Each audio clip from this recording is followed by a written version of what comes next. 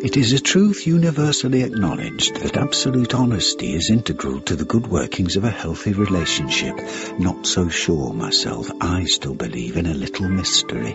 If you know too much about someone you love, you might stop loving them.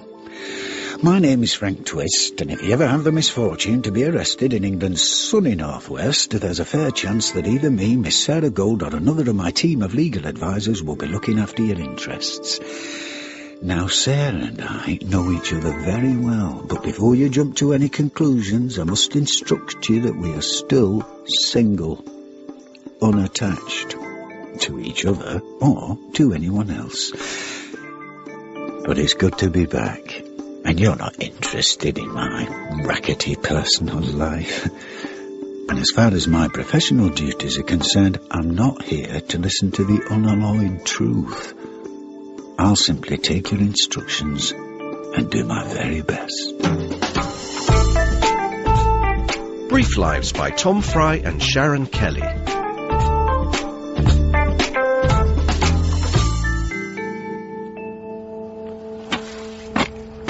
having a little doze, darling. Oh, well, maybe not. It's all right, though. Come, it's all right. Got you, dummy. Better. Just coming. That's nice. Mummy sounds really jolly this morning. Oh, Frank, it's you. Oh, who were you expecting? Hello, sweetheart. Did you have a nice weekend with your daddy? Let's take this out. How many times with the dummy, Frank? Foster's infantile swallowing pattern. She's an infant. I'm loving that nail varnish. What colour did he call that? Scarlet Sonata. Are you wearing lippy? Is there a law against that? You expecting the milkman to deliver a couple of extra pints? Why are you here? Thought you were taking her straight to the nursery. I was on the way and I ran out of nappies. And? Thought I'd pick a few up. And my nappies? Thinking they were her nappies, really. They are available in most good supermarkets and chemists, you know. Blimey, you get out the wrong side of the bed. Coming in, then. Really, quite snotty. VAT returns. Ah, I forgot, I'm sorry. When did you last use the office laptop? A couple of days ago. What did you do on it? Office-related matters. Nothing else? Well, I might have visited the odd website. Oh, I thought so. Which websites? Websites which might be of interest to me. Oh, you didn't, did you? That's an unpleasant assumption. I have diverse interests. You're like any other lonely old divert. Computer's crashed and I can't turn it on. What, are you blaming me? Seems easiest. Have you rung Danny? Who? The computer guy. Oh, no, somebody's going to look at it. Now, nappies. Yes. In that cupboard, top shelf. Right. Oh, Frank! Oh, it's an immovable door. Not when I last used it. Why does everything you touch fall apart? Self-assembly furniture for you. What about it? It dissembles. Disassemble? Disassemble is not the opposite of assemble. Oh, it's all right, it's just unhinged. Disassemble, that's the opposite of assemble. I'll clip it back. What about unassembled? Can't be. There you go. Ah, very good. Right, no, I'm sticking with dissemble. Oh, there's only 2 nappies in here. That'll be my job. Is there any better way to start the week than getting stuck into a Larry copper? You seem very bright-eyed and bushy-tailed for this time of day. Well, that's what no booze and early nights does for you. Impressed. You see, you need to think of me as a vintage car. A rusting underside and prone to breaking down at vital moments. Come on, sweetheart. Mummy's got more nappies in the bathroom. Get the results of my MOT today. What? Doctor, they ran a few tests when they handed me the diet sheet. No, you're getting on all right with that? Oh, it's a miserable litany. Hello? I'm looking for Sarah Gold. Hello there. We got a package for her? No, I meant to be doing some work for her. Got your nappies. Oh, Paul, you were quick. Damsel in distress. So, Mummy, we'll see you later, gorgeous girl. Right. Nappies, Frank? Yes, right. Well, I'll just be... Paul's just going to sort out my computer. I hope. Terrific. Daniel? Not available. Right, come on, sweetheart. Better give your mummy a kiss. Bye-bye, darling. Have a good day. Thanks, Frank. Wow. I get a kiss, too. See you later. Point me in the direction of the hardware, then. Sorry? The computer. Right, all right. I'll be there soon, lads. Now, notebook, coat of practice, yard pencil. First sign of madness. Oh, Ronnie, I nearly had a stroke there. Sorry. What are you doing down there? Nothing much. Why is the door locked? The catch must have slipped when I came in. Right. I was meditating. What's the job? Drugs matter. What, meditating? Can I do it? No. Frank, all you've given me are domestics. There was a shoplifting yesterday. I want to do some proper crime. It's only a little bit of class, eh? Well, then let me do it. The client's asked for me. They can't all have you. But I know him, and it's a great advantage in this job when you really know your client. Old villain, is he? Oh, no. Not at all. Mark White is a totally respectable bloke, all dark blue suit and slip-ons. Under arrest for drugs. Narcotics must be seriously out of fashion if he's got involved with them. I could do this one. The other thing is, Ronnie, I owe him. He helped me out once. How? He was a borough councillor and he ran an architect's practice with his missus, specialising in tasteful restorations. Never had him in here, then. Do you mind? This office is a carefully reconstructed replica of the drunk tank at the old Salford police station. No, Mark White helped save an important landmark in the cultural history of Manchester. Did he? Not to mention the cultural history of Frank Twist. Because of Mark, the meat grinder survived. The meat grinder? In February 1981, Frank Twist and the Shipbuilders debuted at the meat grinder. Who else played there? Sure, all of them. The Buzzcocks and Nosebleeds. Nico played there once. Who? Never mind. Our photos graced the walls, along with the Wondrous Wanda. Another band? Wanda was more of a speciality act. She could make things disappear. Magician, then? In a way, Wanda was the reason the Vice Squad raided and closed the grinder. And? Property developers got involved. That's when Mark White stepped in with his Preservation Society and saved the place. Apparently, the meat grinder was a unique example of a late Victorian public house with all fittings unchanged. Management too mean to modernise. Your photo's still hanging there, then? So I believe. It's a gastropub now. When did you last see him? Years back. He was brilliant, though. Totally obsessive, though. Totally. Once he got hold of something, he wouldn't let it go. Give Mark a cause and he'll take on all comers. I think he's still on the council. Was, if he gets a drugs conviction. True. So got to do this one. It's only fair. Suppose. Tell you what, now. You can come along and be my wing woman.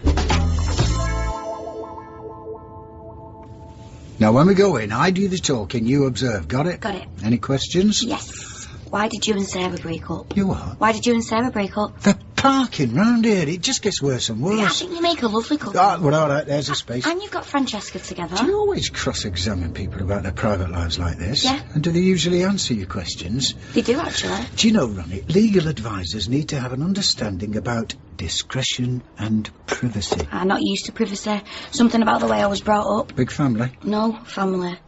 Care of Manchester Social Services, me. I'm sorry, I didn't mean to. Mean to what? Pride. What's pride? Stick my nose in where it's not wanted. I don't mind. Some things are private. I don't really do private. It's all history. Right. Daddy was a drunk. Mama was a whore. Listen, Ronnie. Actually, I haven't seen my dad for years. He vanished. You really don't have to tell me this stuff. Sarah knows. Didn't she tell you? No, she probably thought it was confidential. She just told me you'd be good at the job, which you will be. When I know when to keep my trap shut. You said that, not me. See, when I look at you and Sarah, I see two people who are made for each other. Do you really? Definitely. And there must have been something going on once. Yeah, maybe. Francesca's the evidence. You want to know what happened? Yes. Well, I do private. Soz. I didn't mean to pry. Well, here's the thing. Sarah and I finally got it together after years of tiptoeing around the whole thing. And? It was fantastic. It was sensational, and I knew right then that she was the woman for me. But I now live in a state of all-consuming... misery. Hope, Ronnie. I was going to say hope.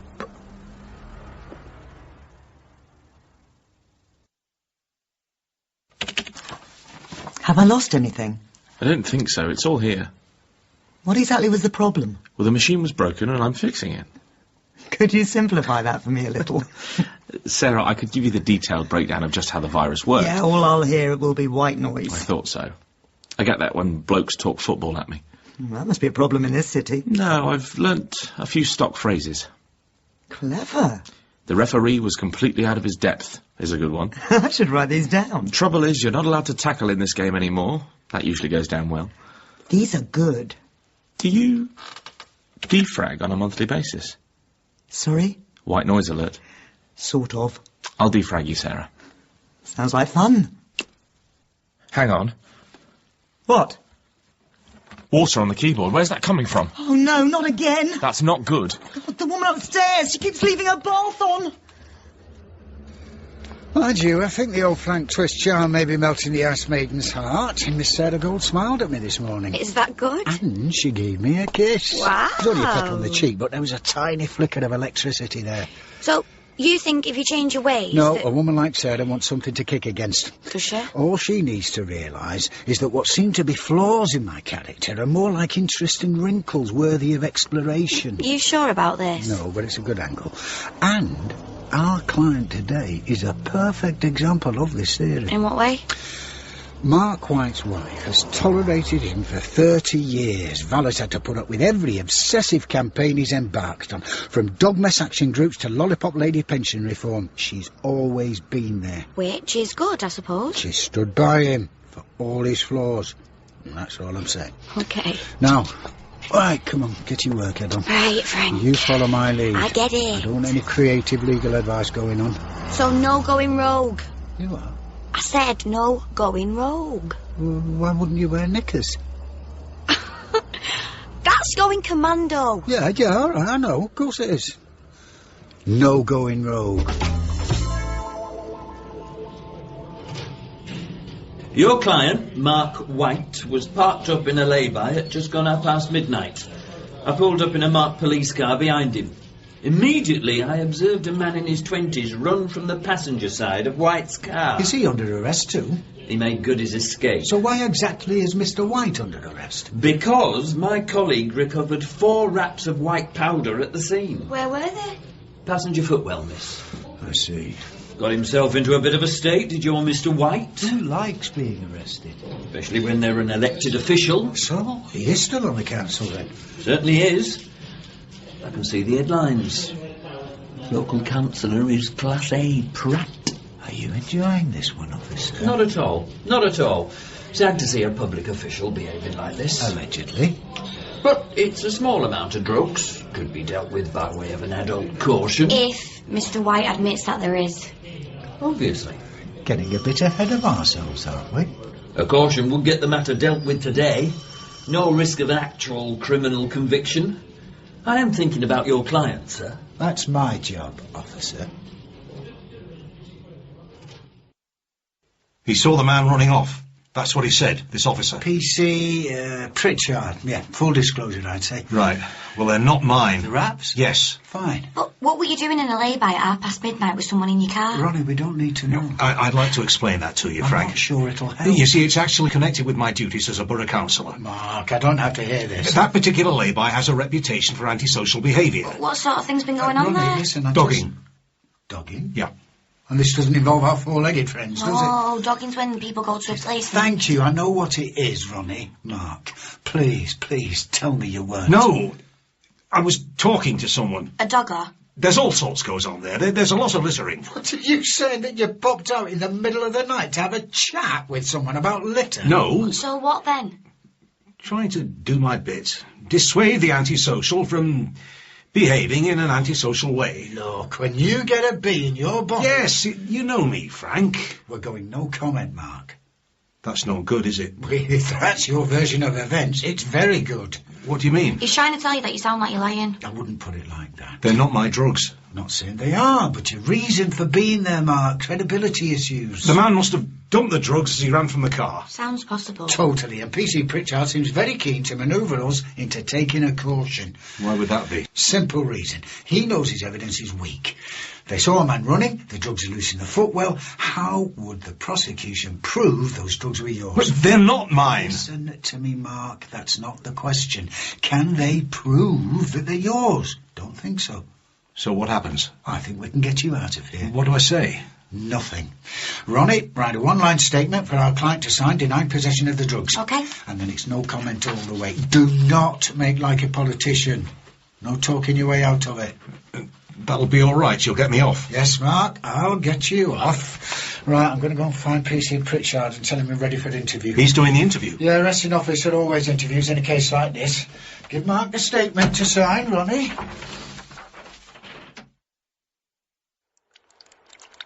This is the last pan. Stick it under that one. What do we do now? I can't just keep moving it At around. least just turn it off now. Why is it still coming Built through? up, I guess. Oh, God. I'll go and empty this one. All right. You need to move that one, Sarah. Yeah, but if I move that one, I... Oh, God! Sarah! Are you okay? Yeah. I hope that ceiling rose wasn't original. It was decorated last month. Oh, what a mess. Oh! Are you okay? I'm fine. You're not. Thick skull. I've got a cut. I'll stick a plaster on it. Sarah, really, I Look, just... Let me just get one. But you really don't have to do this, you know. There's some in here. Ow! Oh, you all right? Yeah, fine. Got another foot. This flat should come with a hazard warning. Did you fix up this door? Not exactly. Well, who did? Well-intentioned amateur called Frank Twist. Look, listen, Sarah. I think I can deal with this. You only came to sort out my computer. Now it's a disaster movie. That ceiling's going to need a full replaster job. Well, I could do it. Really? If you like. Really? Yeah. Look, hold still. Let me put this plaster on, right? Computer repairs, building work. You must be seriously in demand. I keep busy. What else are you good at? And that is a copy of our client's statement. Thank you, Miss Thornton.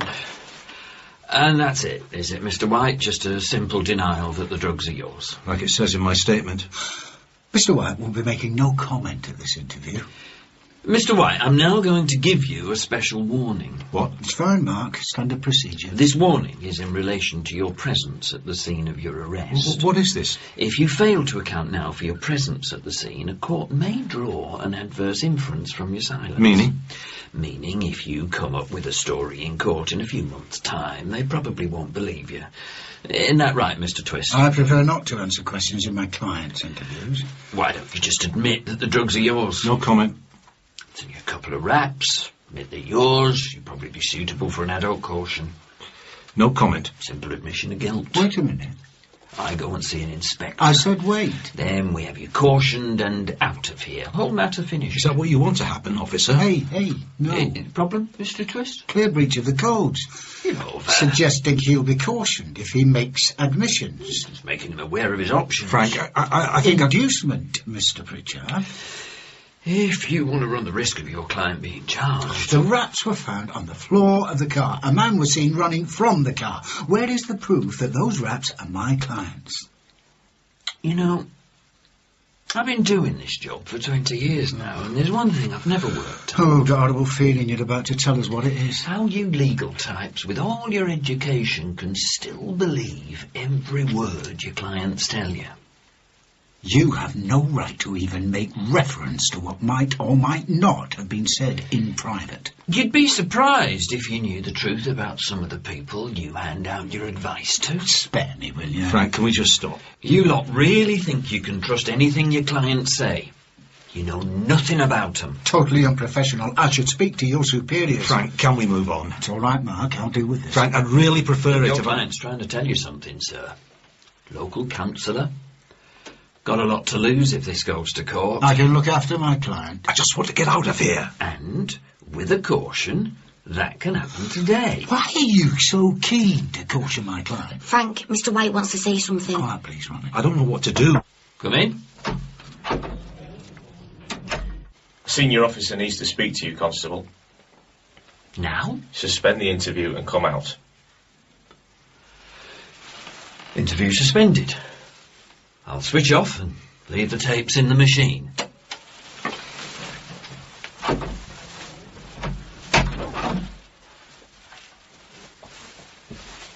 Senior officer, what's that about? What's going on, Mark?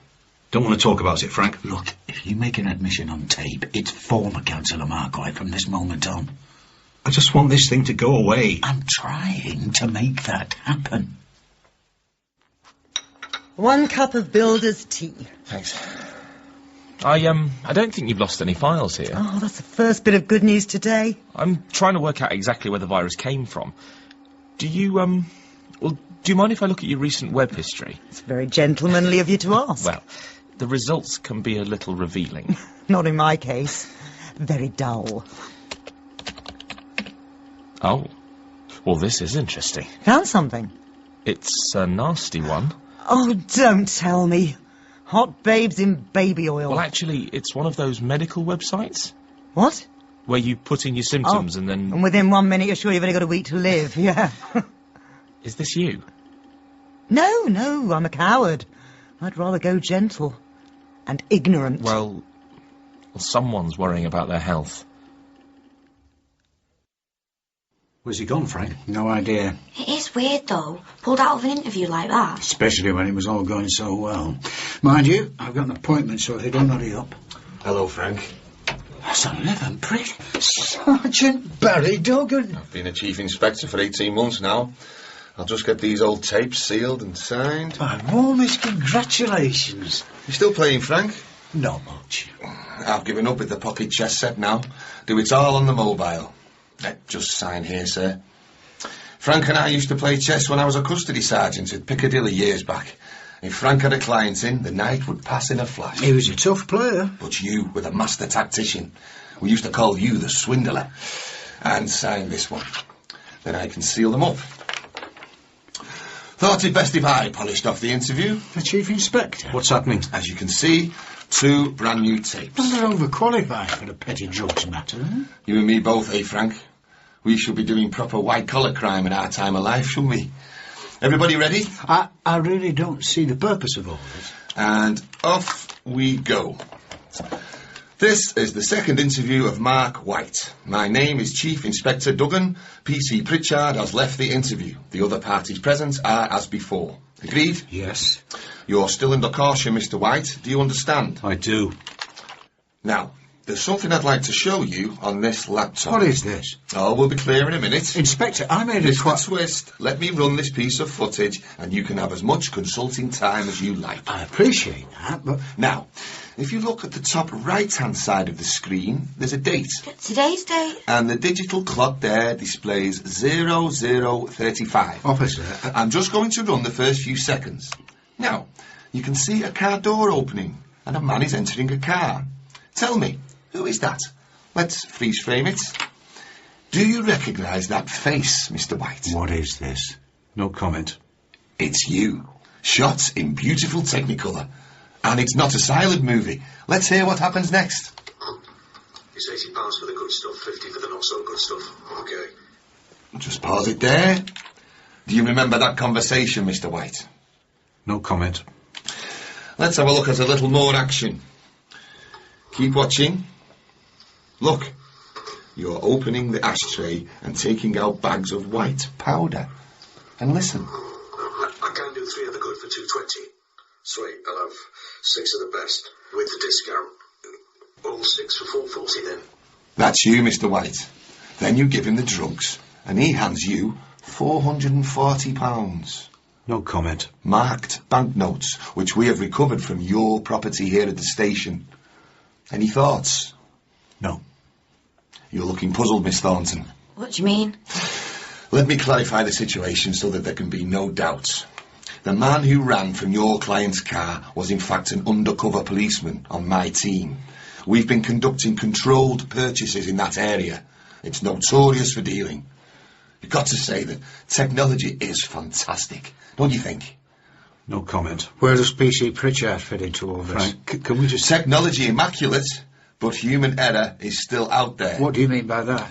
Poor old PC Pritchard simply blundered into our ongoing operation. Nothing to do with your team. Pritchard was PC plod on his night shift. Had no idea what was going on. Nearly mucked things up for us. Doesn't spoil your client's Hollywood moment, though. What now?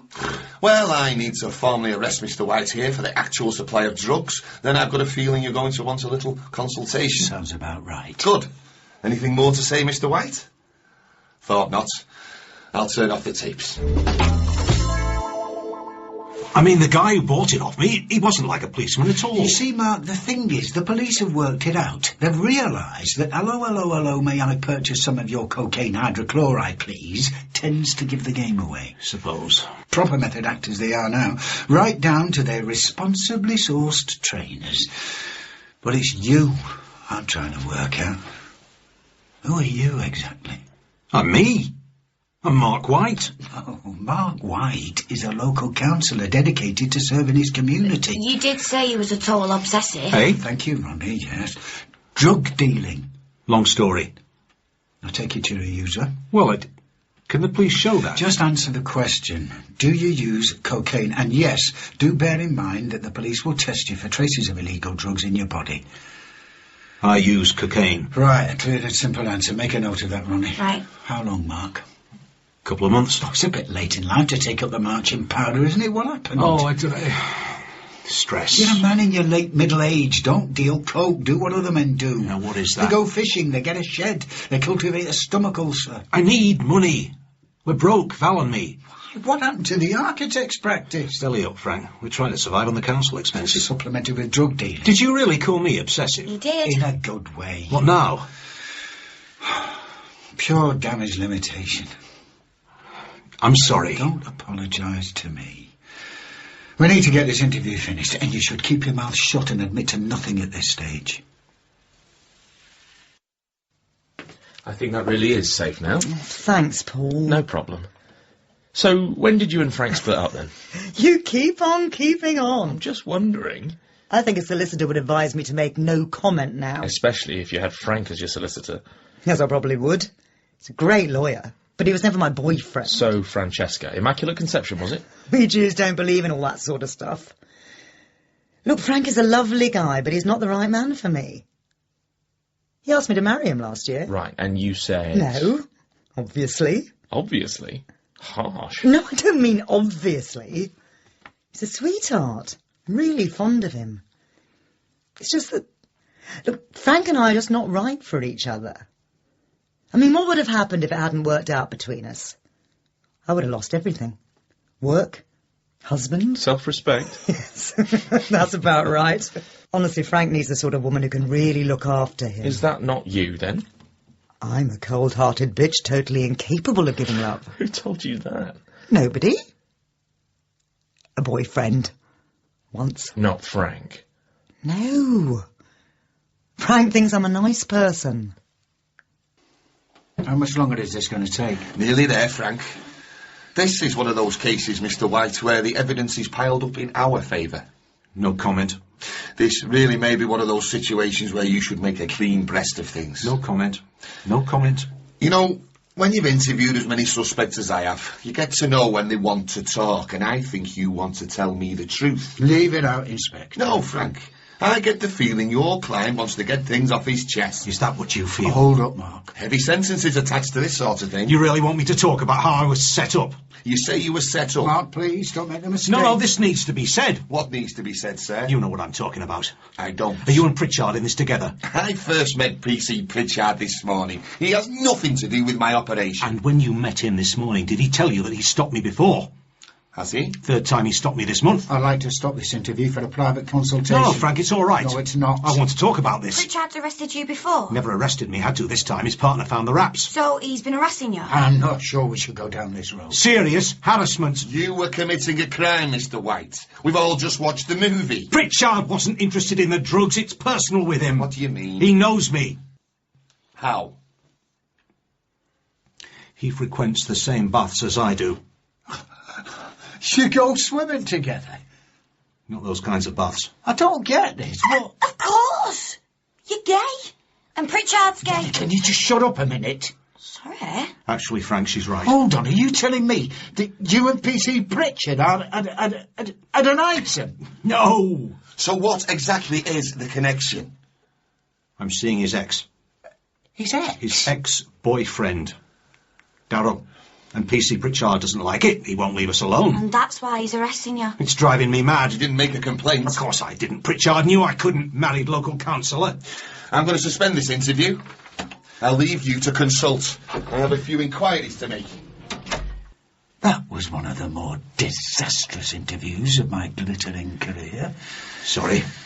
I thought he should know. I'm just trying to disentangle my brain cells. You've been married for 30 years. 37. Still counting. And Val? Knows nothing. What now, Frank? I'm going to have a quiet word with Inspector Duggan. You stay here and find out if our client has any more surprises for us. Who knows? He could be a spy. Could he? Why not? Perhaps he's not even working in the interests of the good people of Manchester. Perhaps his heart may lie across the Pennines. He could be a mole for the KBC. KBC? Keighley Borough Council. I won't be long.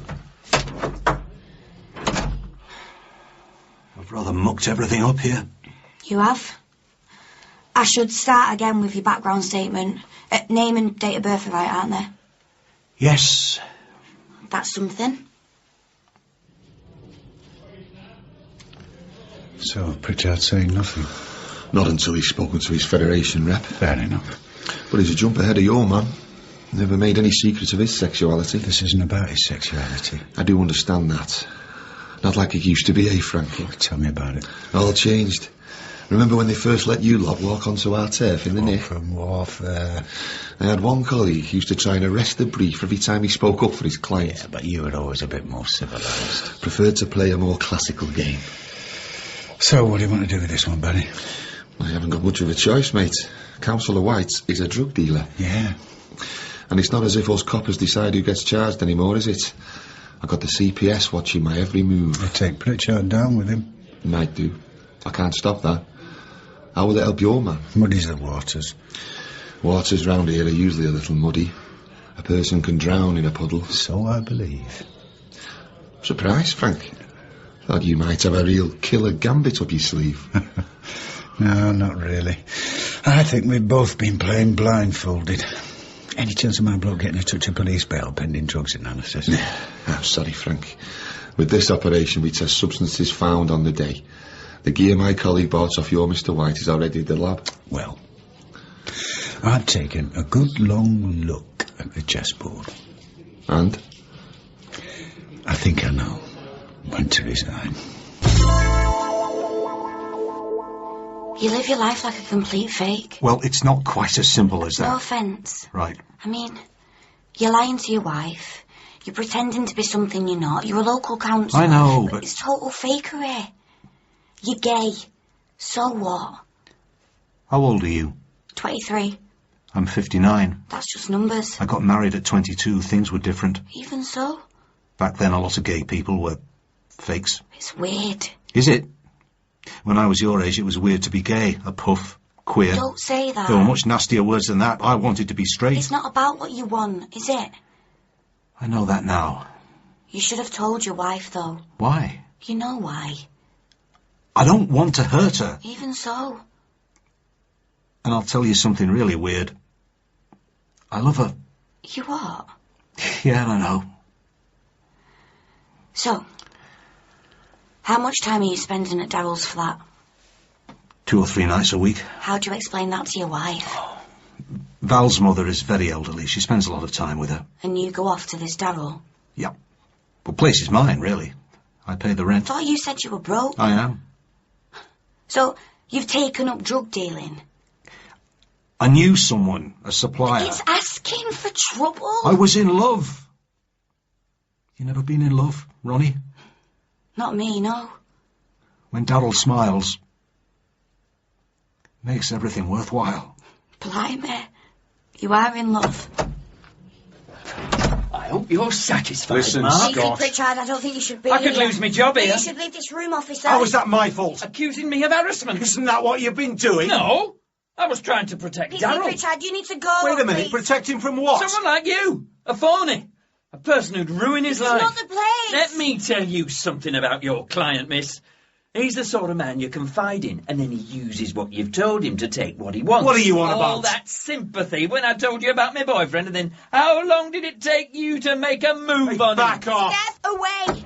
Hey, get your hands off my client. You need to be told. Get out of here. Leave off. I said get out. Let go of me. Leave this All right, room. all right. All right, I'm going. Prison will finish you, Mark. You okay? Yes, I'm fine. scrapping days are behind you. Yeah, well, I'm not much of a fighter. I was always more of a corner man. I'm really sorry about all this. It's nothing, Mark. It's just another day at the office. Did Inspector Duggan say what? You're going to be charged. Not even a chance to speak to Val. Ronnie, we'll make sure you get a phone call to her once you've gone through the process. Will I? Yes, you will, because I've got a doctor's appointment. No more interviews then. There's no need. Evidence overwhelming. I'm sorry I didn't come clean with you from the start, Frank. I'll get over it. I'm not sure I will. Well, chin up. Ronnie, I'll make sure you're comfortable. She'll order up a good lawyer for court in the morning. Suppose. Are you all right? Just thinking about what you said earlier. Yeah, what was that? About how important it is to know your client. Well, it turned out I was right about that.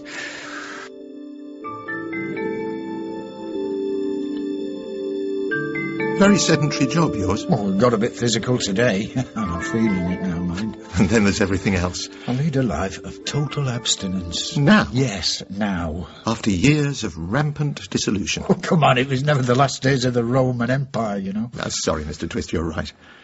Recent advice states that we in the medical profession should refrain from passing judgment on a patient's lifestyle. What lifestyle? You just need to cut down a bit. There's nothing left to cut down. Take it all a bit easier. Anything you can recommend? How about chess? Rather too combative. I've taken up ornithology. Bird watching? Great stress buster. Ambling through a wood, binoculars at the ready. A black-winged pratincoal turned up in Cheshire last week. Is that good? Very remarkable. Make an appointment for a fortnight's time. We'll get a strategy in place for you, Mr. Twist. Right, well, thank you. Do I need to be worried? What's the use in worrying? It never was worthwhile soap. What? Oh, never mind. It's what I say to my clients. When? when I think they're in for a hefty sentence. All done now? Thanks so much. What do I owe you? Nothing. Oh, don't be silly. You've been here all day. I owed you a favour. No, you didn't. Sarah, you got me out of a corner once. Great to have a chance to say thank you. No, I've got to give you something. Not at all. Well, then let me cook dinner for you. You don't have to do that. I want to. All right. Well, thank you. I'll pop out and get us a bottle of wine. Oh, hello. Frank. Must stop meeting like this. Yeah, we must indeed. Computer sorted? Frank, why didn't you tell me you were coming? Because I didn't think you'd have any company. Well, we've had a bit of a disaster here. Ceiling. Oh, right. I've picked up Francesca. Yes, I know. I was just passing in and... Right. She's all right. Fast asleep. Was there something? No, you're busy, yeah.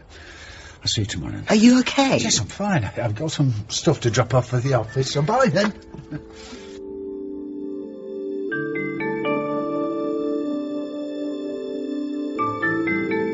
Drugs analysis came back. And? White powder. Yes. A little bit of caffeine, some baking powder, and a touch of talc.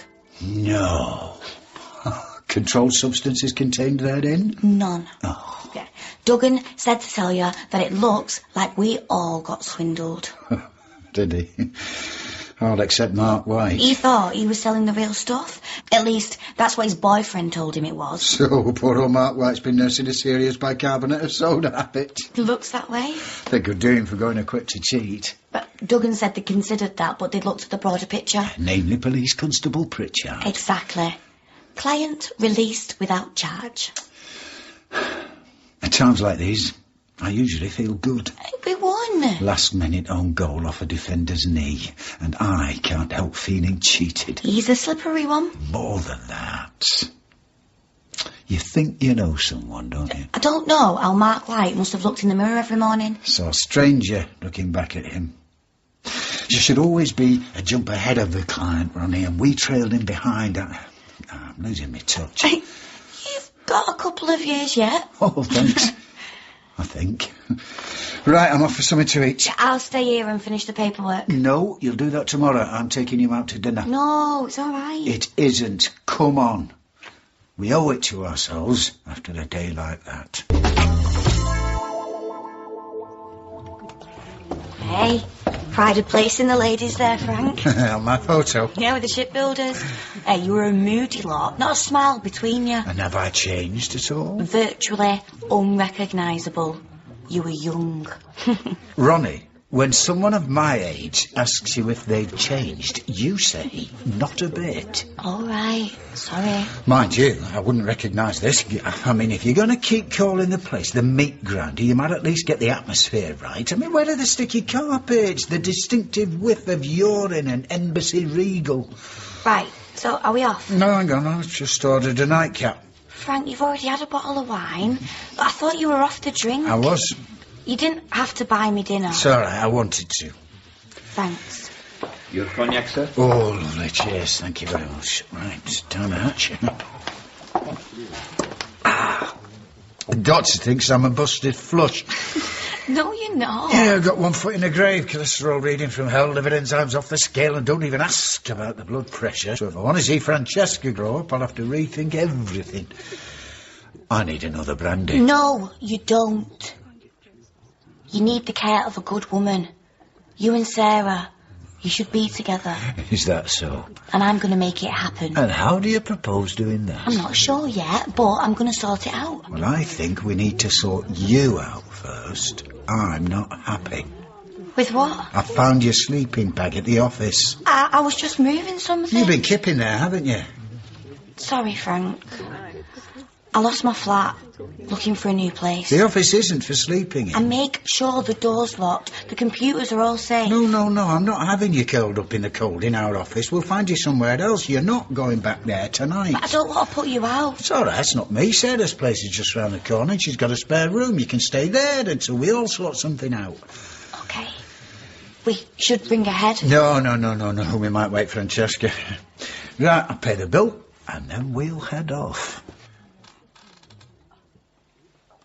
Whew, thanks again. Sensational supper. It was nothing. I better be on my way. Right. Who'd have thought that a day that started with the ceiling coming in could end so nicely. It was all for the best. You have to go now. I don't want to outstay my welcome. Well, if you wanted to stay a little longer. Well, would you like that? I would. I'd like that very much.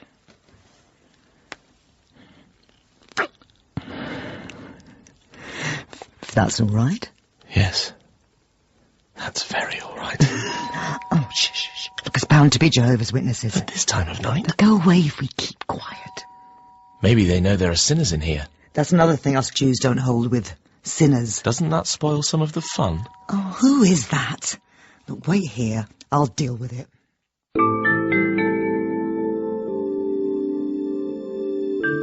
Sarah took Ronnie in and all. But she seemed a touch distracted at the front door. Who knows why? I've come to accept that as each year passes I know less and less, and whatever small influence I may once have had over the decision-making process of women is rapidly diminishing. And the man I thought I knew turns out to be a total stranger to me.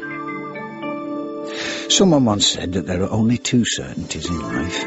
One of them is taxes, unless, of course, you're a multinational worth billions. And as for the other certainty, well, in the light of my recent medical news, I'd rather not talk about that one.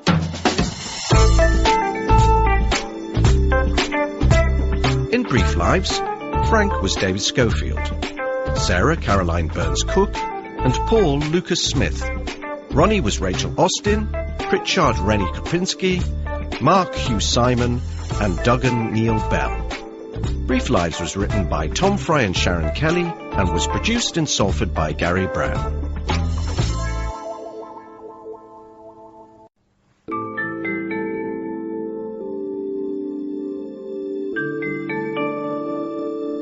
Wiping my memory is something I've done on a regular basis throughout my colourful life. If I was a computer, my hard drive would be pretty empty and regularly corrupted. What's that saying? If you can remember what you were doing in the 60s, then you weren't there. My name is Frank Twist, and if you ever have the misfortune to be arrested in England's sunny northwest, there's a fair chance that either me, Miss Sarah Gold, or another of my team of legal advisors will be looking after your interests. Would you make different decisions today if you knew that you'd be held accountable in 18 years' time?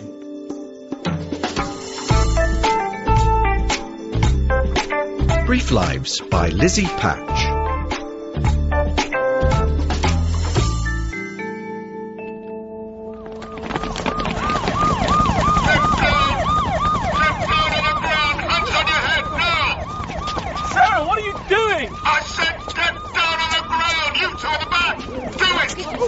Seriously, get down! What about my tie? Just get on the ground, these people don't muck about! Okay. Don't let go of me then. Paul, where's your hand? Where the hell are you? Paul!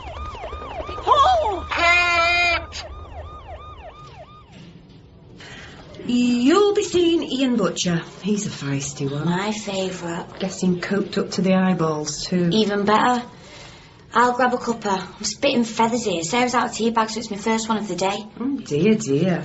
I can't function without my early morning cuppa. It's just non-negotiable. Oh, morning, Frank. Dear me, an all-nighter. Oh, very dare you. This is my tousled look. Did you get Fran to the childminder on time? Yes, just. Why that woman has to tell me her life story every time I see it is beyond me. Miss Gold not about then? No, she's off on some jaunt or other. Oh, work? I don't think so. She had a torch. Ronnie, any idea? You live with her. Nope, nothing to do with me. She's very cagey these days. Anyway, what are you doing here? Criminal damage. Not again. You really need to get a grip. Oh, ha, funny. And what are you doing here? Good question, Sergeant. Interesting case for you, Frank. Define interesting. Historic sex abuse. Oh, great. In my top 5 favourite types of cases. Going back 18 years. Make that top 3. Who am I seeing? John Baker. And my client's Mr. Butcher. Huh? I'm sure Mr. Candlestick Maker is hot on their heels. Right.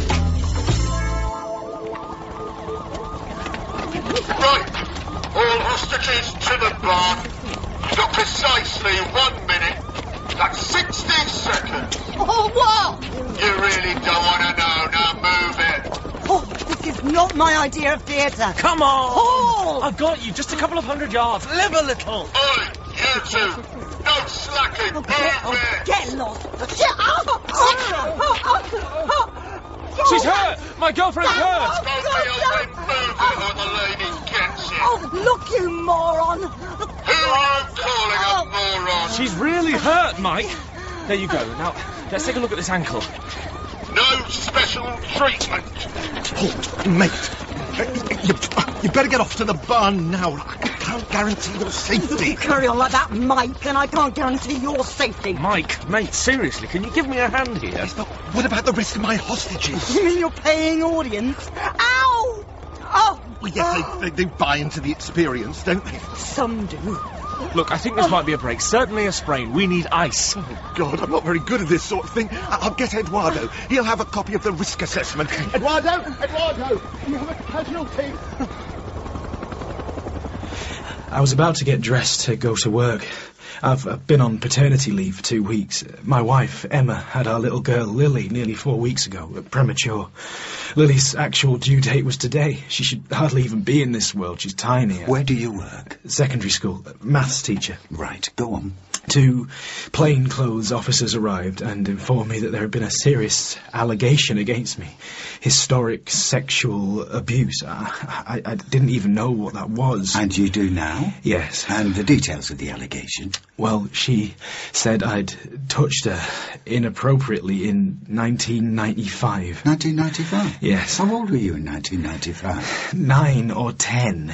It depends when she's saying it happened. And how old would the complainant have been? 6. God, give me strength. What the hell are they playing at? They can't charge me, can they?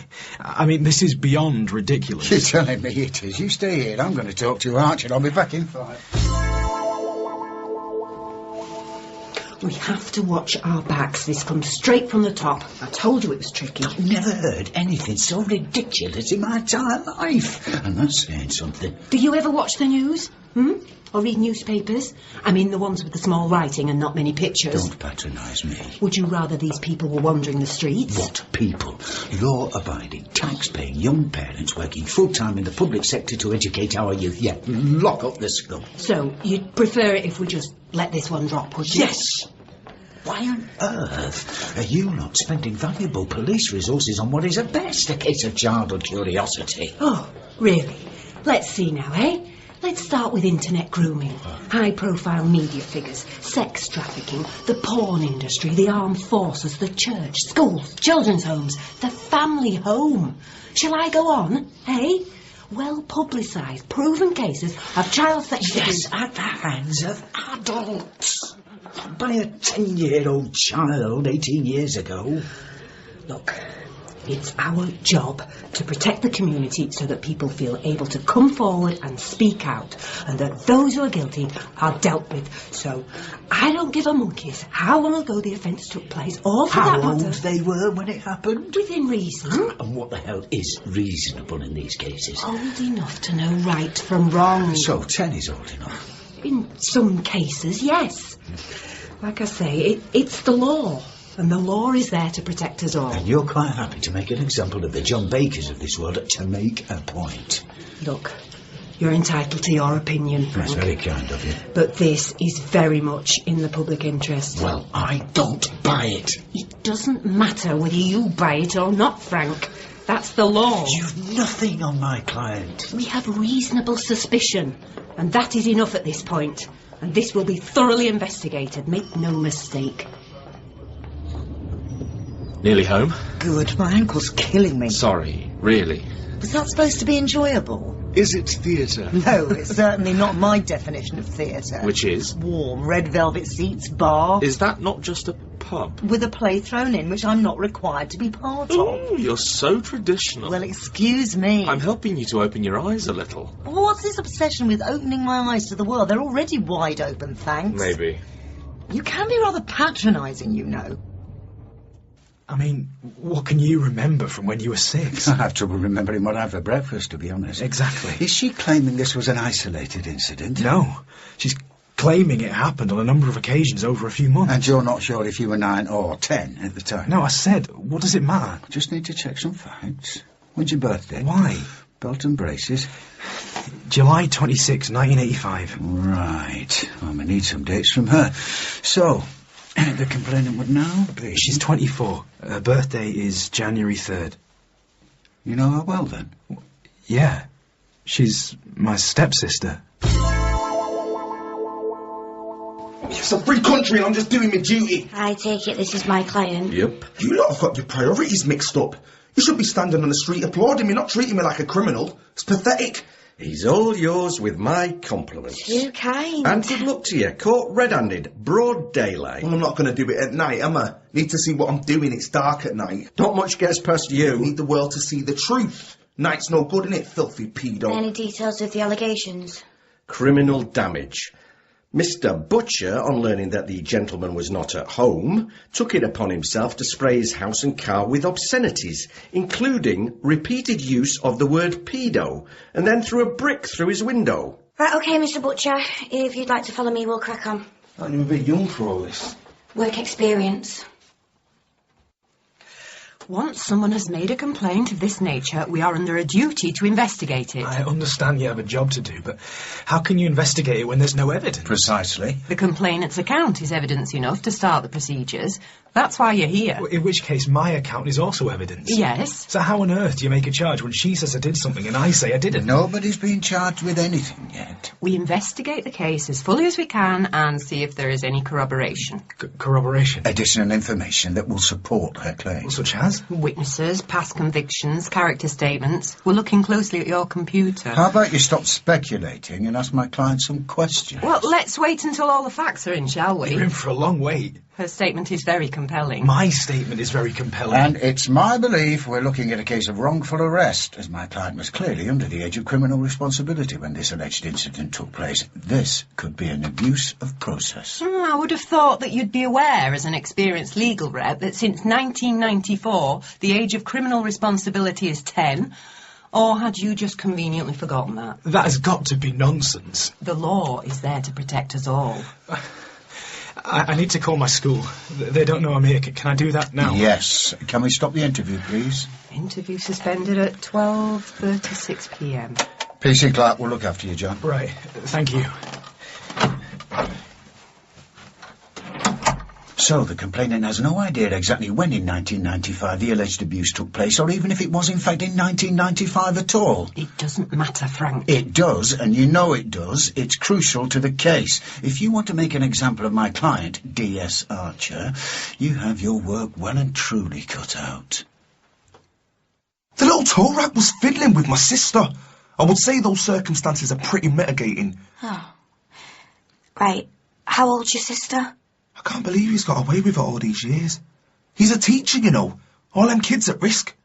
God only knows how many of them he's had a crafty fiddle with. Let's just stick to what we know for sure. Oh, I know, all right. They can't help themselves, filthy perverts.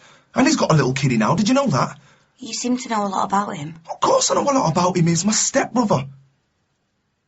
Look, I checked the age of criminal responsibility. It changed from 14 to 10 in 1994, which makes things a lot trickier. In what sense? As I didn't do anything. I'm going to advise no comment from here on in the interview room. Absolutely not. I strongly advise you to think about it, John. Why? There's no evidence. You said the danger is if you stick with no comment, then there will be an assumption from them that you've got something to hide. Blimey. Your words, exactly. I remember everything, Frank.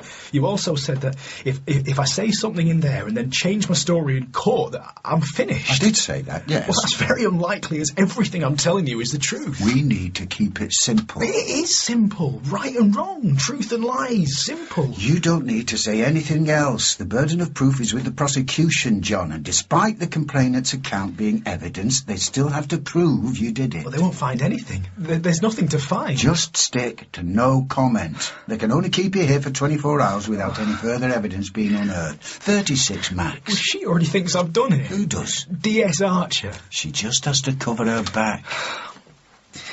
Do you really want to know what I was doing at 10? Huh?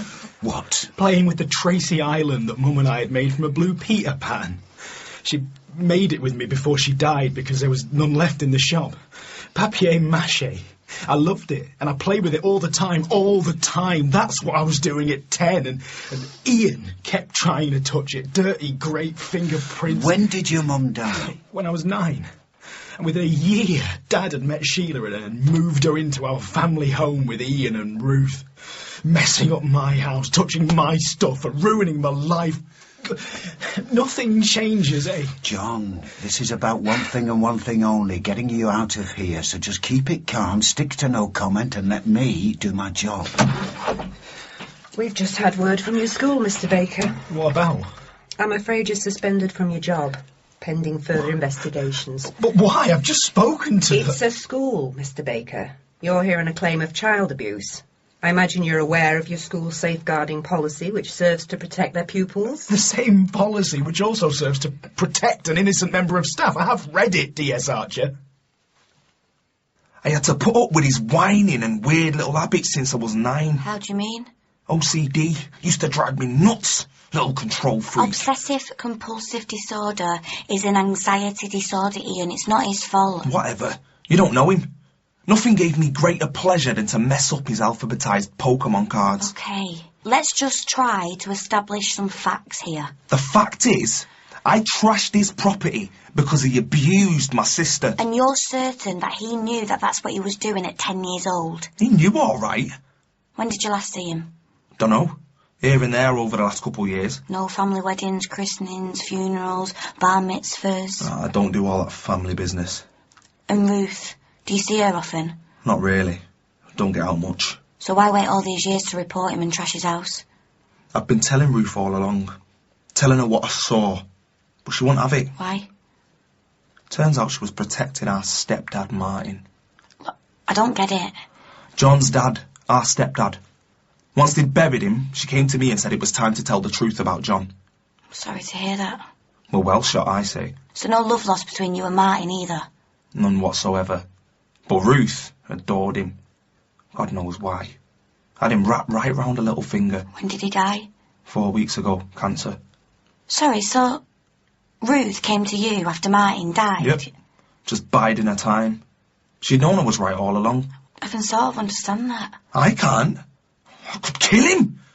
Why did she let him get away with it all these years? It's a complex issue, Ian. Is it? Because from where I'm looking, it's always been very simple. John Baker is a little pervert and deserves everything that's coming to him, apart from our house.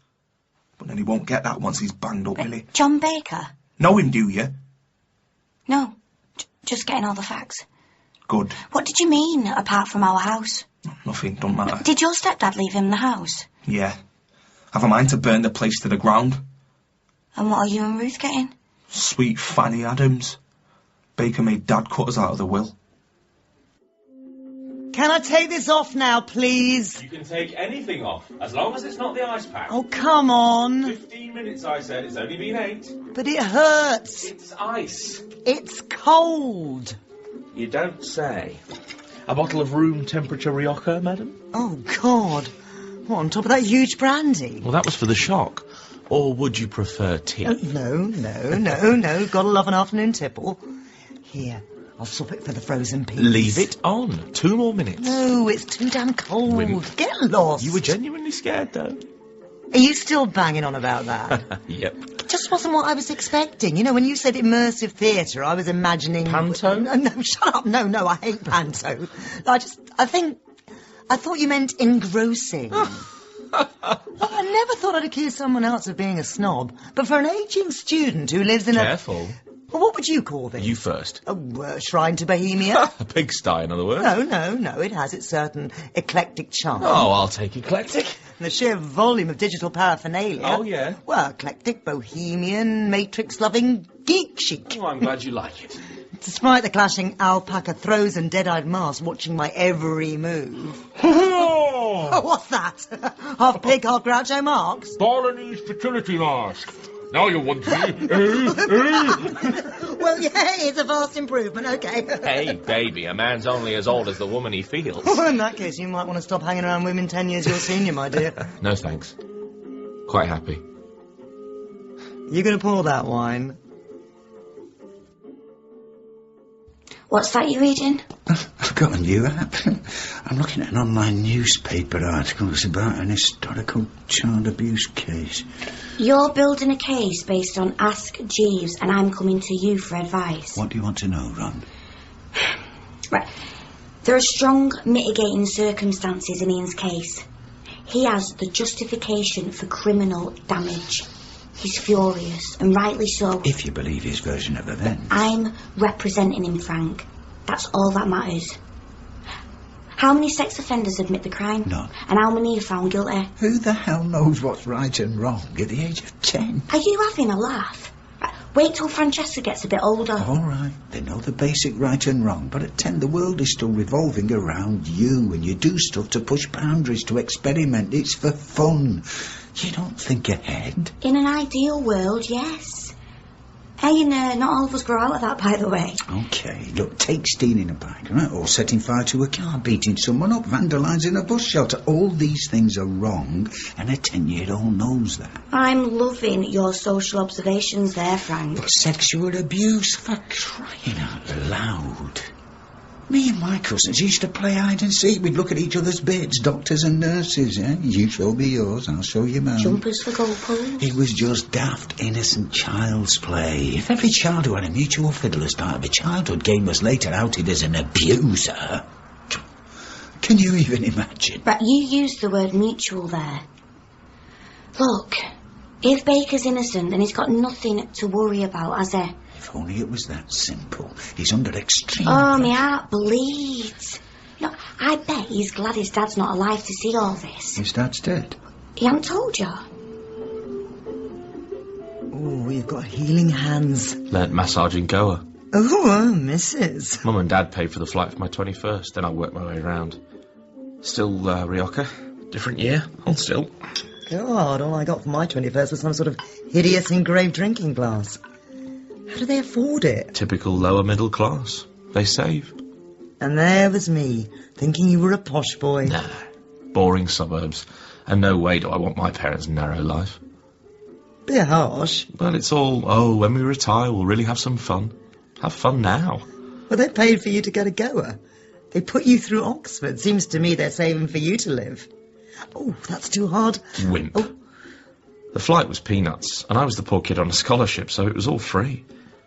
Is that better, madam? Much better. Like an angel's kiss. What did you study? Computer science and philosophy. Clever boy. Not really. Just worked bloody hard. Can I help you, miss? Is Ian Butcher here, please? And you are? His sister. Ah, Miss Thornton. Are we going with Mr. Butcher? Slowly. Hello. I'm Ian's sister. Ruth? Yeah. He's mentioned me then. Are you a police officer? No, I'm his legal rep. Are you okay? That's serious, isn't it? What's he done? You don't know? No. He went off in a bit of a state this morning. Can I see him? Only I need to talk to him, it's important. I'm afraid that won't be possible just at the moment. He's due to be interviewed by the police shortly. Right. Right, OK, I'll... Hey, you can talk to me if you like. I'm on a break. Yes. Just 5 minutes. Thank you.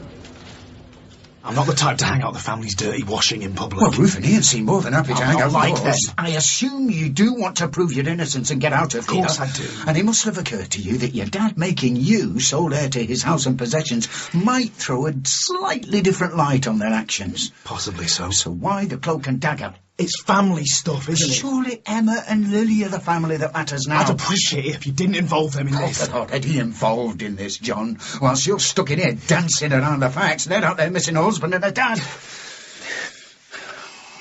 You need to help me out here, John. OK. Good. So when did they find out that you were getting the lot? The day before yesterday. Did you tell them? No, I've no idea how they found out. Right, so why would he not include them in his will? He brought them up as his own, I take it. He did his best, yeah. But no love lost between them all, eh, John? He's scum! Who is? Ian. He just wanted Dad's hard-earned money to feed his filthy drug habit. And your dad knew this? In the end. And his mother, Sheila, just took off with her toy boy when the going got tough. Dad was heartbroken. He worshipped her, and she left him when he needed her most. Right. So I showed them all. How? I made him cut them all out of his will. The lot of them. I told him they were a bunch of grasping opportunists taking him for a mug and laughing at him behind his back. When did this all happen? 2 weeks before he died. Right. It was my father, you see, by blood. I'm entitled to the family home, Dad's stuff, my mum's stuff. I appreciate how difficult this is for you, John, but I'm still not clear why you kept these details from me. Because I'm ashamed. I was so angry at the time, and now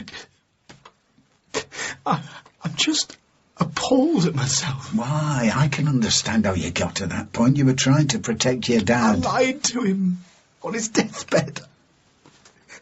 I told him his marriage had been a joke and that the daughter he adored thought he was a waste of space. She worshipped Dad.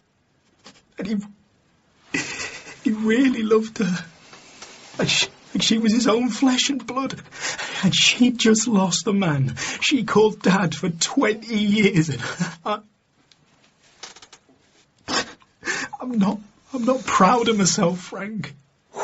Let's just remember why you did what you thought was right at the time, yes? Yes. Well, that's all any of us can do. Unfortunately, John, as a result, you have two very angry people out there who will have to serious revenge. So why keep it locked up all this time? Well, for one thing, it would have destroyed our dad. Martin? Yeah. And for a long time I thought it was my fault. Did John tell you that? Sort of. At the start, when I was 6, I didn't know what was going on. You don't, do you? I mean, it was just games, really. But then as the months went by and it carried on, I started to get the sense it was more than that. Was there a turning point? I don't know. Not really. There was stuff on the telly and stories Mum told us about the birds and the bees. She was all knowledge is power, was our Mum. Wise woman. There wasn't a moment I can pinpoint, But there was a time when I just thought differently about it, I suppose. So, why didn't you say anything once you felt differently? I was still only 7 years old, Ronnie. I was confused. How did he make it feel like it was your fault? Like, what did he do? Say? He said that it was innocent fun, but Mum and Dad wouldn't understand and I'd be taken away if I told them. That's pretty sophisticated for a 10-year-old. I know. That's the way John was. And you believed him? Of course. I was terrified of being taken away from home. When did the abuse stop? I suppose a few months after that. It just sort of fizzled out. It just stopped playing after that. Just came home from school, went to his den. Same at weekends, drawing, reading, dreaming. And when did you realise that it certainly wasn't your fault and that you couldn't tell your mum and dad? Oh, I realised it wasn't my fault years ago. I even found the courage to confront John before he waltzed off to uni, but he said I got it all wrong. Just repeated what he said when I was 7, that what we did was innocent fun, that as we weren't blood relatives, it was good for me. Good for you? Yeah. Like to show me I was loved. He said he loved me, that I was his beautiful girl. When? All the time. During the touching and then later in my teens. He'd come and sit on my bed and stroke my hair and tell me then. Then he went to uni and that was that. And you kept this to yourself? Yeah, of course. It's quite hard to report someone for telling you they loved you. I'm not beautiful, Ronnie. It was almost nice to be told. Even by a creepy stepbrother. So what changed? What prompted you to finally report him? I'm a lifeguard at the local swimming baths. I was sent on a child protection course a few weeks ago. The course just sort of opened up some doors for me. Finally made it crystal clear, actually. And then, well, Dad died and there was no one to protect anymore. Except you? Yeah. Did you ever tell Ian? No, of course not. Why, of course not? He'd have killed John. And with no evidence, Ian would have ended up inside. But your word is evidence, you know. I know that now. Me and Ian did a bit of research before coming to the police. But he never said anything to you before? No. He never came to you and suggested he'd seen John abuse you? No. And when you finally told him? He just went out and got off his face. Don't you believe me? I'm just making sure I've got my facts straight. As I'm sure you're aware, Ruth, this is a very complex case. It shouldn't be. No. But as you said yourself, memory's a funny thing, and the law needs facts.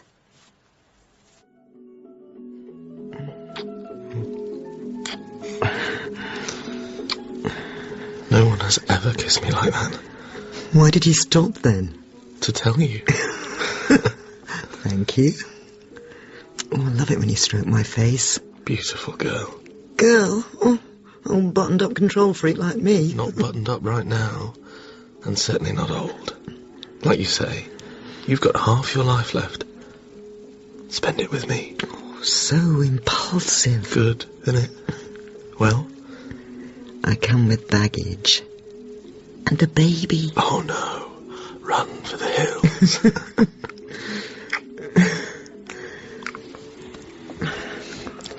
Paul... Shh. But I'm really out of practice, you know. I'm just... Shh, I'm not looking for a performance, Sarah. Oh, good, because I left my red nose at home. Sorry. Serious. I watch you all the time. I can't help it. Moving around the room, reading, frowning at the telly, talking on your phone to, well, whoever. Saying one thing, meaning another. That's my job. I never thought you'd give me a second look, you know. I'm a 41-year-old single mother. I'll give anyone a second look. I'm serious. So am I. Another minor detail has emerged that's making me think that you might not have been entirely straight with us so far, Mr. Baker. No comment. Oh, it's going to be no comment now, is it? Very wise. Stop beating around the bush, dear Sarcher. Let's hear it. Well, number one, let me see now. Oh, just remind me how you and your lovely young wife met, John. No comment. This isn't relevant. Can we move on? Ah, here it is. Says here that she was one of your pupils. Can that be right? No comment. Emma would have been in the 6th form when it was discovered that the two of you were having a bit of a thing. Am I right, Mr. Baker? My client has no comment. So it would seem. And he's been so chatty up until now. What else? Dear me. How very embarrassing for you. Caught with a schoolgirl, abusing your position of trust. What must everyone have thought? I would like a moment alone with my client, please. So, let me just get this absolutely right. You had to leave that particular school in disgrace. No, John. You, a trusted and respected teacher, preying on an innocent schoolgirl 7 years your junior. No, John, I would like to see my client alone, please. No need to get shirty, Mr. Twist. I'm sure this has come as a bit of a surprise to you. We were in love. Oh, were you now? How sweet. We still are, for God's sake. You know, comment didn't last long, Mr. Baker. That's because I remembered I have nothing to hide, officer. And you're sure about that, are you? John, you absolutely do not have to say a word, and I strongly... I'm not ashamed. I am not remotely embarrassed. She was 18 at the time. We had no sexual relationship until I voluntarily left the school, at which point we became lovers. I wasn't born yesterday. Oh, clearly. John. Why? I then asked Emma to marry me, and she said yes, at which point we became engaged. We then married 18 months ago, and Lily, our daughter, arrived prematurely 4 weeks ago. I think that brings us up to date. Now remind me how I've broken the law. Teacher-pupil relations. Never a good thing, are they? Duty of care to your students. Not really supposed to stretch to that, is it? Stop making this into some sort of sordid, sick fantasy. Your words. No! This says so much more about you than it does about me. Look, love is love. I think many an 18-year-old woman knows her own mind. Not in my experience. Oh, looking over this case, your experience is entirely irrelevant. I left my previous school voluntarily. There is nothing on record about this. I've done absolutely nothing wrong. Pinch in, pan out, look, you do it. Impressive. It's an app I'm developing. Paul's World. Knock, knock. It's just an accident of birth where we're born. Our feet aren't nailed to the ground, are they? Sometimes. Metaphorically. I hate metaphors. Is that you? Yeah. Base jumping. Gocta Falls, Peru. Oh, wow. It's beautiful. Terrifying. The single most important thing to me is to know that I can just take off at a moment's notice. Far more terrifying to stand still. Pure fantasy for me, unfortunately. Why? Because of work, Francesca? Yeah, that, of course. Oh, you're frightened of change. Don't patronise me, Paul. I'm really not.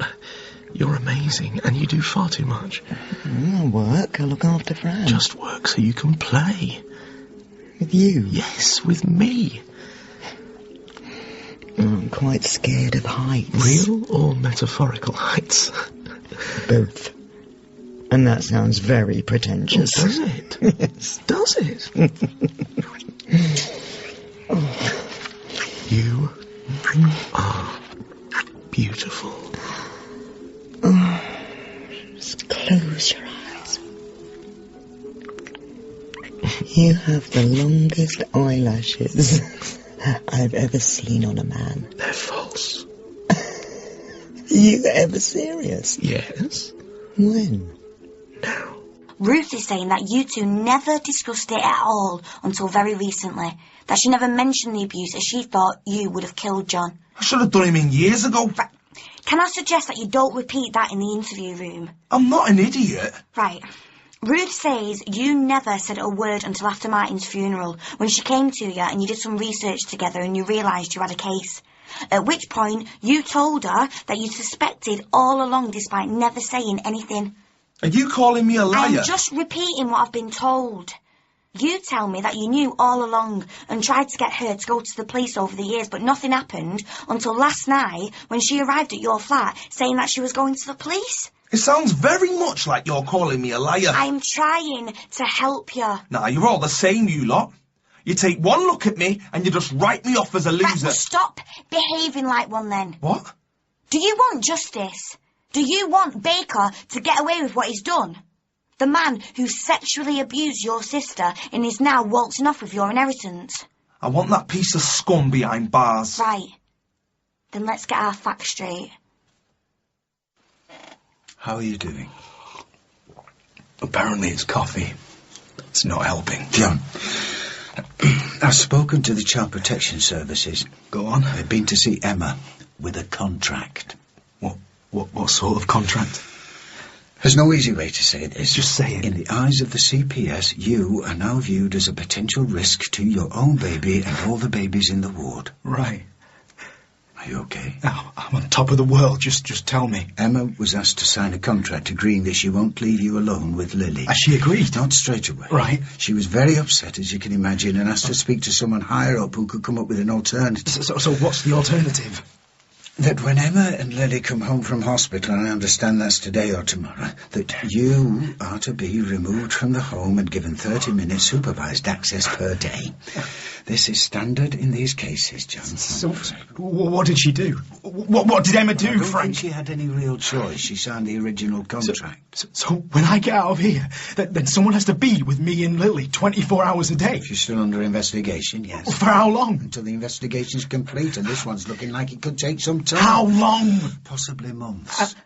And if I'm bailed today, and Emma and Lily are still at the hospital? All the staff have already been told about you, John. If Emma needs to stay any longer and you're bailed, then you will have to be chaperoned around the hospital. Oh, and Emma will be moved to a private room. To contain the monster. So John can't see Lily? Under strict supervision only. But she's a tiny baby. His own little girl. He's also lost his job at the school. When are Emma and Lily coming out of the hospital? Today, probably. Although the sitting room window needs to be fixed. How will they cope now John's lost his job? Ruth, your stepbrother's life is hanging in the balance here. If you have doubts or are under any sort of pressure, I'm very grateful that you felt able to talk to me. But are you absolutely sure that everything you've told me is fact? You know, it's okay to get stuff wrong. But as you know, I'm representing Ian in the interview room, and his story just doesn't match yours. I see. And he's angry. Really angry. He's an angry person. He's been on an anger management course. Well, that was money down the drain. Is it too late? Is what too late, Ruth? Have we already ruined John's life? Well, it's not looking great for him just now. But if he's found guilty, then he deserves everything that's coming to him. He's not a bad man. That's as maybe. But even good people do bad things. Sometimes the worst in my experience. And they have different reasons. But generally, the reason seems solid at the time. Do you know what I mean? Yes. I need to know which version of events I'm presenting in the interview room, Ruth. Okay. The truth would be the ideal version. Every which way I turn, I'm trapped. Oh, no, it would have helped me if you'd given me all the facts from the start of your dad passing away, the inheritance, meeting... Help you! Help you! Help me to help you, John. I know how upsetting it was. You don't! Of course you don't! How can you have any idea what this is like? One woman cries wolf, and I'm left battling a tide of scorn and paranoia and lies and stupid arbitrary rules that means that the public interest is pandered to while my interests, my wife, my baby, my job, my home, everything is unravelling around me whilst you lot run around in circles like headless bloody chickens, checking farcical laws. And how do I prove I'm innocent? How do I do that? I'm working on it. Ever heard of the ducking stool? Medieval torture to weed out the evil witches. Yes. If the witch drowned, she was declared innocent, but dead. If the witch floated, she was in league with the devil, so killed. We'll sort this.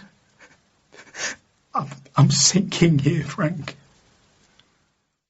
Ian said it would be the perfect revenge. He said that John needed to understand that he can't play with our lives like that. Our house and inheritance should have been split 3 ways. It was the last straw. But it wasn't John playing with your lives. It was quite literally his dad's will. John put him up to it. Spun Dad a load of lies about Mum and us. I don't understand why Dad believed him. I was gutted. Is that why you agreed to go along with it? No, of course not. I was scared. Of Ian? Yes. He made it very plain what would happen to me if I didn't march to his tune. Has he threatened you before? Yes. I know what he's capable of. He doesn't care who he hurts as long as he gets the money to feed his habit. He's very clever despite appearances. Why trash his house? Surely there was no need to complicate things. He was off his face.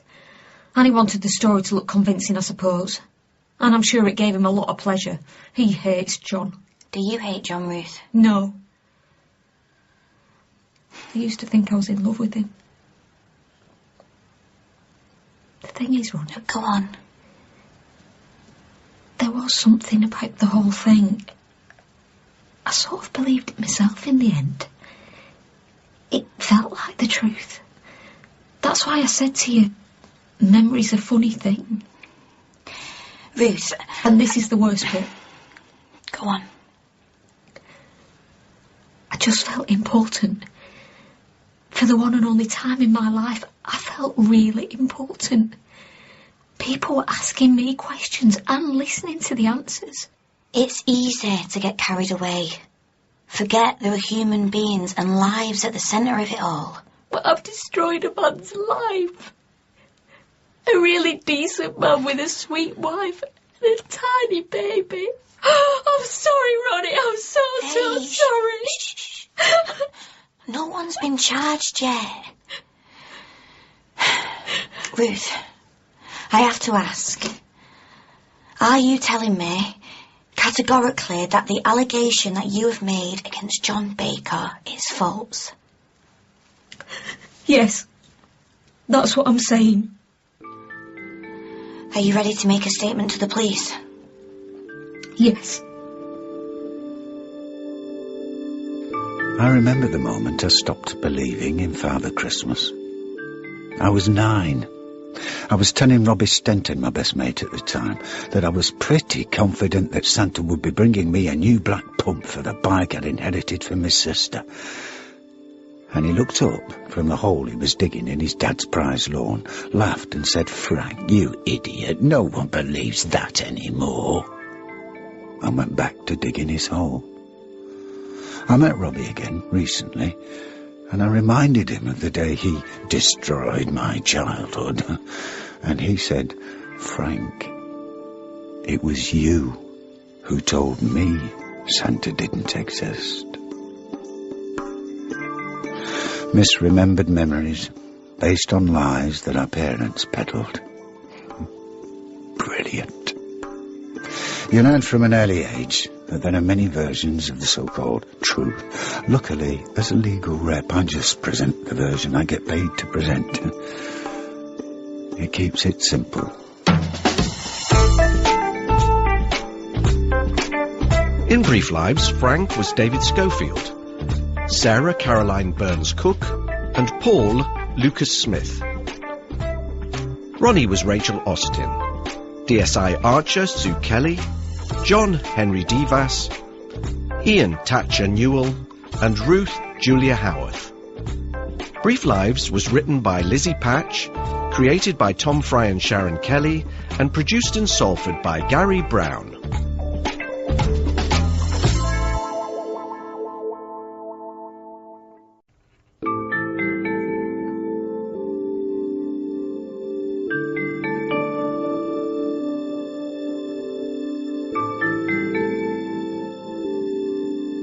The domestics are the ones I can't be doing with. Blaggers, muggers, thieves, thugs, vandals. My sort of people. Oh, well, not exactly my sort of people, but they are at least honest-to-goodness denizens of the criminal landscape. It's the ones that get arrested for domestics that wind me up. After all, we all of us dream of happy families. My name is Frank Twist, and if you ever have the misfortune to be arrested in England's sunny northwest, there's a fair chance that either me, Miss Sarah Gold, or another of my team of legal advisors will be looking after your interests. And as for dreams of happy families, I shall offer Miss Gold the following quotes. "I'll let you be in my dreams if I can be in yours." Bob Dylan said that. And if you fall in love with a lawyer, make sure your heart has briefed a good defence team. I said that.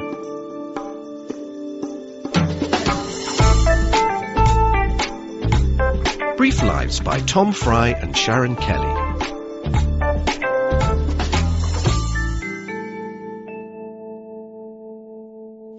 Ta-da! Oh, wow. This could be your new reality. The best Jamaican mango, perfectly ripe papaya, passion fruit... Pineapple. What's that? That is guava. Guava? Sounds sun-kissed, doesn't it? It does. Although I did have to get these out of a tin. Oh, it's delicious. They'll be better where we're going.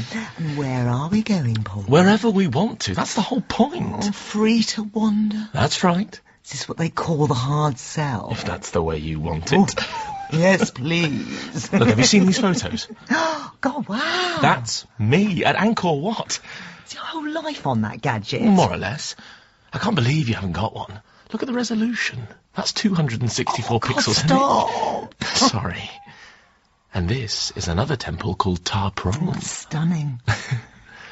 Aren't I a bit long in the tooth to be going? No way. It's just running away. Well, there's nothing wrong with that. Maybe you're taking your gap year a little late. A year? Minimum 3 months. It's really tempting. Sarah, you need to do this. Yeah? All work and no play. I love my job. And you do it brilliantly. But you need to change gear. You think? I know. Now, let's eat guava. Oh, no. I'll go down and get rid. No. Stay put. Frank. Frank. I totally forgot I'm doing something with Frank this morning. What? Buying a bed. Look, Sarah, you really do have to tell him. Yeah, but with Frank, you have to choose your moments. I don't want to hurt him. So you were going to stay under wraps in here until we're gone. Oh, God. What time do you call this? Open up! Okay, I'm coming. You are busted. What do you mean? Look at you. Overslept. Oh, yeah, sorry. I seriously deserve a medal for this. You coming in? I may as well, you're not ready. But only be a minute. I'll produce a copy. I don't know, you managed to talk me into this. Make yourself at home. Out of love for my little girl, I'm breaking a promise I made myself some years ago. It is a far, far better thing I do. Salford Shopping Centre on a Saturday morning. Heroic. Oh, disappointed there's no breakfast for me. Saturday morning's the last redoubt of the full English. You don't, do you? Hope you grill the bacon. Absolutely. Healthy version. And I've dropped the fried bread from the bill of fare, too. Oh, what are these? Guava. Oh, get you. Oh, not bad, man. I'm glad it meets with your approval. Oh, that's interesting. I never had you down as a pot noodle girl. Not mine, they're Ronnie's. Well, no doubt she's spark out as well. Went out earlier, actually. Not work? Family thing. I didn't think she had any family. Sister. Long story. Well, she won't mind if I have one of these, will she? Oh, I'm starving. Frank, I'll be 2 minutes. We can get something on the way.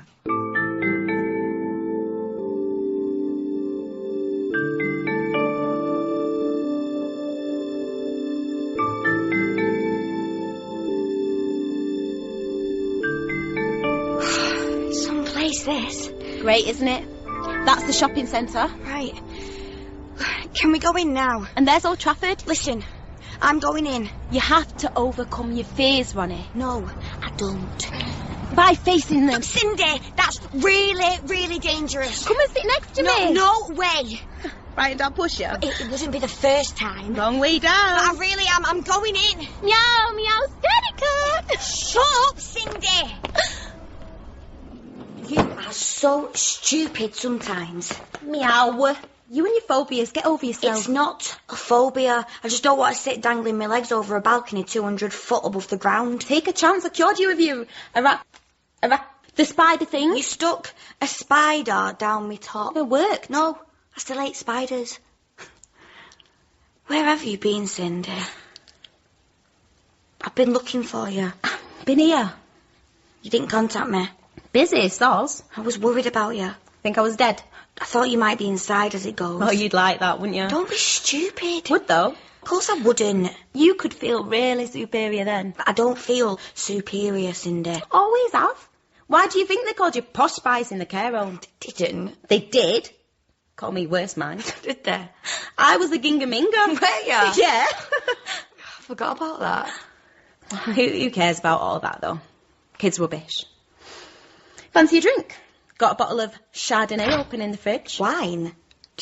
Last time I saw you, it was chocolate milk. I've done some growing up. You all right? I'm fine. I'm moving on. Really? You look different. Do I? Cheers. Cheers. Yeah. You're a bit orange, actually. My friend's got a mobile tan unit. Overdid it a bit. This place. I haven't finished the tour yet. Through here. This is the master bedroom. Ensuite. And look at the space in these wardrobes. Whoa. Looks like you've got about 20 pairs of shoes there. 31. Oh, and those? Hair extensions. Nothing fake either. Real. How many Russian women have you scalped for those? What? Nothing. It's not my look, really. Oh, you never were a stiletto sort of girl. But me. So, what's the story? No story. I'm just living the dream. You can't choose that. What's wrong with it? Well, look at it. It's got a mattress, 4 legs, headboard. The colour. Pink. The whole message the bed is sending out. This bed is sending out a message? Yes. Oh, and would the substance of the message be of a gender stereotyping kind of nature? I wouldn't put it like that. You might, because I was thinking every night before bedtime I could slip a tiny pea under the mattress, and if our little princess sleeps badly, then we'll know. You can't have that bed, Frank. Why not? Because I can't have that bed in my flat, and we need to buy the same bed. Why? Stability. Shared parenthood can be stressful for a child. Life is stressful. It's good preparation. No princess bed. Which one do you like? This one. It's a classic children's bed.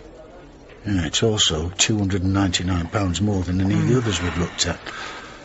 Well, how about this one? Oh, we looked at that one earlier. And? It's a bed of 1,000 pieces, and somebody will have to assemble it twice. There's a manual. Got more pages than War and Peace. Look, I'm going to try this one out. You see, the thing is, I know how to try out a bed for an adult. I'm sure you do. How exactly do you road test a bed for a toddler?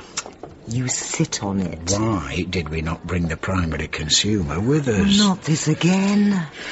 I still don't understand why your parents had to take Francesca on one of my weekends with her. It's just the way it fell. Tell you what, you can have her next weekend. What? Change the rota? Why not? It's carved in stone. You live and die by that rota. I can be flexible. No, you can't. You'd be surprised. Yeah, not bad. So how much is this one? 1,400 quid. How much? With a sofa, you get what you pay for. You gonna tell me then? What do you mean? What's going on? I don't know what you're on about. What's the rent here? Knows it? 1,500 a month. Someone's paying. I am. You? Yeah, me. What's so funny? That's frightening. How are you paying? Working. Cindy, you're not, are you? No, I've gone into a proper business. What sort of business? A legit business. What exactly? Want another glass of wine? No. There's something about having a place of your own. You shut the door and no one disturbs you. Don't have to share a room with some strange kid. I just want to know you're all right. Ronnie, I'm just fine. Storm coming. How do you know? Just need to look out the window. It's over the moors now. Heading this way. What's your business, Cindy? Mind your own. I don't ask you what you do. It's no secret. Sarah Gold got me a job. I know that name. You should. She represented you when you were Nick's last year. Oh, stuck up even for a solicitor. She got you off. Did a job. Look, should we go out? Have some lunch? No, I need to get off myself. Oh. Another time. You are all right, aren't you? I'm fine. I'll come over again. Soon. Cindy. If you like. Great. Next week. I'll call you. You haven't even got my number. Oh, right. Here's my card. I'll be in touch. Cab firm at the bottom of the road. I'll get someone to pick me up.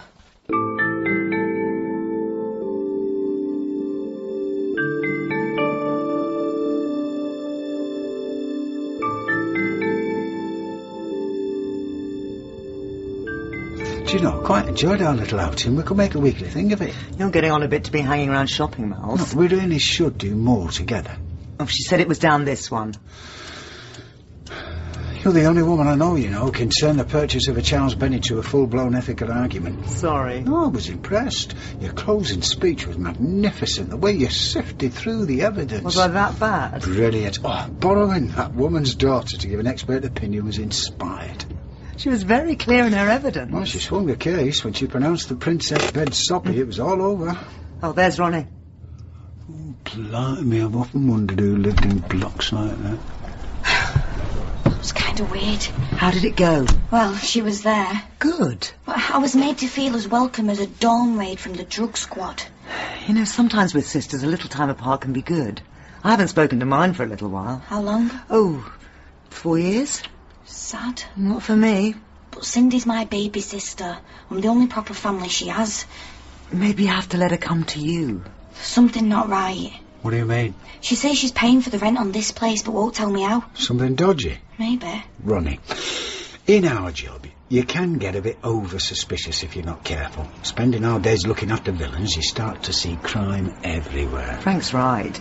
There could be a completely innocent explanation. Like what? Dunno, maybe she won the lottery. What are the chances of that? 13,983,816 to 1 when I looked yesterday. The pound coin stayed in my pocket. You are a desperate man. I am, I know. Here's Cindy.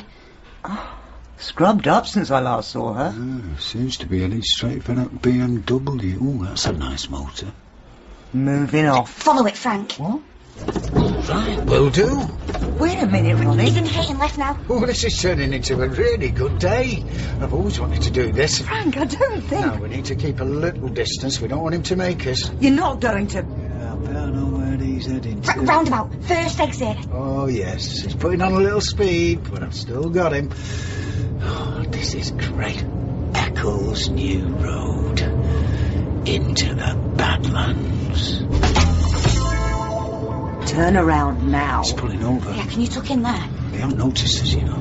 I really think we should turn around and go back now. Cindy's getting out. Frank, look at this street. Delightfully appointed and home to several valued clients. Half the houses are boarded up. Shabby chic. This is where it all started. Can you still see her? Looks like she's paying someone a visit. Yeah, I see her. No reply. Maggie! Answer this door, I know you're She's in not there. giving up easy. Maggie! I don't like this. Ronnie, please, stay in the car. Just wait. You don't want to be wading in. It might be nothing. What's going on? Hello? That must be Maggie. It looks okay. They're just having a little chat. With that finger pointing, that's getting heated. I'm not having that. Ronnie, I don't think... Frank, stay there. I'll deal with this. Always the same excuse. I'm trying. It's not on, love. You made an agreement. What's going on? What are you doing here? Wondering what you're doing here. You brought your mate with you. What? Just go, Ronnie. It's nothing to do with you. I'm not going. I said go. That's our Jodie. I'll sort some out next week. Maggie, where do you think you're going? I promise, Cindy. Look what you've done. Who is she? Go away, Ronnie. You shoved her. Shove you in a minute. What is going on? Get your nose out of my business. Your business is my business. No, it ain't. I've got my life and you've got yours. Leave me alone. Nah, can't do that. Why not? Done it before. What you on about? You know. I don't. Briggs, we don't get on. It's better if she goes to a different foster home. I wasn't like that. Dumped. 9 years old. Yeah, I wasn't much more. You were a snobby little bitch then. Oh, I want to better myself. Well, that's what I'm doing now. Leave me alone. You're my kid sister, Cindy. I love you. No, you don't. Remember what you said? I killed your mummy. I never said that. Did, Ronnie? I was cross. So that's all right then. I didn't mean it. You've always hated me. I'm sorry. Too late. What? Just Ronnie, is it? That's getting seriously heated there. Told you not to follow the car. Oh, I've never been good at that. What, doing what you're told? You got it. Oh, no, driver's door opening on the Beamer. Oh, looks like Cindy has an older man in her life. I know that face. Oh, dear. Exactly. Now, let me think. Oh, I just need to picture the police cell that we met in. Look, why don't you come with me? Forget it. Cindy, I told you, in and out, no chatter. Oh, Cindy, you should have told me. I knew what you'd say. Right, you're coming with me now. Get your hands off me! Tell her to get off me. Ronnie, you've really grown up, You sweetheart. stay away from me. Let me go. Yeah, at least I know he's been bad-mouthing me. No, he said nothing. He's changed, Ronnie. Never. But I'm going. It's been 14 years, love. 15. Why didn't you tell me you were in touch with her, Cindy? Only happened today. Ronnie, love, I've been helping Cindy. Sure. Want a chance to make things up to her. And you? I don't need your help. But I want to help you, love. Nothing you can do. No, he can. My flat, my stuff. He's out with all that. Why? Because I'm putting things right. Where'd you get all your cash from? Bit of luck, bit of talent. I'm in business, going well. Nature of the business. It's totally legal and above board. Told ya. Come and have a sit in the motor. We can have a talk. No, we can't. It's new. Interior, proper pucker. Ever had a ride in one of these? I'm not 7 years old. No, you're not. Ronnie, I know I've got a lot of explaining to do. Not interested. Give me a chance, please. No! See, still a spiteful little cow. No, she's got the right. Hey, has Cindy got your number? Yes. And that's for her to call me when she needs me. You don't want to talk now, I can see that. I'll give you a ring. I want to know all about But it. I don't... Look, do you want a lift? No. All right. Good to see you, sweetheart. I'll be at Cindy's later if you want to drop by. Come on, Sin. Best be off. Who is he, Frank? I used to be able to remember every one of them. His name's tucked away in that brain somewhere. Takes time though, Sarah. No microchip up there. Old-fashioned card index. How far have you got? About to start the letter B. That was special. You all right? Yeah, just give me a minute. Who's the fella? It's me dad. What? Nice place for a family reunion. What's his name? Graham Curtis. He said to meet up later, catch up on old times. Curtis? I took my mum's name. Your memory kicked in yet, Frank? Close that particular line of inquiry under the circumstances. What does that mean? Well, no, nothing at all. Who was the woman at the front door? Something to do with the work. Which is? I've got a pretty good idea. She wasn't exactly thrilled to see your sister. I'm going back to talk to her. No, hold on, Ronnie. I want to find out exactly what's going on. I'd better go with her. Then I'll come too. No, 2 women are better. Sarah? Yeah? Client confidentiality. Sorry? Don't tell Ronnie I looked after her dad. I won't be long. You never stop. Maggie, I'm not here to cause trouble. Told your little friend. Next week, I promise. Listen, I'm Cindy's sister. I just wanted to come up. Proper little family business he's got going, hasn't he? Suppose you're the mother. No, I'm not. I'm a lawyer. Look, I'm doing everything I can. I really will sort something out for next week. Never thought he was the type to bring in a lawyer. I've nothing to do with him. Whoever you are, I haven't got the money. What money? You know what money. I don't know anything about it. So why are you here? I'm just trying to find out what's going on. Can we come in for a minute? Just want to know what's going on. Yeah, look at this. This is what Cindy gave me. Sorted loans. A helping hand when you need it. And a mobile phone number. How do you know Cindy? Don't really. Got talking at a bus stop coming up to Christmas. She was saying how difficult it is buying presents for the kids. She was nice, friendly. Then she handed you the card. I'd been everywhere else. Already owed money to an internet loan company. Got that when I still had a job. What about a bank? Bank? Very funny. I'm out of work. How much did you borrow off him? 500. How are you planning to pay it back? Been promised a job in the new year. What happened? Shop closed. Official receivers, not worked since. And the interest on the loan? It's 50 quid a week. 50? Already paid back 800. So you must be nearly there. You're joking. Still owe over £1,000. And another 50 for this week. If you miss a payment, he has a penalty clause. Extra 100 quid. Did you sign any paperwork on this? Cindy gave me something to sign. She didn't give me a copy. Why did you agree to it? You've never been desperate, love. What did you get your kids last Christmas? And Cindy comes round here every week. You can depend on that. She was friendly at first, not so friendly now. And Graham? Your dad's the boss. He doesn't usually do the daytime. Do you ever see him? Sometimes comes by in the evening. Why? How well do you get on with your dad, love? I don't. He likes to make suggestions about how I could work down the day. Right. Don't look at me like that. I wasn't. I'm not that desperate. Of course not. He's always very charming, your dad. Came round with a bottle of wine once. I knew what that meant. Right. Worse if he's in a bad mood, though. No smiles then. Turns nasty. Quick. I know. I'm sorry. Not your fault.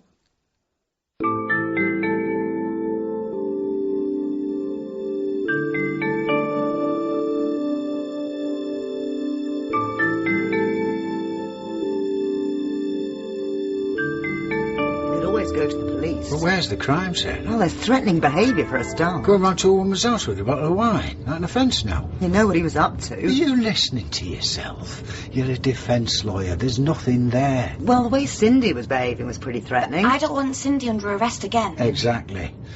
What do you want, Ronnie? I'm not sure, but I know I don't trust him. You could report him as an unlicensed lender. Assuming he hasn't got a licence. Not a chance with a phone like his.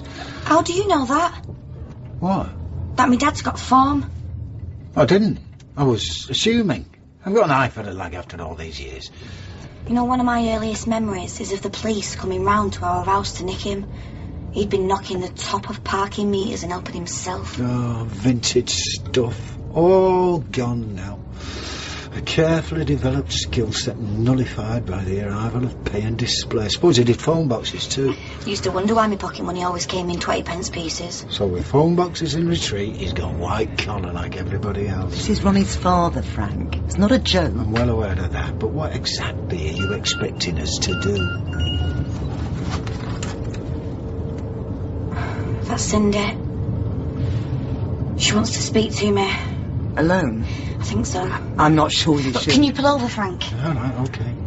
Look, why don't we drive you over to meet her? Look, I'm fine. I need to think before I see her.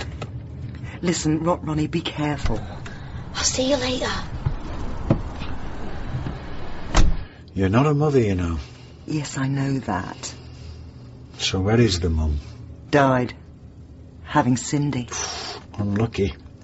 Can't imagine Graham Curtis as a single father. It wasn't for long. You've remembered now, haven't you? What? The offence you represented Graham Curtis for. Well, there's nothing I can do to help. But you have remembered. Privileged information. Oh, come on, Frank. We need to focus on our daughter, and I've got some serious bed building to do. Are you really up for it? Of course I am.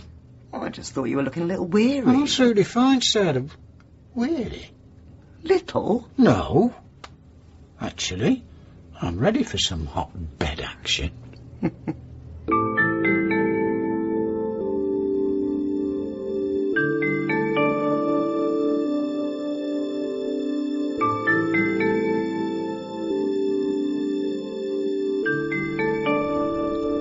Don't you want to go up to the flat?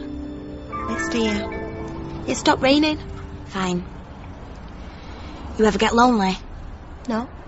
Do you see anyone else, apart from him? Dad. Why'd you call him that? Because he's our dad. Not really. He is? When he got out of that car, I felt myself shrink. I was like I was 7 years old again. But you're not, Ronnie. You're grown up. Yeah, but is he? He's really looking after me.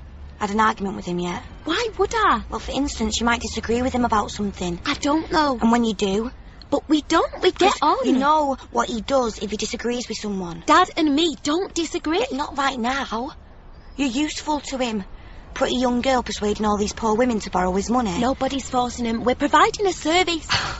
Graham really has been feeding you the lines, hasn't he? Can't hang around here much longer. No. Wait. Dad likes to cook an evening meal every Saturday. Need to get the place straight. Why don't you come too? Family dinner? Yeah. I don't think so. Please. I don't want to spoil things for you. You wouldn't, and you could explain. Explain what? Just make it clear that it was you who tracked me down, that I hadn't gone looking for you. Is that important? I wouldn't want him getting the wrong idea. Because? He is trying, Ronnie. He wants to make things right. It's too late. What's wrong? You know that thing when you feel like you've been somewhere before? What is it? Deja vu. All right. But we have been here before. Together? You were 11, bunked off school. Again? I found you on this bench, smoking a fag. What was I doing? Just watching all the people come and go from that block. Oh, yeah, that's right. That's it.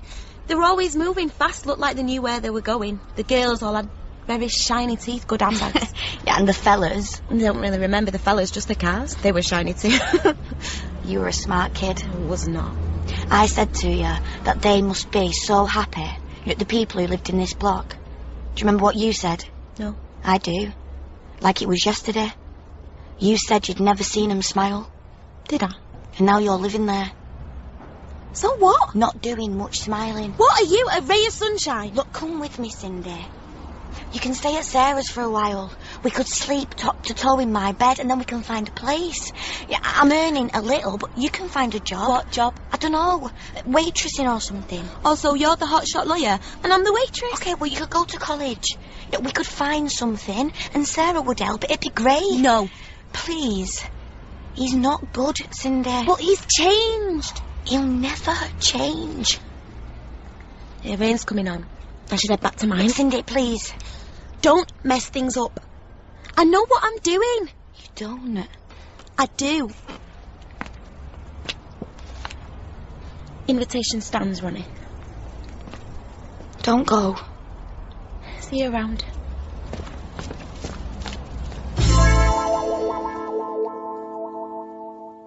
I am genuinely impressed. I'm astonished. To be honest, I was expecting some heartache. We do have 2 leftover screws. Sorry? These. Couldn't find anywhere to put them. I'll put them somewhere safe. One perfectly assembled bed for our daughter. Good work, Frank. Team effort. You did the heavy lifting. Yeah, but without you, there'd be no planning. All that careful naming of the parts, I never do that. How does it usually end? Bitter tears, self-recrimination, wonky shelves. Shall we try it out? Oh, you'd never ask. Right, togs off. I was thinking more of sitting on it. Oh, fully dressed. What I had in mind. I remember what I said earlier, you know. I think we should spend more time together with Francesca. Right. I've had this idea. It's probably silly, but I was thinking the 3 of us, we could go on holiday together. Oh. You know, like a family. Proper seaside holiday. Right. Sandcastles, donkey rides. Never did that when I was a kid, but I always wanted to. You wanted to take her for a weekend in Morecambe? No. I'm talking about the 3 of us. And don't worry, I'll pay the single room supplement. It could be great, eh? Your organisational skills, my good-natured old world charm. And that. And Francesca's impressive ability to be 18 months old. What could possibly go wrong? I can't begin to imagine. So how about it? Well, the thing is... I tell you what, have a think about it. Frank, I have been thinking about taking a little trip myself. That's great. I'm happy to work with what you got in mind. Well, it wouldn't really work like that. I'd need time off. Right. Quite a lot of time off. Ronnie, is that you? Just when you think you've shaken something off, it comes back and it bites you. How was she? Deluded. That's what she is. About your dad? People like him don't change. I'm so sorry. Oh, he'll hurt her, I know it. It's all right. Sure. Can I make us a cup of tea? Don't worry, I've got this. Right, so do you want me to... I'll tell you what, go back to yours and set about the other bed. Are you sure? I'll sort things out here. OK, I tell you what, I'll come back later with a bottle of wine. No, Frank, I'll give you a ring. Gone. Sorry, look, I didn't mean to... No, it's all right. Frank doesn't do big emotional stuff. I could feel myself getting so cross with Cindy. We used to fight. Sister stuff? Sort of. The biggest battles were about him. Favouritism, that sort of thing? No. My father only ever favoured one person, himself. We had different ways of dealing with him. I can guess what yours was. Yeah. I stood up to him. And Cindy? But she was too young to know what was going on. He had me doing most of the housework when I was 6. 6? He'd tell me to scrub the floor. I'd refuse. So he'd clump me and then Cindy'd start crying, so I'd give in and I'd scrub the floor. That's awful. When he lost it, he didn't care. There was fists, boots, he'd beat me up like I was a bloke. Please get involved. Not back then. I used to tell the social worker I'd had a fight in the street, explain the cuts and the bruises. How long did that go on for? A while. In the end, I told them what was happening. He was prosecuted? No. I didn't want that. I wanted us taken away. Cindy? She didn't know what she wanted. She was just a tiny kid. But I know what he wanted. A couple of slaves to look after him. He's a very, very violent man. What do you want to do, Ronnie? I want to stop him hurting her, Sarah. You go and sit yourself down and I'll make us a cup of tea. Yeah, OK. Oh, that'll be Frank. Probably wants to borrow my toolbox. Oh. And to you as well. You look a little harassed. Yeah, Paul, So I will find a vase for these and a corkscrew for this. Thanks. How was bed? Oh, bought and built. Oh, let me see. No, see, it's just that Ronnie's here. Oh, well, that is an impressive job.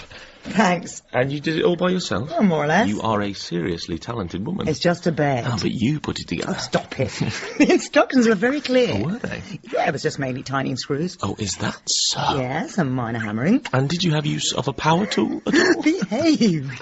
I need to make Ronnie a cup of tea. She's had a day of it. Oh, Ronnie's here. Yeah.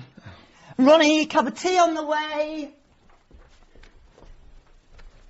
Ronnie? Oh, no. Oh, she's gone. Well, let me open this bottle of wine. No, she's in trouble. I need to help her. Oh, well, I'll come with you. Yeah, no, I'll be fine. I'd like to help. Look, not with this. I've got to run. But I thought we were going out tonight. Could we put it on hold? I'll call you later.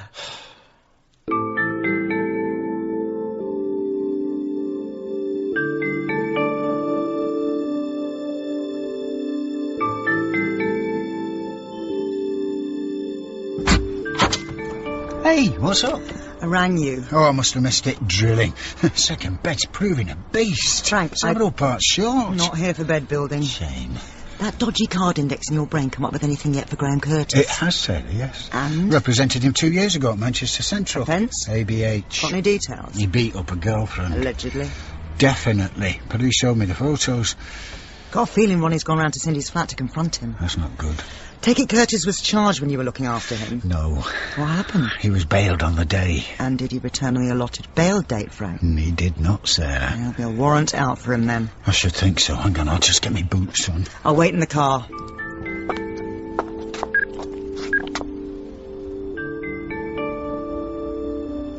Yeah. Public Protection Investigation Unit, please.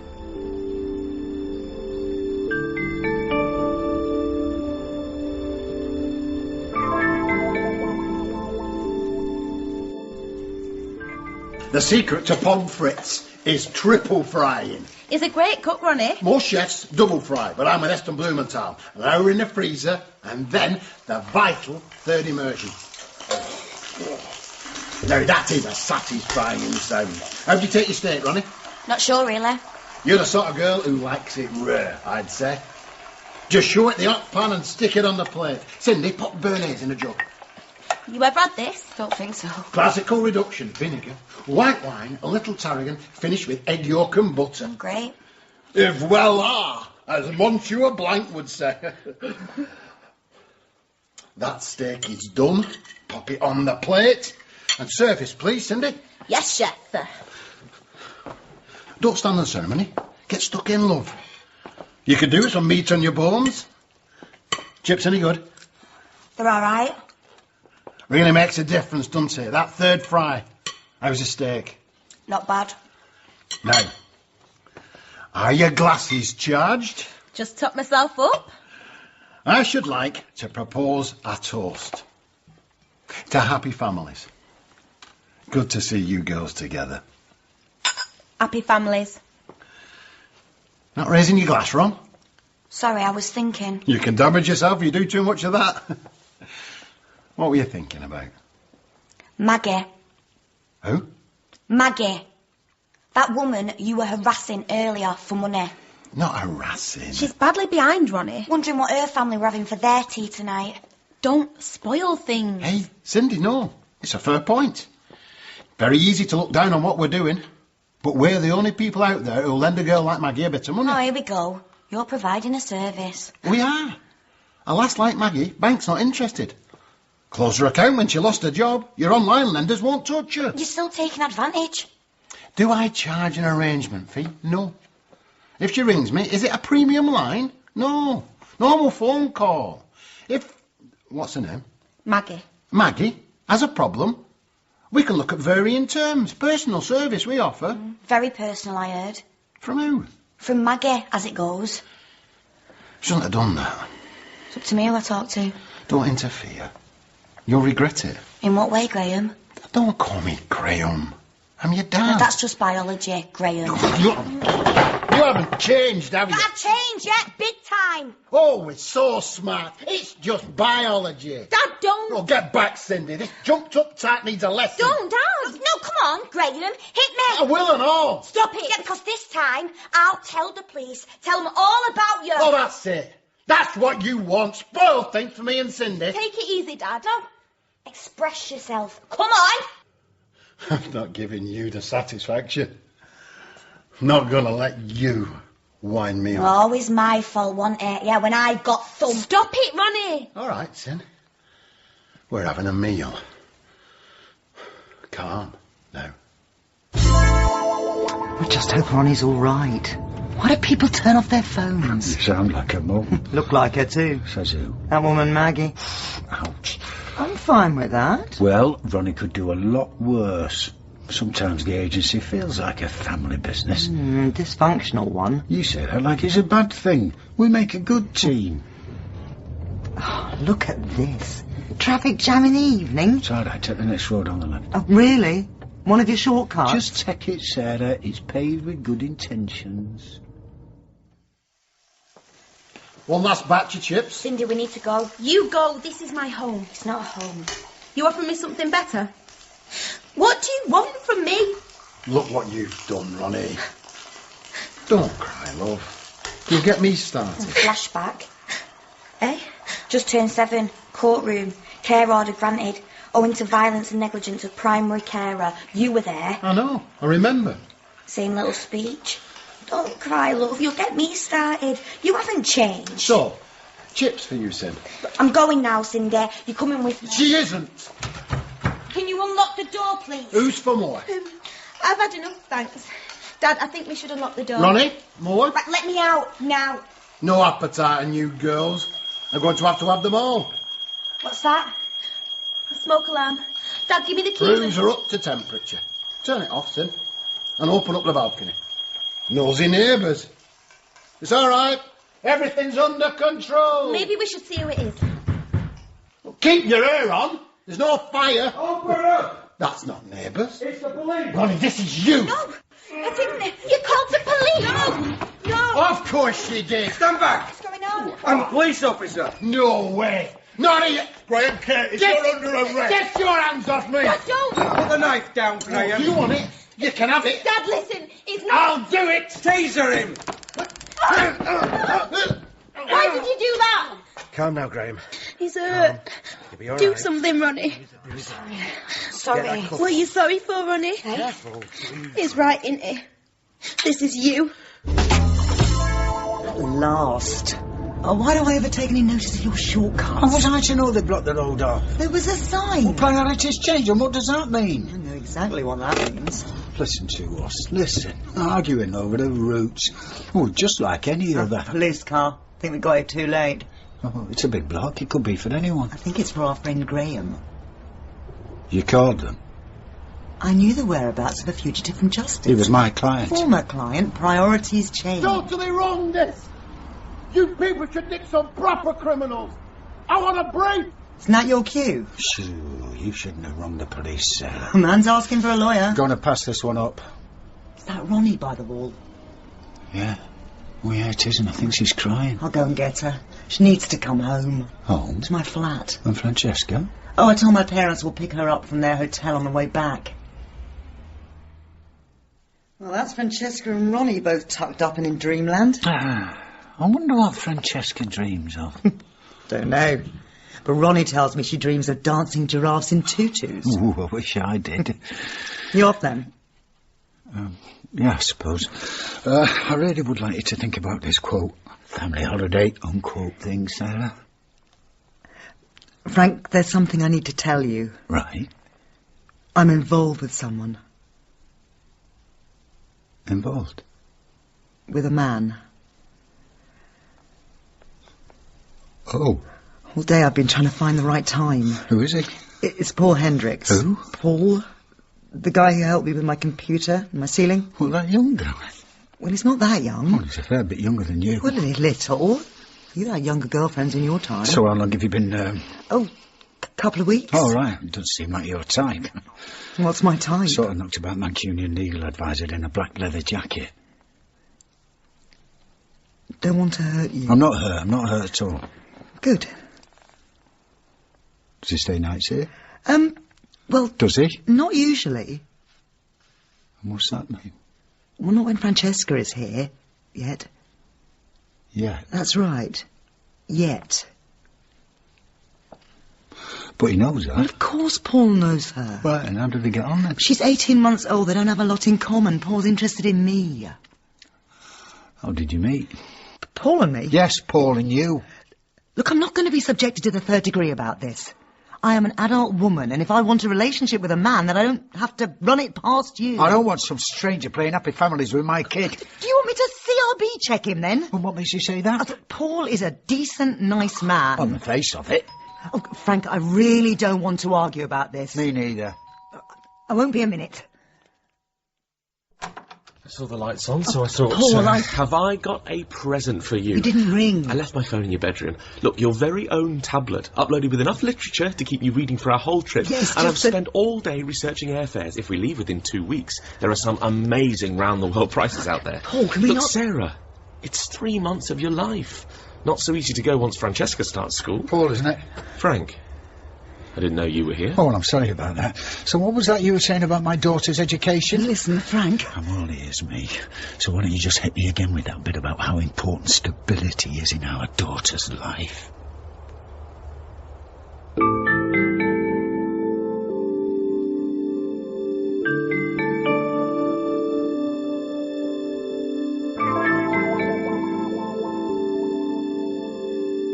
Sorry, couldn't resist a dig. Why do I let it bother me? After all, when I was a kid, the only nuclear thing about my family was the noise it made when a bomb went off. That and the fallout. Wait up. I think I just answered my own question there. And as for dreams, I shall now crawl under the covers, close my eyes and sleep, and hope to dream of dancing giraffes in tutus.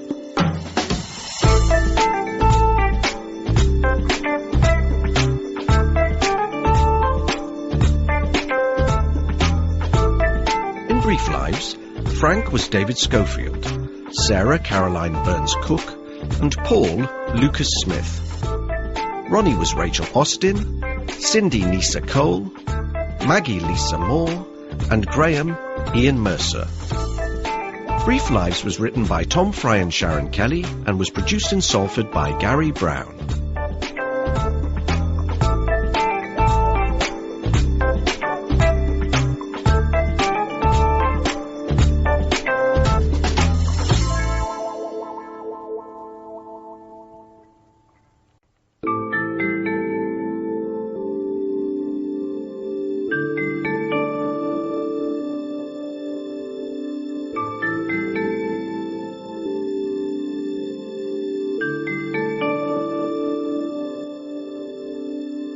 I've never been at all religious, but if I had to choose a Bible story that made any sense to me, it'd be the one about Jesus in the temple with the money changers. I think the technical, holy interpretation is righteous indignation. I call it losing the rag. I call it wanting to thump someone but taking it out on the furniture instead. My name is Frank Twist, and if you ever have the misfortune to be arrested in England's sunny northwest, there's a fair chance that either me, Sarah Gold, or another of my team of legal advisors will be looking after your interests. Anger. You get a lot of it in my line of work. Plenty of reactive emotion over perceived mistreatments, insults, or malice. Quite a lot of table throwing, too.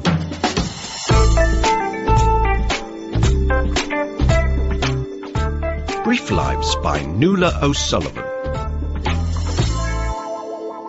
Thanks for that, officer. Morning! We'll send someone down as soon as we can. Bye. Look, I bought us posh coffees. Did mine get milk in it? And who says good manners is a dying art? It's my only pleasure these days is a bit of semi-skimmed. Well, they wrote it on the lid, just for you. Can you read it okay with your varifocals? Of course I can. It's LFW, and what's that, looking for work? Long, flat, white. Like you. Oh, I get it.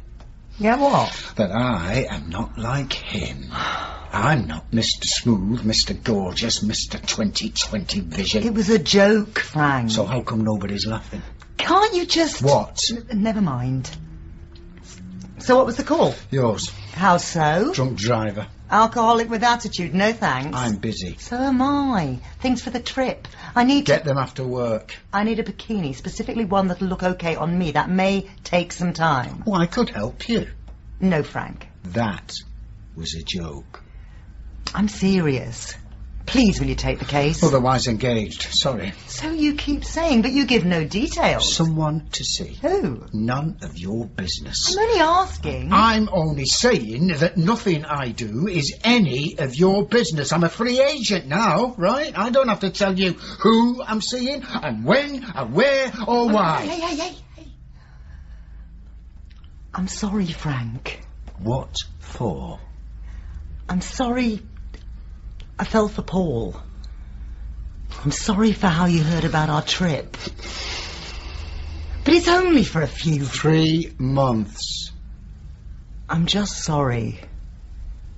For everything. Okay? Okay. Can we try this morning again? Thank you so much for the coffee, Sarah. I got you a long, flat white. Thought you'd maybe like a nice change. Oh, how well you know me. Well, we've got some form. I'm terribly sorry, but you know, I just can't manage this case today. I hate to impose, but could you maybe squeeze it in? Well, all right then, on one condition. Thank you.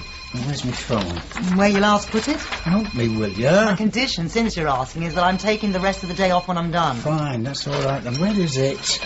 Is this what you're looking for? See how helpful she is. Hello? Frank to his PA? Thank you.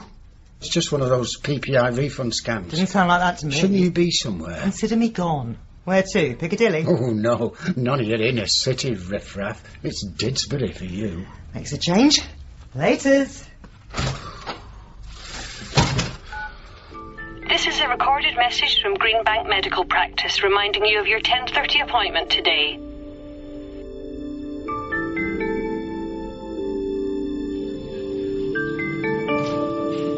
Your client was arrested for failing to provide a specimen for analysis when requested. Do we know if my client is asthmatic? Perfectly valid reason for refusing to be breathalyzed. Nothing wrong with her breathing or her lungs, the racket she's been making. Did she blow when she got here? She kept on refusing, just as bolshy here as she was in the car. Was she driving erratically when she was pulled over? She wasn't driving. Who was then? No one. The car was stationary. Correct. The officer clearly saw her in the driver's seat. He heard the engine running. Your client's saying she was in the passenger seat with the engine off. She's lying. Well, shall I hear what my client has to say before reaching that conclusion? FME says your client isn't fit to be interviewed yet. The doctor's saying she's still drunk. Doctor saw her when she arrived here. She was drunk then, over the limit now, I suspect, and charming with it. Delightful.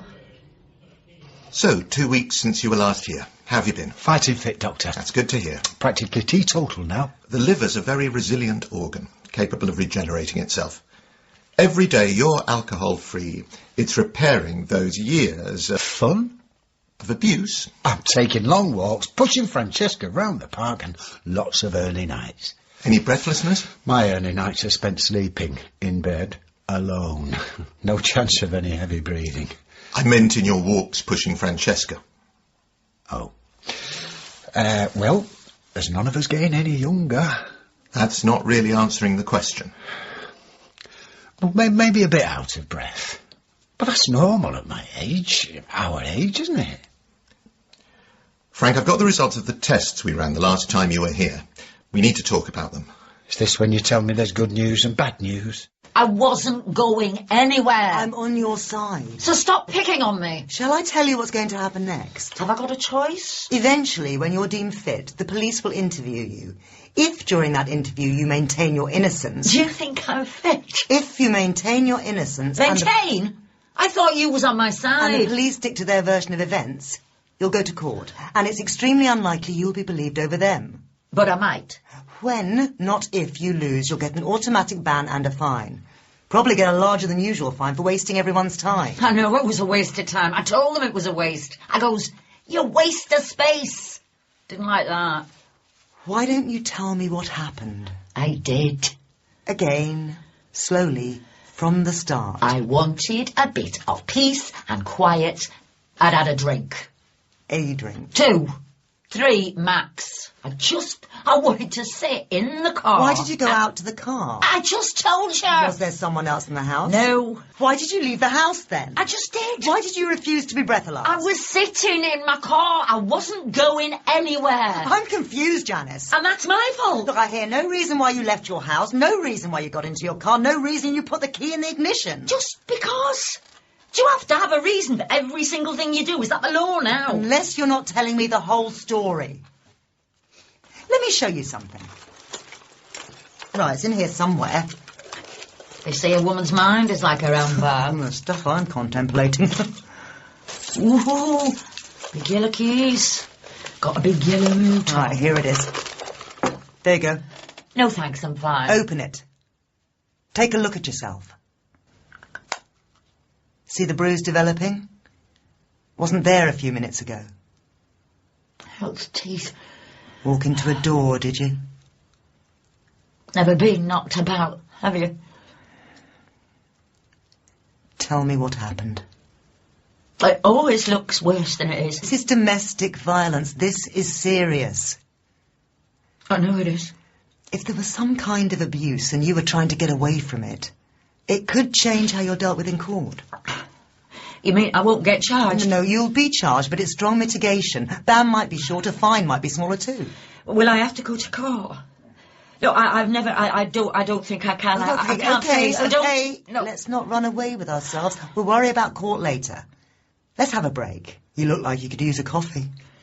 Please, strong black. Here, let me help you tidy up. Thanks. Your card, madame? Hey, Mr. Frank Twist. He's my partner. Partner?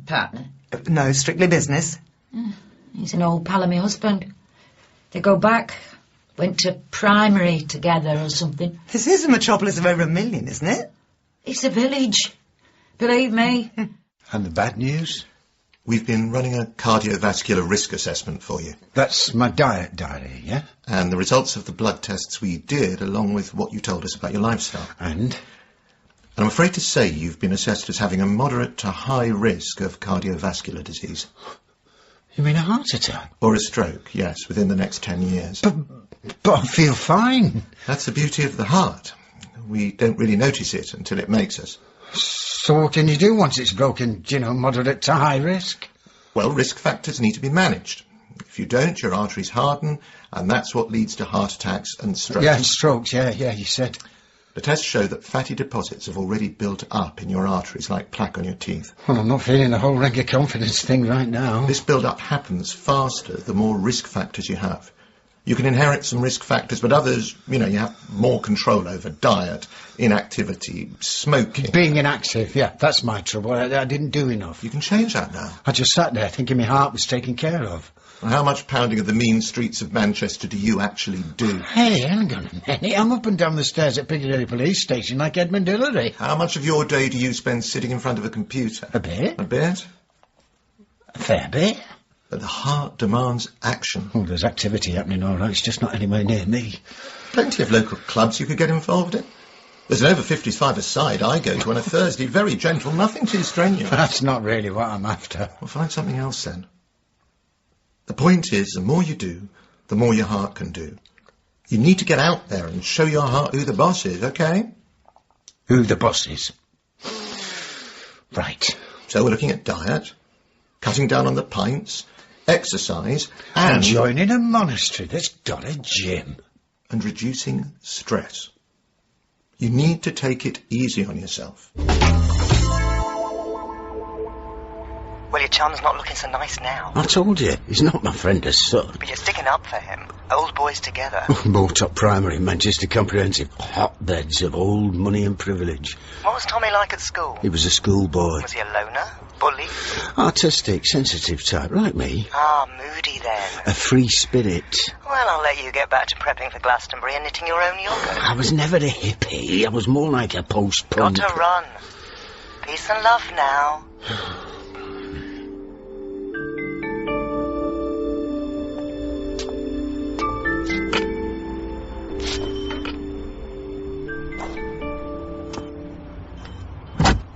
Hey, Tommy. Twisted Frankie boy. Long time no see.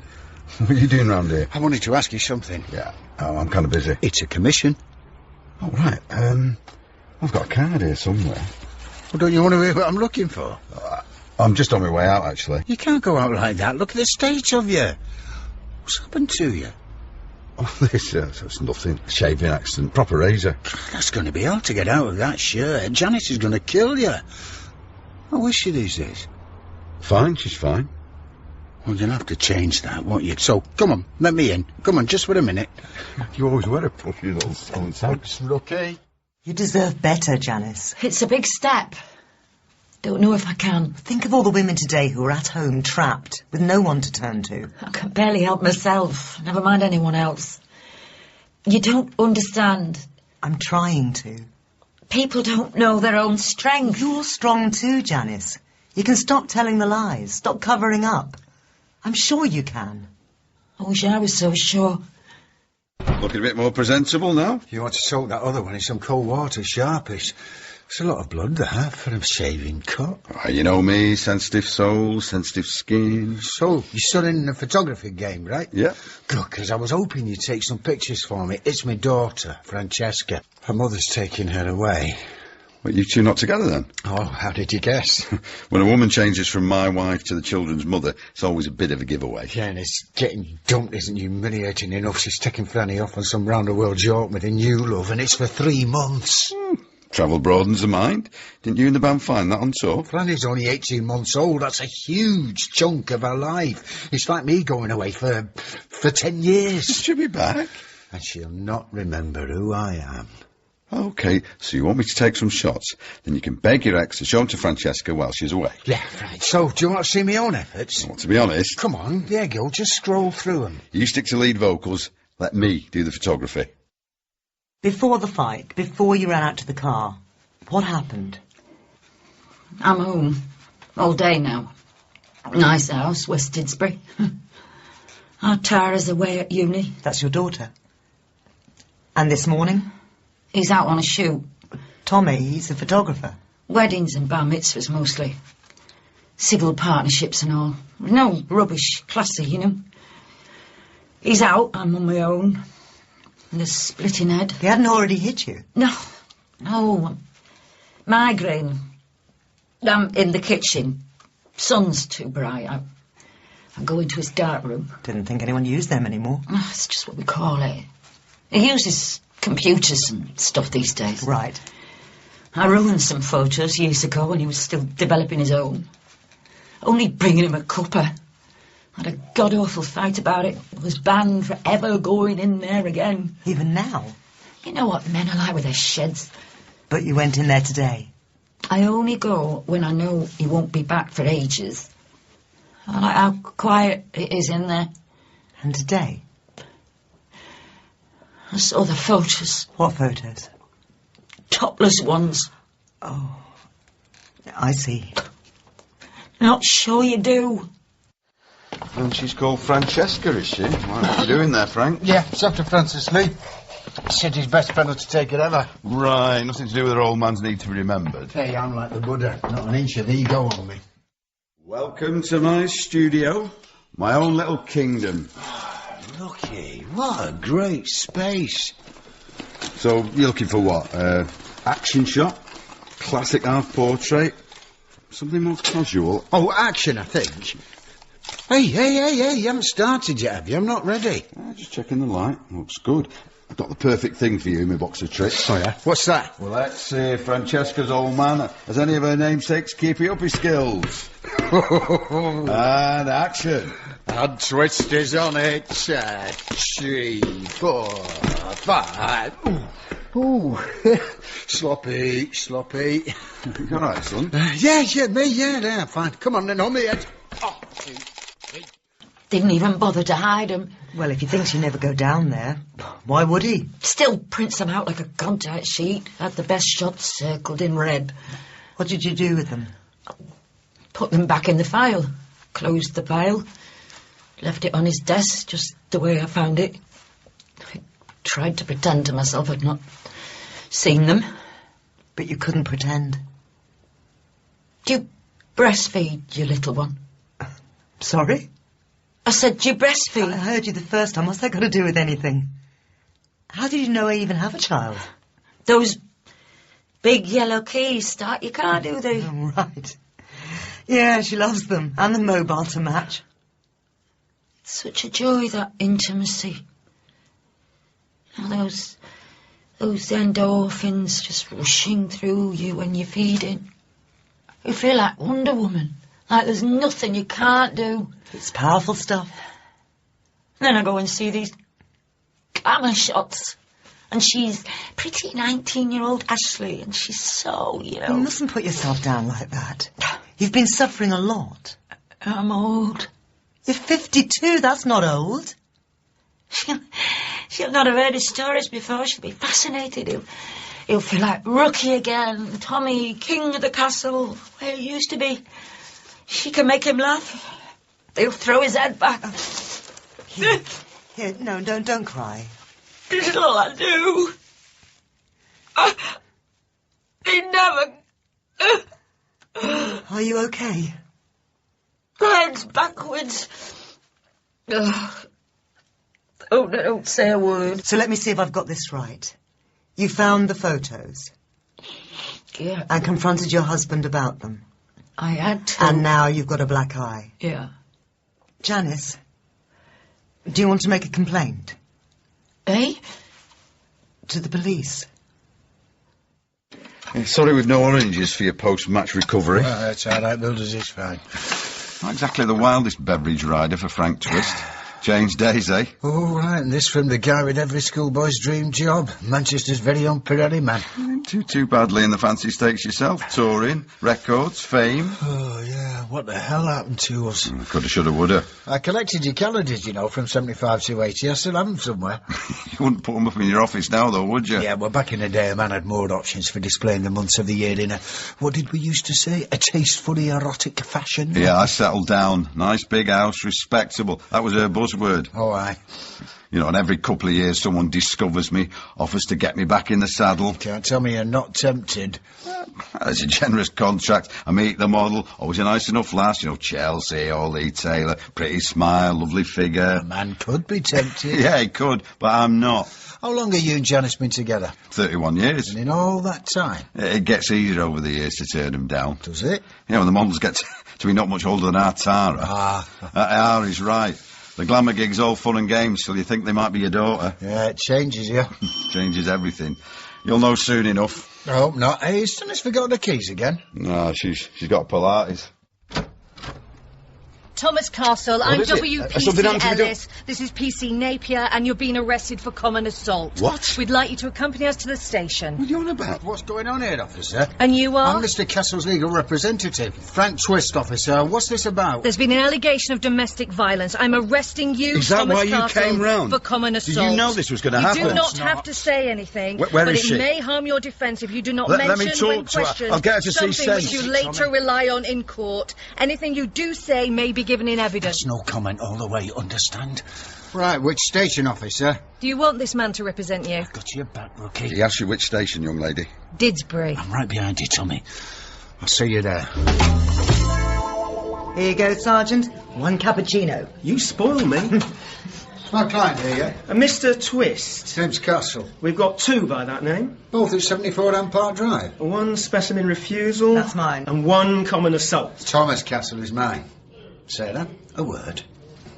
Listen, Frank, before you start... Tommy Castle has been arrested. What's going on? Nothing. My mate's getting stitched up here. Because he's done something wrong, that's how it works. You came in here with a nothing little case. Why did you ratchet it up? I respond to the facts as they're presented to me. You're making it impossible for them to sort it out themselves. I'm making it fair. Oh, yeah, 'cause things are always so fair around you. What's that supposed to mean? It means you... Well, I thought... What? Forget it. No, out with it. I said leave it. You started it.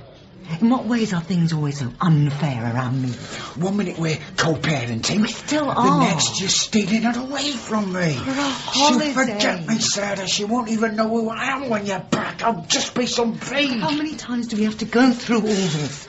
Can we talk about this later, okay? I need to get back to my client. Focus on one domestic drama at a time, eh? Just listen to me. Everything all right there? Please. Mr. Twist? Oh, I can't breathe. What is it? Oh, Frank, speak to me. What's happening? He's not looking too clever, You there. need the doctor. FME's downstairs. Go and get her. I said I didn't. I can't. He's having a heart attack. Look at help. Need you. You don't mean that. Frank, hold my hand. Look at me. Don't leave me.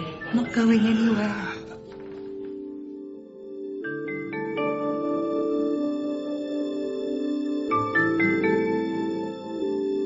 Now breathe in. Breathe out. Let's have an heart attack, Doctor. No, sir. Breathing through a paper bag doesn't stop a heart attack. That wasn't a heart attack you were having. Oh, what was it then? And in again. Panic attack, most likely. Do you have them often? Never happened before. Any idea what brought it on? No. Weird. Was it maybe all that shouting? I was not You shouting. could have fooled me. Is there a cup of tea you could bring for, His name's Frank. Yeah, make it strong and sweet. Hey, I don't take sugar. I've given it up. You've had a nasty shock, Frank. 2 lumps, doctor's orders. She had the same look, Ashley, the same pose. You said. Same everything. Are you listening to me? Yes, of course. Could have been me. I've got it all down already. But it wasn't. I don't think it's helping you to keep doing He'll this. take some shots. He'll tell her how gorgeous she is. And would you mind, doll, if I just... Yeah, turn your head this way, yeah? Ooh, like that, yeah, perfect. And look at me, babes. Lovely figure you've got. I know exactly what those photos will lead to. What makes you so certain? How do you think we met in the first place? Are you saying you used to be... 21-year-old Janice is our February pin-up. Pleased to meet you. You used to model for Tommy. He hates me. I'm old and ugly now. Oh, you're a good-looking woman, Janice, with a lovely figure. Really? Ashley, she had perfect boobs for me. I've got these. Catch. Oh. Not so lovely now, eh?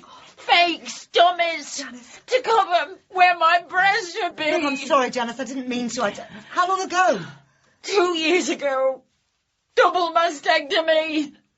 You okay, Frank? Looking a bit green round the gills. Never mind about me. Why do you think they arrested you? How should I know? You have plenty to say for yourself on the doorstep. Well, I'm going no comment now. You need to tell me your side of the story. I've got nothing to tell you.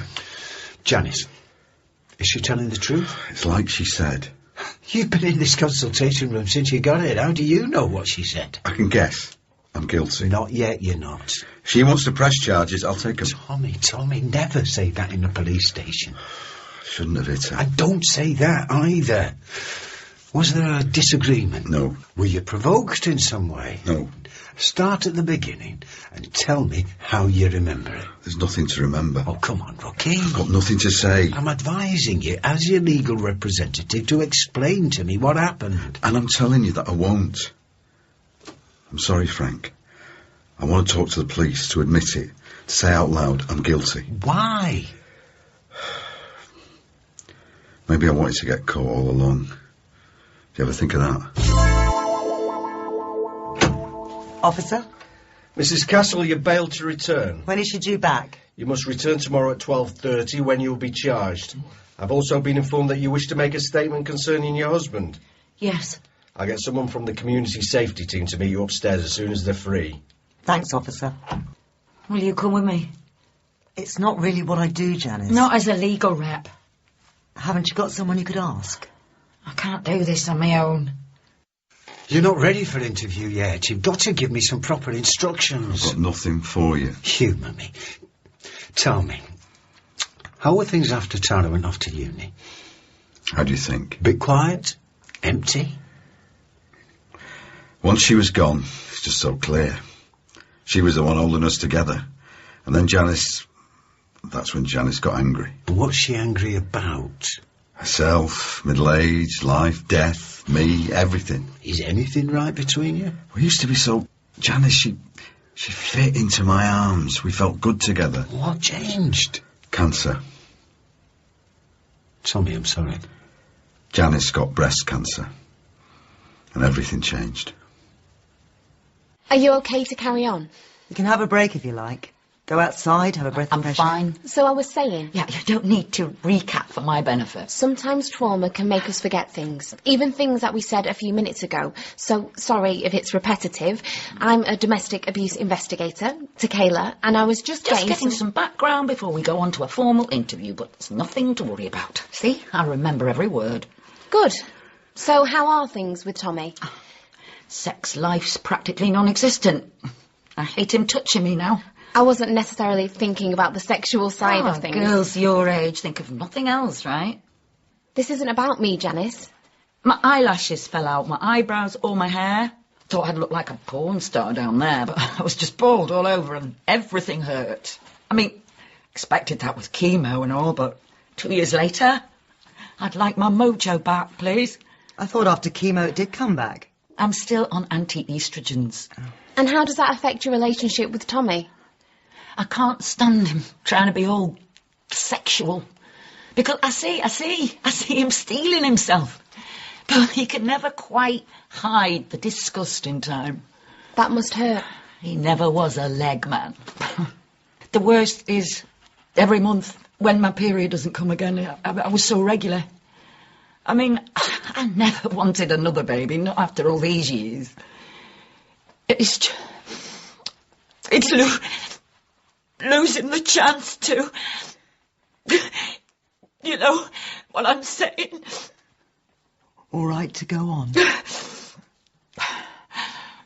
And Tommy tries to be all nice, only makes me hate him more, and things get said that can't get unsaid, and then it all kicks off, and skin gets bruised, and punches get thrown. I know it's difficult to describe exactly what happens, but if you can give me a few more details of You don't believe me? I'm only trying to get a clearer picture of the pattern of violence in your relationship. You're blaming me? I'm the victim here. You're sitting there like Judge Judy. You don't know what it's like. You haven't had to go through. You're very angry, Janice. Oh, well, Tequila, I've got every right to be. Are you often angry? Only when mouthy coppers ask me stupid questions. I'm a domestic abuse investigator. I know! Janice! It's okay. Please, Janice, sit down. No! Why should I? Janice, please. It's difficult when things get heated. Tempers can get frayed. I understand He that. is the one with the fraying temper. It's him you should be, not me. Why are you interrogating me? I'm here to support you, but it's important that I understand fully what's been happening in your home, in your relationship. No reason to be picking on me. Miss Gold, would you like a moment here with Janice? Calm this down a bit. Oh, what? Janice, Why? Janice, shush. Shush. Yes, please, officer. We'll gather the evidence we need once everyone's a bit more settled. I don't need a break. What do you want about? What evidence? I'll just be outside. Oh, right. Thanks for that, Tequila. Yeah. Nice support work. What's going on, Janice? I need to know what's been going on. It's none of your business. It's all of my business. Stay out of it, Frank. You're looking at jail time unless we've got some mitigating circumstances. I can't. Is that what you want? Yes. No.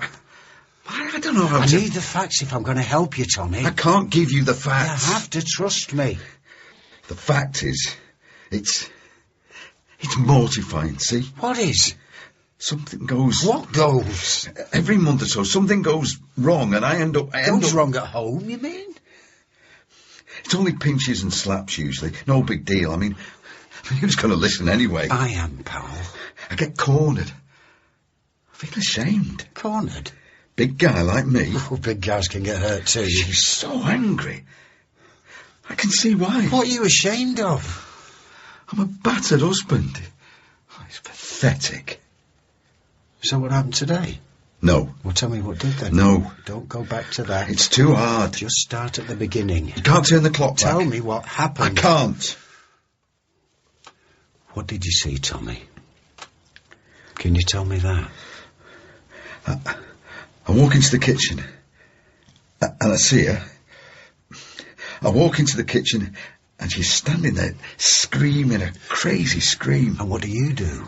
It's not even noon, and she's drinking. I know what's going to happen next. I just want to get out of there before it does. She's shouting, "You total scumbag! How could you?" How could you what? I turn to leave. "Where the hell do you think you're going?" "Nowhere," I says. She throws the wine at me. "Don't lie to me." She chips the glass on the counter. This is new. Who is she? Who's who, I say? Then she comes to me with a broken wine glass. I cut him. He punches me. The room is spinning. I actually see stars. Feel around my eye. I know it's going to hurt later, but just for now, it's okay. And then I focus. I see the blood down his shirt, on the floor. There's a lot of it. Where did that come from? I hardly touched him. He's holding onto his neck. It looks like he's strangling himself. Why is he doing that? Then he's running out of the house. Where's he going? Oh, who knows? He's out on the street. I'm out after him. I'm shouting, "You're not fooling me!" And the curtains next door are twitching. Must have been your neighbours who called the police. I don't care what she sees now, nosy old bat. Too late for that. I grab him. He's going nowhere. How did you get away?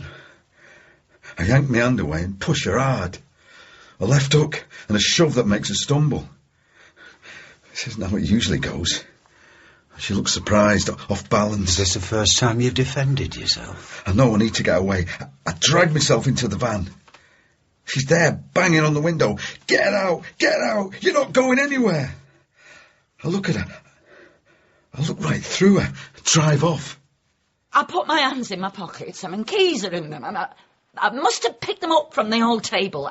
I get into my car. No intention of going after him? I just want somewhere to think.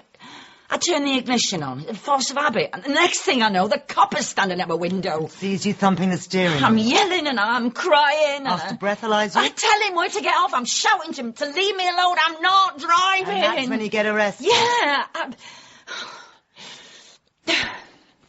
What'll happen now? I'll go and talk to the police officer. I just want this to be over. It might not be that simple. I'll be back in a minute.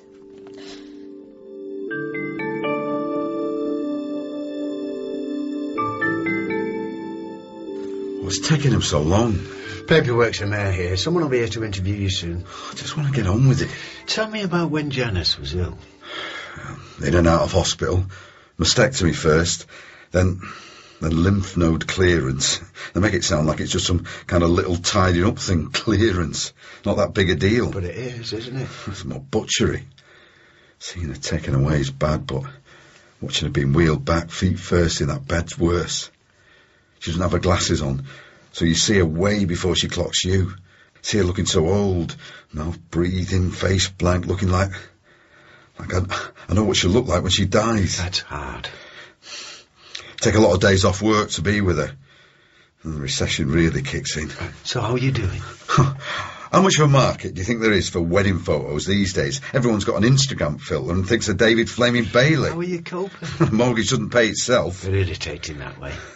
I take the only work I can get. The tasteful erotica. I don't want her knowing.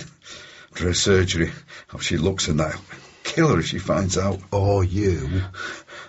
I know she's been through hell, but she takes off that bra of hers, and I just can't. I'm such a creep. If she ever found out about the photos... That's it. That's it, she did. She found them. She never goes into my studio. She has, she must have done. That explains her craziness, glassing you see. Right. Makes sense, doesn't it? Oh, no, Tommy, it doesn't make sense. You're the victim here. Yeah, but I can see why... We're getting a case against you dropped. You could be the one making a complaint against her if that's what you want. I'm not going to do that. No, and look, it's not what I'd recommend, but, you know, it's just an option. I've had enough. And I know you have. Mr. Castle, you're free to go. I can't, I've still got to be interviewed. Thank you, officer. We'll be right out. My client is free because? No further action due to lack of evidence. Right, well, we'll be at the front desk in a minute. Well, that's a turn up for them. Tommy? Aye, great. So, what happens now? I just want to go home. Right, of course, have a rest. Change your clothes. Yeah, see where you both are tomorrow and find a way to mend this. Pack a bag.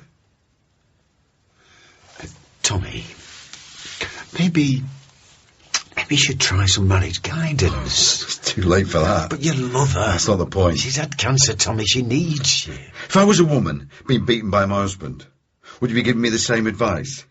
This is different. It's not. Just tell her why you did the photos. It's too late for explanations. It won't do any good. Go back. Not this time. I could talk to her. Tell her. I said no. Why? I hit her, Frank.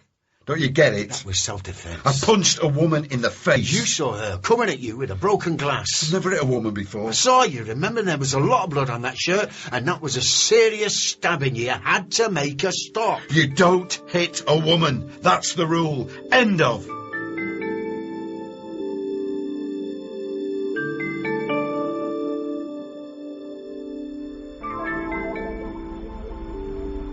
Are you okay? Not the cleanest result ever, but not the messiest either. I mean you, Frank. Oh, both of us got a win, so can't complain. Are you all right? Oh, that was just a panic attack. Where's Janice? She just left. What do you mean, only? Janice! Frank, what are you panicking about? Look, I've got to go. I want to catch you. Don't run away from this. We'll talk later, I promise. Not so fast. You do yourself an injury. Janice! What? No. I'm Frank Twist. I know you are. I'm Tommy's legal. Met you at Jeff and Elaine's, remember? Can I have a word, eh? It's about the photos. I need to get on. The topless ones. He needed the work. Is that what he said? He never wanted you to find out. Should have found a better hiding place He then. didn't want to hurt you. That's what he's telling himself now after the fact. Tommy mentioned your health problems. Cancer. Yes, cancer. You've had a hard time of it lately. Buds. And it was hard for him too. He wanted to take them. He couldn't help himself. How do you know that? In the second drawer of the filing cabinet in his dark room, under J to P, there's a notebook. Been there forever. I'm in it. Just Janice. And the words, she makes me laugh. And the number 10. Then, over the years, other names. Taylor, Holly, Chelsea, pretty hands, stuff like that. Cute birthmark, but never 10. Well, that doesn't mean... I was all right with it, but until today, I read Ashley and she makes my buddy sing again. And the number 10. I'm sorry, Janice. No, you're not. You can't understand what it's like. You're a man. Older you get, the more distinguished you get. Your grey hair gives you sex appeal. You think, You're right. You think someone younger would just make you happy. How could I understand? I'm on the outside, looking in, watching it all just pass me by. Then you want to shout, I'm still here. But he can't hear me. He doesn't see me. That doesn't mean he doesn't still love you. It's too late. It's never too late. I almost killed him. You didn't. He won't take me back now. And how can you be sure? Because I won't go back. Sometimes you just have to know when to stop fighting. We're finished. Finally, we're finished. Mr. Frank Twist? Yeah, that's me. Here are your statins. It's important to take your medication regularly as prescribed. Hello, stranger. That's once a day. Thank you. Just pay the cashier, please. What do you got there? Nothing. So what are you in for? Factor 50 for Francesca. You'll never get it, Anna. Why didn't you tell me? I did. That day I took her to Southport Sands. I mean about the statins. How long have you been on them? And why do you want to know? Just because. Why, who am I to you? Don't be like that, Frank. I'm an old man now. Do you pay for your prescriptions, sir? Of course I do. Sorry, I thought you I wasn't said... talking to you. I thought maybe you'd retired. Suit tie, not give you a clue? Not really, no. Cash or card, sir? Can't we just be friends? No. It's either or, sir. Oh, cash. That's $7.85 then, please. I mean, honestly, do I look like I'm drawing my pension? Don't answer that. I've always thought you had the air of an elder statesman. Very diplomatic. You got time for a swifty with an old codger? To get into town. Unless you need me, I could go later. We could talk if you want, I'd like that. Oh, I'll keep you away from your search for the elusive bathing costume. The words you're struggling for are tankini and sarong. But am I supposed to know what either of those? Keep up, Gramps, you're losing it. Still got it. You never had it. Hey, that's not what you said back when we... Ancient history. See you now. You can learn so much from the past, don't you think? The future is now. That doesn't even make any sense.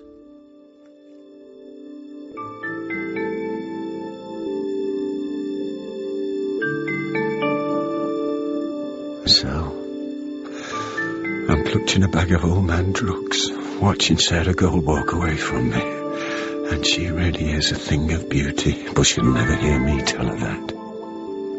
You might think it's because she's told me, and finally I get it about how wrong it is to objectify women. But it's not that. It's something else she said. 5 words guaranteed to turn any man's blood to ice. Can't we just be friends? I'm standing there alone, feeling rightfully indignant. The unfairness of it all makes me want to do some damage, punch someone's lights out, preferably his. But she wants a pal. Well, I can beat that with bells on. I'll listen to every last thing she has to say about him, about Paul. I'll ooh and ah over every last photo of sunset cocktails on the beach. I'll be casual and relaxed and easy to work with when she comes back from this trip. Because whatever it is that's wrong with my heart, well, I've got medicine for that now.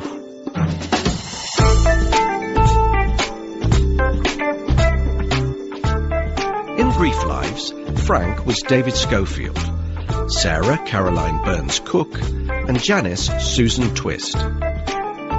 Tommy was James Quinn, WPC Ellis Lisa Allen, Baxter Lloyd Peters, and Miller Leah Hackett. Brief Lives was written by Nuala O'Sullivan, created by Tom Fry and Sharon Kelly, and produced in Salford by Gary Brown.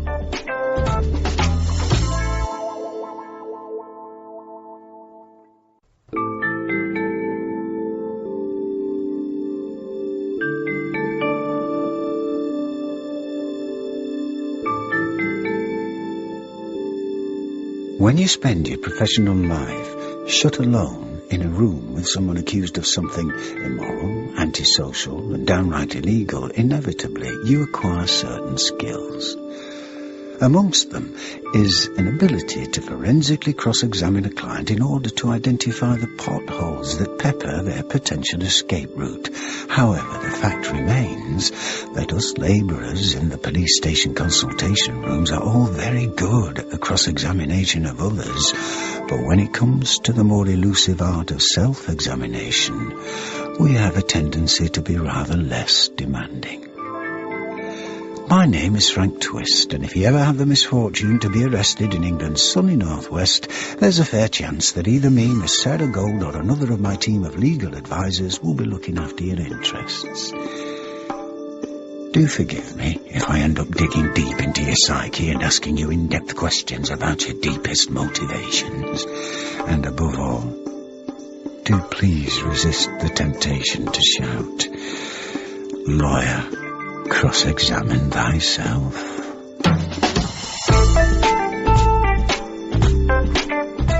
Brief Lives by Tom Fry and Sharon Kelly. Right, nappies, wipes, zippy bag for use, nappies, lunch, health-giving juice, drink, complete change of clothes. When exactly did the under-twos start travelling so heavy? Oh, that'll be over in a couple of weeks. What? Well, who wears nappies on a tropical beach? Oh, no, nappies. The money I saved could fund the whole trip. Sarah. Yeah? Chill.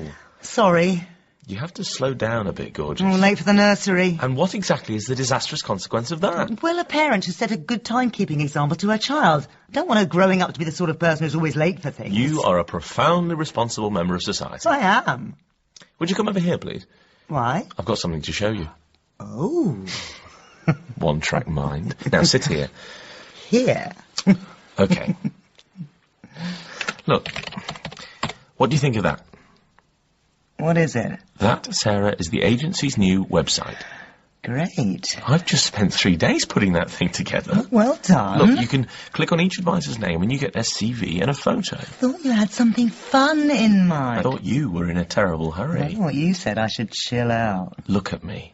I am. Over the next 3 months, you are going to get more fun than you know how to handle. Am I? You're going to be totally worn out by the amount of fun I have in mind for you. Really? Now tell me something. What? Do you offer any previews of this?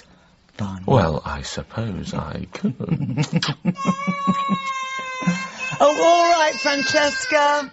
Oh, shame. Actually, I must get going. What have you got to do? Just pick up the last few bits from my flat and hand over the keys. Are you excited? Very. Your numbers are... Don't taunt me. Hit me. Reading from the top. 100 over 72. Oh, yes. Oh, yes, in the net.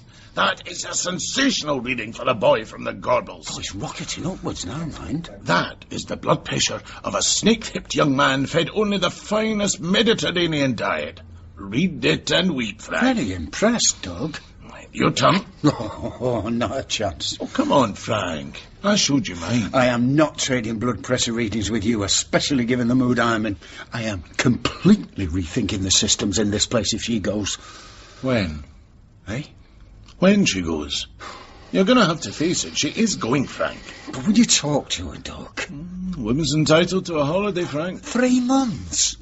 I'll do what I can. But when Sarah Gold has made up her mind about something... And anyway, I'm budgeting on the basis of being her understudy. You can't need the money. I thought you were a man of means now. Morning, Doug. Oh, looking absolutely sensational, Sarah. Like a woman who's spending all her free time being regularly... Shut it, Doug. What are you two doing? Competitive blood pressure reading. It's a new Commonwealth Games discipline. Doug's representing Scotland. Easy qualification, in fairness. His readings are very impressive. I have to confess, you are looking almost svelte. Oh, that sounded remarkably like a compliment. You are. The lawyer formerly known as Fat Doug McGregor. Just call me the body, Sarah. It's amazing, isn't it? How an apparently random incident can trigger profound change in one's life. Oh, it is. By dint of one poorly installed flagstone on a normal suburban street, I've been able to take some time off and make profound lifestyle changes. I was amazed the way the council just rolled over like that. It was I who rolled over. And it was mere luck I wasn't permanently disabled by their shoddiness. I rather thought that your case was that you were. Well, that's what it seemed, to begin with. But the aforementioned lifestyle choices, they've worked miracles. And you're ready to return to the battlefield of the custody suite? I believe so. Compensation doesn't go as far as it used to. What? You spent it all? Over the past year, my bank account has shrunk, but see, I have grown as a person. You're looking at the new and improved Doug McGregor. And Frank, we agree that while I'm away, you will need a fully qualified solicitor. I understand the logic, Sarah, but I'm just still a little surprised by your selection. Doug knows the agency. But you know Doug. And people change. Doug's changed. So it seems. Yeah, I am still here, Look, a period of reflection on the Italian Riviera has brought clarity, following in the footsteps of the great romantics. Burns went to Genoa? Oh, no. No, the bard never ventured south of the border. I refer to an old boy of Aberdeen Grammar School, Lord Byron. I didn't know you were a fan. Oh, I love the wee fella. And the Mediterranean trumped the Firth of Clyde.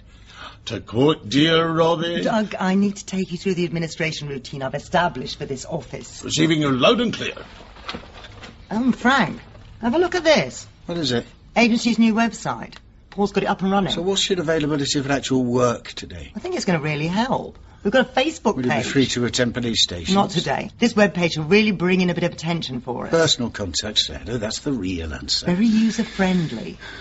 Oh, yeah, that's me. Oh, I nearly forgot. Ongoing job at Manchester Central. Listen, Sarah. Text from police, ready for interview. Do you want me to go?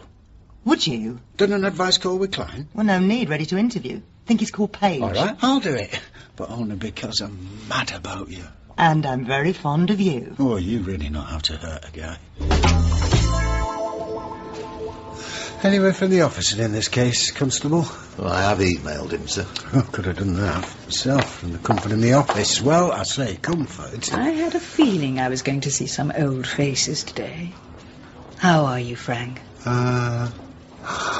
Laura! Look, I'm sorry. Not your fault. I've changed. Big time. And I really have changed, Frank. Right. Took your advice. I'm sober. Nearly 2 years. That's good. Well done. Thanks. And you got it. Well, whole new image going on there, Laura. Well, at some point we all have to face the remorseless march, don't you think? I suppose. So, no more sitting at the salon having some gormless teenager painting my hair. Embrace the grey, like you. More salt and pepper in my case. Pretty salty, I'd say. That is such a good look, Laura. I'm loving that suit. Sweet of you. Not exactly rock and roll chick, is it? You always liked a little leather and lace. Well, one's tastes develop over the years. Not chasing the grannies at last, are you? Have you got a punter down in the dungeons? They're finished here. You waiting to go down? Yeah. Just got an email from your OIC, Mr. Twist.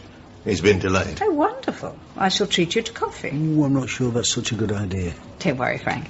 Respectable married woman. Oh, and a little bird told me that you are a new father. Yes, I am. Francesca. Good for you. Nice to think of you in a settled relationship again. Now, where shall we go? Well, there's Khan's Kebab and Grill across the road. No nonsense. There's a sweet little boutique hotel around the corner. Oh, well. Where the barista does an espresso that kicks like a mule. Oh, I'm not sure I can afford that. You know what those barristers' fees are like. My treat. Now tell me, who's the lucky lady, Mr. Twist? And then on Friday afternoon, you need to double-check that all the weekend cover is in place. Send out texts and confirm with phone calls. I had no idea, Sarah. What do you mean? You're running this place. Somebody has to. See, Frank always gives the impression the whole operation kind of looks after itself. Well, in his mind, it does. Frank has many qualities. Oh, he does so. But the good administration of an office is not one of them. I shall ensure that matters are kept well in hand while you are kicking up your heels, on your tropical idyll. Good. You're so right, you know. Frank, he's many qualities. Yes, he does. Look, I know he's hurting, Doug. Aye, that he is. His heart is sore for somebody. I need to get away. I want to, I don't know, dance barefoot on some lonely beach somewhere. OMG. What's happened to that hard-edged professional lawyer whose greatest pleasure was to mash up a prosecution case before it even left the police station? Well, she's still there. She just learned to have some fun. You don't think she could have fallen in love, do you? I don't know. What's it feel like? You don't know? I've never really been in love. Oh, you must have been in love. Well, not really. And this could be infatuation. Aye, well, that's what Frank thinks. He said that to you? Not in so many words. Well, what exactly did he say? What was it? No, actually, he did use those words. She's infatuated with the Pratt. That's what he said. Well, he's got a vested interest. Aye, she's called Francesca. Yeah, look, Doug, I realise that Frank has sent you as a go-between. Oh, not at all. But you've got to remember, great swathes of Frank Twist's life have been a party. I started working in the law as soon as I graduated. And now it's party time for you. Maybe. Sarah, there is one thing I've really been wondering about. What's that? See, when you're away, who's going to look after your car? A triple? Ooh, that's going some. Tragic, isn't it? Espresso is my sole remaining vice. So, you still haven't told me. Who is she? Oh, it's not that terrifying woman you run the agency with, is it? Well... Oh, no, it is. Oh, darling, I'm so sorry. I'm sure she's lovely, really. She is Francesca's mother, but... It's always complicated with Frank Twist. You don't want to talk about it, do you? Not really. Oh, Frank, you need to do what I've done. Give up on the young stuff and find yourself someone about 10 years older than you. Much more appreciative. Yes, I noticed that rock on the finger. Oh, I know, it is a little vulgar. But Stuart likes buying me jewellery, bless him. You'd have a seizure if I told you what this was worth. How did you meet him? On the bench. Eh? You are having coffee with a magistrate. Stuart is a lay member of the team. Oh, congratulations. Ridiculous, isn't it? Me, a magistrate. Bet you never thought you'd see me on a bench. I don't know, there was that time in Eaton Park. Lucky we weren't arrested. So, what's he do? Stuart, property. Bit of fine art. I get you. He's done all right. Very comfortably retired, really. Did well in the boom years. Well, I'm surprised he's still bothered with working the police stations. Oh, you know how it is. Girl likes to keep her hand in. Well, you should brief the agency. Yeah, next time you got someone in the nick, give us a call. We'll go down there, and you can stay home and look at your loudies. More like Matisse, sweetheart. Blimey. You have scored big. Oh, always the way, isn't it? Police like to break up a party just as you're starting to enjoy it. I'm sorry. Good seeing you, Frank. You too. Your worship. Stop it. They called in their own digital specialists. They confirmed their whole network had been compromised. What, this is the accountancy firm? Yeah, Adams and Partners. They've been hacked? Put simply, yeah. And what was the effect of it? Potentially devastating. Confidentiality breached, private emails accessed, client list stolen. And you say the hacker was my client? That's right. You're Mr. Page. Does he ever work for Adams? No evidence of that. Have you been in their office? We don't think so. So what's this all about? Does he work for a rival firm? Not as far as we know. Anything else I should know? That's about it for the moment, sir. Right. Well, I suppose I better see my client then. Surprised he needs a lawyer. Thinks he's pretty clued up. Right. Put him in a consultation room to wait for you. He's making himself at home. Give us a shout when you're ready, Mr. Twist. I will do. Frank. What? Wait a minute. I was expecting Sarah. She had the office mobile. She gave it to me. What are you doing here, Paul? I was hoping my lawyer was going to tell me that. Hang on.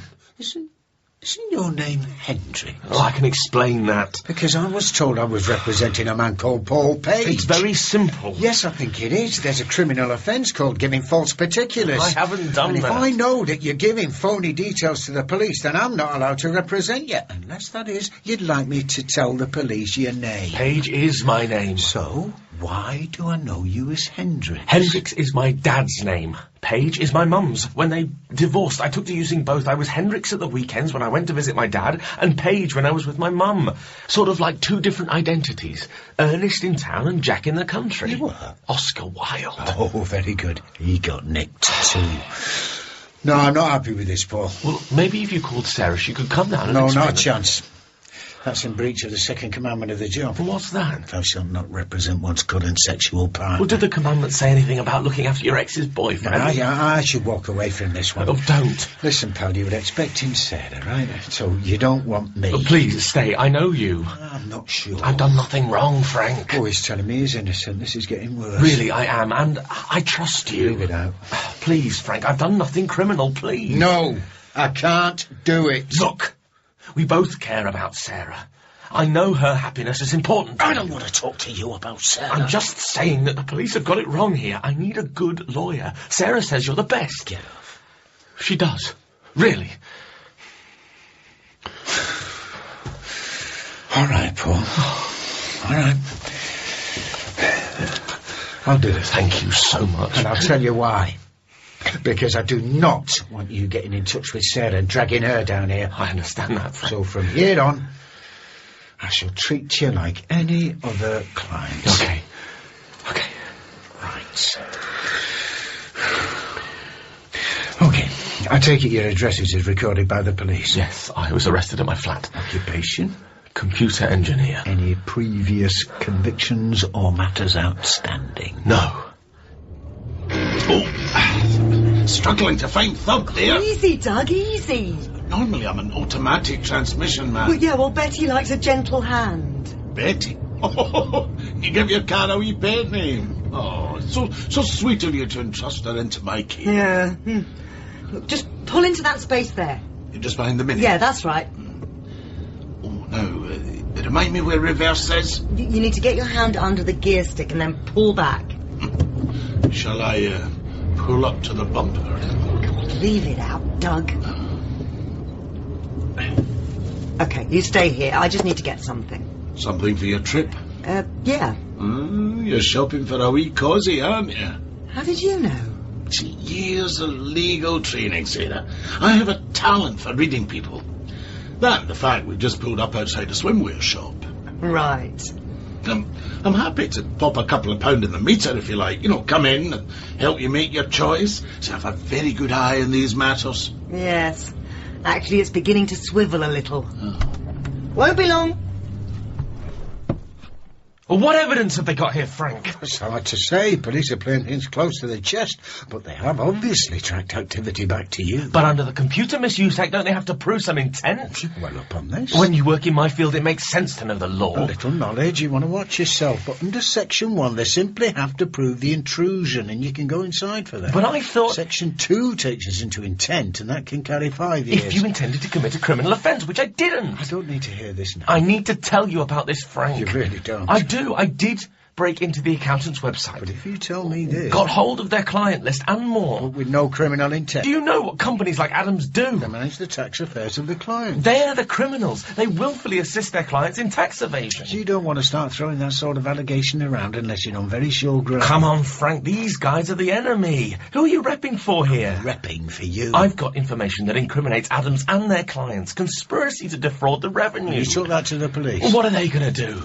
These are powerful people. I'm surprised at you. Well, I'm full of surprise. Sarah says you were quite the rebel in your heyday. Hey. Well, I thought you believed in sticking it to the man. You have no idea what I believe in. You still haven't told me what you intended to do with the information. Post it on the net. Put it out there. Let the public decide. Very democratic. I mean, if you've got nothing to hide. That old classic, The Crusaders, suddenly sounds like PC plot. What? Oh, Mr. Twist, if your client has nothing to hide, why is he making no comment? These people think no one can touch them. They tell us how we should behave, and all the time they're just I don't need the whole lecture. Are you saying we should let them get away with it? Not at all, but I'm saying that you're the one who's under arrest, and my job right now is to protect you from criminal prosecution. What should I do? You need to keep stum. But if I... Zipped. Mr. Twist? Officer.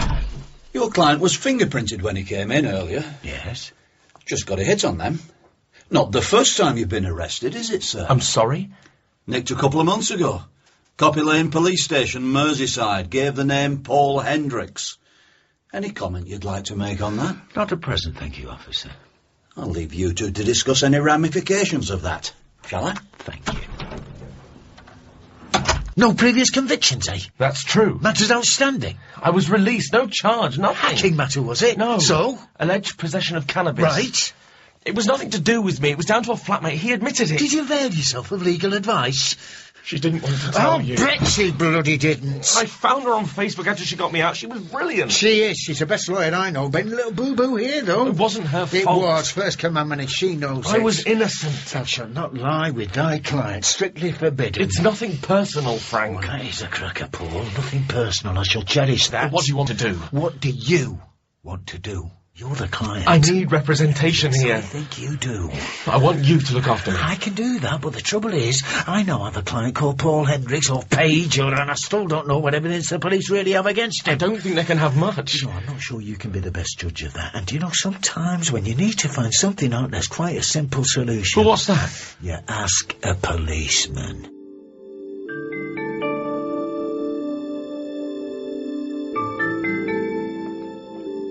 Thing is, Mr. Twist, your client's been acting like he knows it all since the moment we brought him in. Tell me something I don't know. What is it you want me to do? What have you got on him? I've told you what I'm telling you. I want to know what you're not telling me. Why should I do that? Because if we don't, we go through a whole charade of my client saying nothing and then you having to tell us in the end anyway. Maybe. Definitely. So come on, help us both out. You won't remember this. What? You were the brief on my very first police interview. What's that? Many moons ago. Your client had pinched a vinyl long-playing record. Yeah, that's terrible. You got her off. How? You argued that the item was of no intrinsic value. Did I? It was a Jason Donovan LP. Custody sergeant was into heavy metal. He agreed with you. Let your client go. Brilliant. It's not a crime now, really, though, is it, eh? Theft of music. Way of life on the interweb, I understand. Yeah, so they tell me. OK, Mr. Twist. This is the evidence we have against your client. You are in a deep, relaxed state. Listen carefully. What is that? Remain It's just something I picked up on my travels. How'd you get on? Totally dispiriting. Oh, surely not. There's only two choices, beachfront or scene one in a celebrity porn tape. Decisions. And I was 10 years older than any other customer in the place. Oh, nonsense. Oh, nothing more idiotic than a middle-aged woman running around trying on bikinis. You're not middle-aged. I am, Doug. No. Frank and I, we're... well, very early middle age. See, you're in your prime. And you still will be when you get back in 3 months. Frank has asked you to speak to me, hasn't he? Aye, Sarah, he has. And he does have a point. 3 months is a long time to take Francesca away from her father. It is. And he's right. There is something desperate about a woman like me trying to relive a youth she never had. Did he say that to you? Well, that's what he's thinking. See, I think it's what you're thinking. Maybe. You're just suffering a case of the jitters, that's all. But you're Frank's envoy. You should be persuading me not to go. Sarah, I am going to break rank.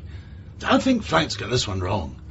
My experiences overseas this year have convinced me that we all need to rediscover ourselves at important staging posts in our lives. We do? Oh, we do. See, grasp change. Take a chance. So you think I should go? Absolutely. Oh, it's a lovely wee run of this motor. Oh, this is going to suit me just fine. Want to start with the Bluebird Cafe? Don't know a Bluebird Cafe. You do.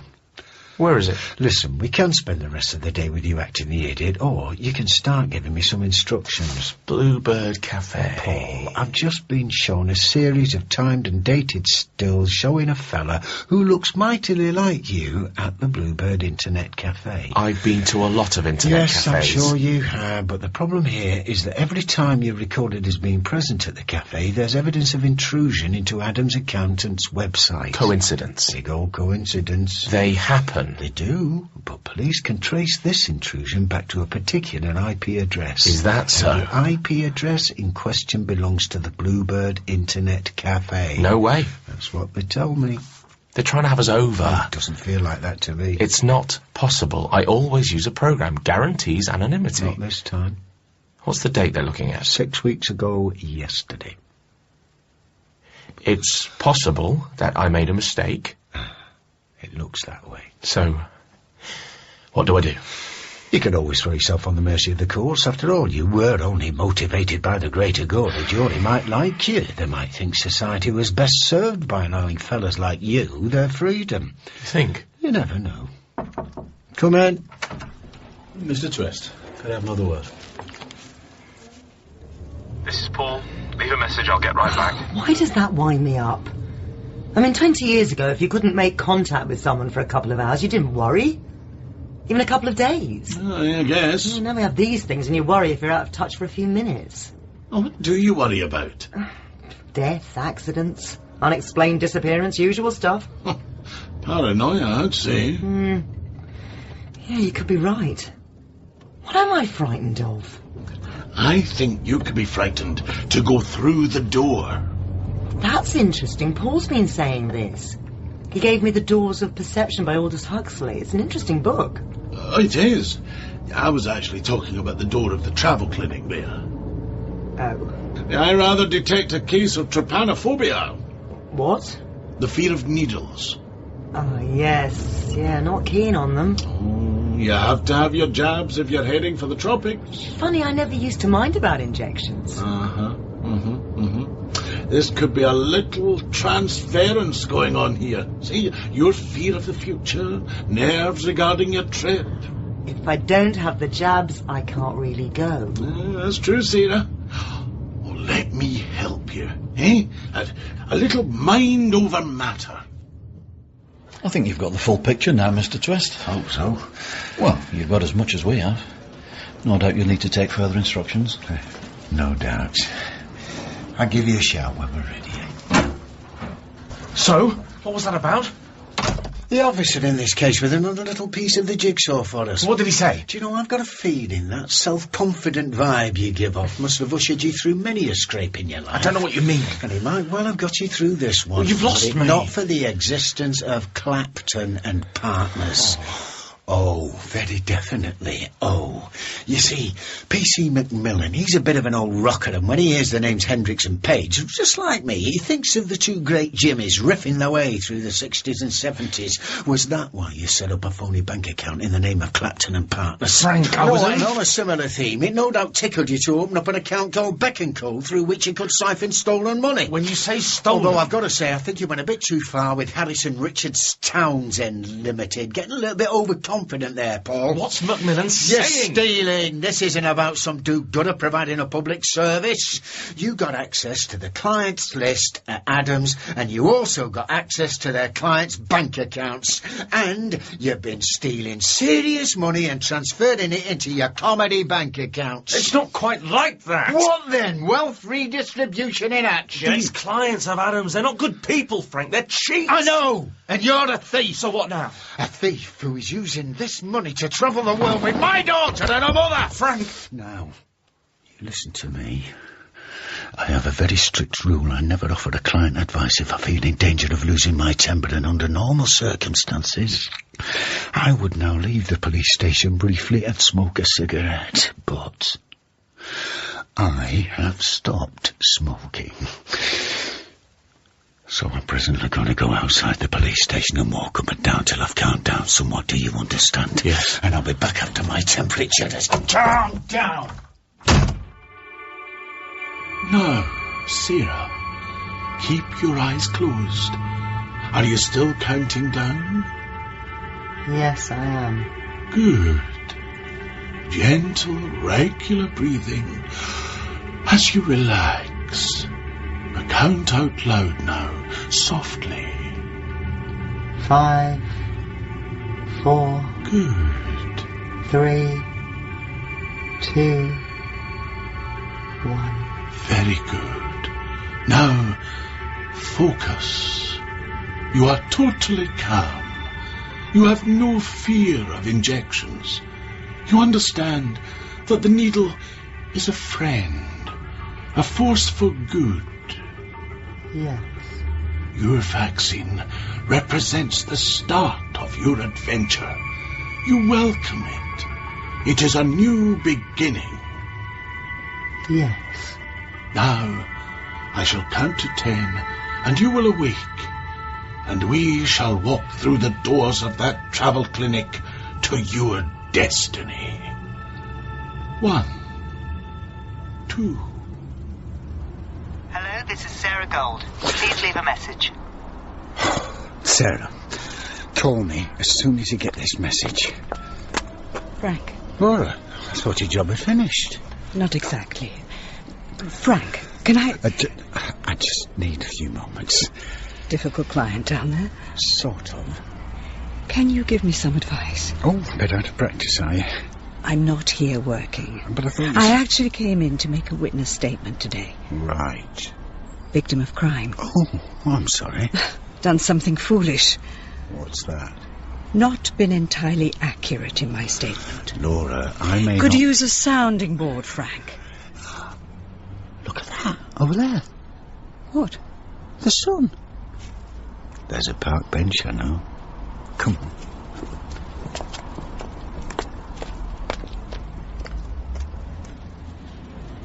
How are you feeling? Totally uplifted. Extraordinary, isn't it? So I've found a way of reaching levels of inner peace I never knew before. You've developed quite a skill for it. Oh, I don't know about that. It certainly has its uses. Well, perhaps not in the police station custody suite. Oh, absolutely not. This sort of talent carries a heavy burden of responsibility. Indeed. Hope you're not thinking of setting up shop as a Svengali. Not at all. But I'm happy to have been of service. Totally unfazed now by the idea of an injection. Sarah Gold? Oh, yes? You're rather late. I'm sorry. Had to do a little preparation for my visit here. I'm fine now. No problem. Now, there's a choice. Okay. You can have your inoculation intravenously, or you can take it orally. Oh, she'll have the jab, nurse. We all of us have our weaknesses, Frank. But I thought you'd sorted yours. I've dealt with the obvious ones. Struggling with the ones that run deeper. Yes. The tendency I have to crawl towards the filthy lucre. Yes, I remember that one. You were always drawn to a well-filled wallet. Oh, there it is, that distinct tone of disapproval. What's happened, Laura? There was some property. Stuart thought it might be helpful if it was put in my name. That's perfectly standard procedure between a man and his wife. Her Majesty's Revenue and Customs showed an interest. Listen, Laura, I'm not sure I should... Frank, please let me finish. I need to get this off my chest. It's just that... Darling, please, hear me out. With the taxman, it's a fine line between avoidance and evasion. One relies on professional advice. Who does one? I've lost some money. Lost? Let's say that I was parted from it. How? Well, I told the police it was stolen from my bank account. Was that an accurate version of events? Oh, listen to the legal advisor. No, it was not an accurate version of events. Right. So how did you and this money part company? I was blackmailed, Frank. Oh, this is lovely. What's the insurance like on it? Frank is all right, isn't he? Frank? Oh, aye, he's fine. Is it fully comped? I'm not sure he's 100%, though. When was Frank ever been 100%? That was a very strange turn he had last week. It was a panic attack. You were there, Sarah. That's what the doctor said. It's not like Frank to have a panic attack. Do you think he takes proper care of himself? Oh, well, you stop it. Look, I'll take good care of him. Is that meant to make me feel better? I'm just worried he might pine. Pine? Yes. I can imagine Frank pining. Yeah. Did I ever tell you about wee Tam O'Shanter? If you were about to recite a lengthy narrative poem by Robert Burns to me, I will have to kill you. Oh, Tam O'Shanter was my mother's wee dachshund. Whenever she left the house, wee Tam, he'd howl as if his life was coming to an end. But as soon as she turned the corner and was out of sight, wee Tam, he'd get on cheerfully with his daily business. For Tam read Frank? Exactly. And why not? The information he had could prove very damaging to me. What exactly was it? He'd hacked our accountant's website. He'd hacked my emails. He said he had voicemails. Saying what? That I was hiding money from the revenue, that I was dishonest. Oh, were you? I've said nothing to Stuart. He's 76 later this year. Health isn't the best. And this blackmailer? I paid him, Frank. How much? First instalment was 7,000. Oh, wow. But then he did what blackmailers do. Came back for more.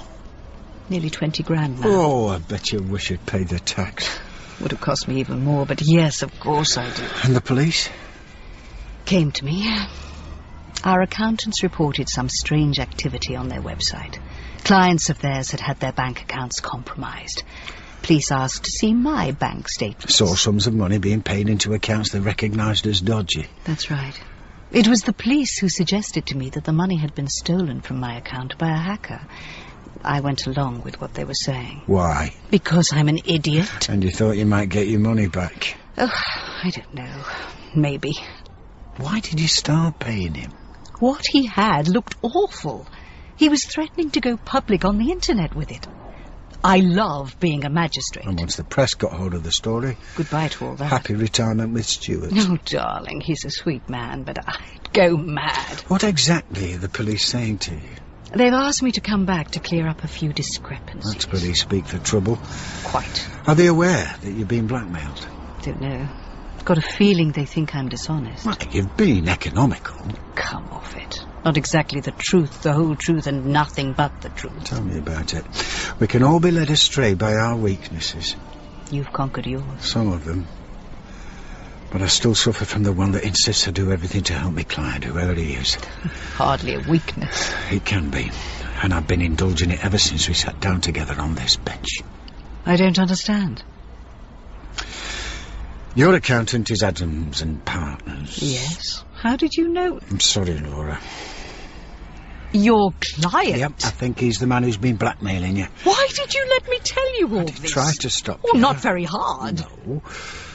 Who is he? It's a good question, I'm not sure. Oh, you should have stopped me. I know, I'm sorry. What now? Well, I put myself in a bit of a corner, haven't I? How? Think about it. Oh, I see. What I've just told you does not chime with your instructions. Less of a chime, what a nasty great thump. What do you want to do? Walk away from it? No, I mean now, this minute. Well, I want to go home, Frank. Well, why don't you do just that and see how this thing plays out? What are you going to say to your client? Well, nothing you've told me helps him any. I think the least you can do is withdraw from the case. No, it's not that easy. I've got a bit of personal invested too.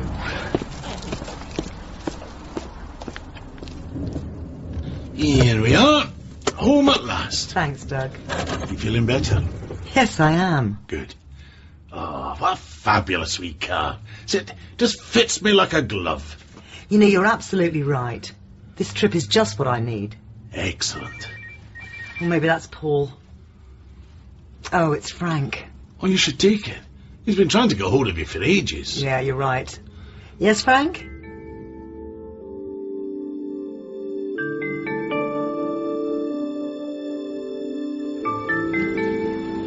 You've bailed him. CPS have asked us to. Why? I thought you'd be pleased. Surprised us all. A complex investigation. I want to make sure all the evidence is in place before it's put to him. Right. And the specialists who need to look at his computers. Fair enough. And my betters feel that it's a matter that needs to be dealt with by a dedicated fraud squad. It's still a fraud investigation, then? Yeah. Why do you ask? Oh, no reason. Any conditions attached to bail? Surrender of passport. Good. What? Nothing. Take it you seized that when you searched this place? Yeah. Condition of residence? His flat. Where he was arrested? Yeah. I've never seen a brief so miserable about getting a result, Mr. Twist. I need to be somewhere. Trust me. Trust you? There are lots of greedy rich people out there on the tape. Oh, and if you can't beat It them... was about exposing what the rich are up to. By blackmailing them. What? You were arrested for blackmail. I was under arrest for computer offences and theft. Where do you get blackmail from? Frank rang me. Told me you were blackmailing people. I'm confused by that. Blackmail? That's down there with a really scummy crime. I didn't set out to hurt anybody. I had some information. I put it to use. Paul, could you leave now? No! I deserve a chance to tell you what really happened. Just go. Oh, I can guess who that is. Leave it. Don't you dare tell me what to do. Yeah, leave him. Coming. Oh, Frank. Right, where is it? Ah, there you are. I took it over here, didn't you, eh? Trying to get your version of events in first. I came to speak to my girlfriend, actually. Dream on, pal. Oh, please, can I've you spent just years dealing with proper professional criminals, blackguards, burglars, the lot, and I have never met a more conniving, dishonest, totally untrustworthy scumbag than you. Calm Never had a yourself mugger telling me down, he'd old nicked chap. some old girl's handbag for the public good. That really takes the biscuits. You agreed to look after me, Frank. You're my brief. Oh, I've decided to duck out of that particular responsibility, thank Oh, you. fine. Now you will kneel down on the floor and beg forgiveness of my business partner and the mother of my daughter. And then you will leave and never have anything to do with her again. Who do you think you Oh, are? stop it, No, both of you, you for are going goodness to sake. get down on your knees, are you? Or am I going to have to help Oh, you can try if you Don't like. you dare touch him. You should probably never have picked up my case anyway. Bit of a Oh, compliment. yeah, you're right on that. Want to report me to the Law Society for unprofessional conduct? why not? But still, you could blackmail me. What is this all about? The police weren't talking about blackmail. You want to deny that too? Which team were you playing for today? Team Twist as it goes. That's me and Francesca. Paul, I'd like you to go now. Sarah, this man will hold you I back. don't want to hear your opinion on I'm it. so very fond of you. You're a very special and beautiful Oh, woman. dear, he's going to start singing 3 times a lady in a minute. He's an old Get has-been out. who's Get using out, you. You deserve better. Cheeky bastard, get out. Do you want some, Frank? I won't go easy on you just because you're a pensioner. Jesus Christ, stop this now! This is the man that you were going away with. Paul, I'm asking you to You leave. mean a lot to me. Left your bag in the hall. We had something. Spared us the valedictory speech, mate, just like Oh, shut it! I'm going. Bye-bye, then. That was a bit below the belt, wasn't it, eh? Using the F word like that. What? Oh, didn't you hear? He was fond of you, Sarah. You all right? Yeah, I'm fine. I really am sorry. No, you're not. Always hated him. You always said I was a fool. I said no such thing. Oh, you thought it very loud. Good result for you, though. Not at all. I stay in Manchester and you get to say, I told you so. I suppose he let you know how we met. No, I worked that bit out myself. God. Oh, come on. It's taught me a lesson, hasn't it? Come on now, that could have happened to any of us. Yeah, well, how many clients have you slept with then? Let me see, I think that's none. There you go. But to be honest, the talent pool amongst female suspects is very shallow. You know your way out. I was thinking, you know, a while back, When I mentioned how we could go on a little break to the coast somewhere. Not now, Frank. Just the three of us, like a pretend family holiday. That's what the pretend families take. No, that's not how I meant it. I was just thinking. Oh, just leave me alone. Please. Oh, don't go, Greta Garbo on me. Not now. Frank, I'm asking you nicely.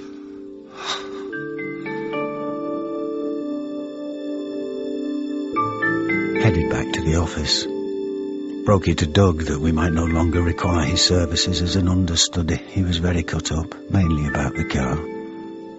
He had another little go with his blood pressure machine. He was nowhere near his personal best. He persuaded me to give it a go. My results? Strictly confidential, I'm afraid. In Brief Lives, Frank was David Schofield, Sarah Caroline Burns-Cook, and Paul Lucas Smith. Doug was Eric Potts, Laura Sue Jenkins, and Macmillan Russell Richardson. Brief Lives was written by Tom Fry and Sharon Kelly and was produced in Salford by Gary Brown.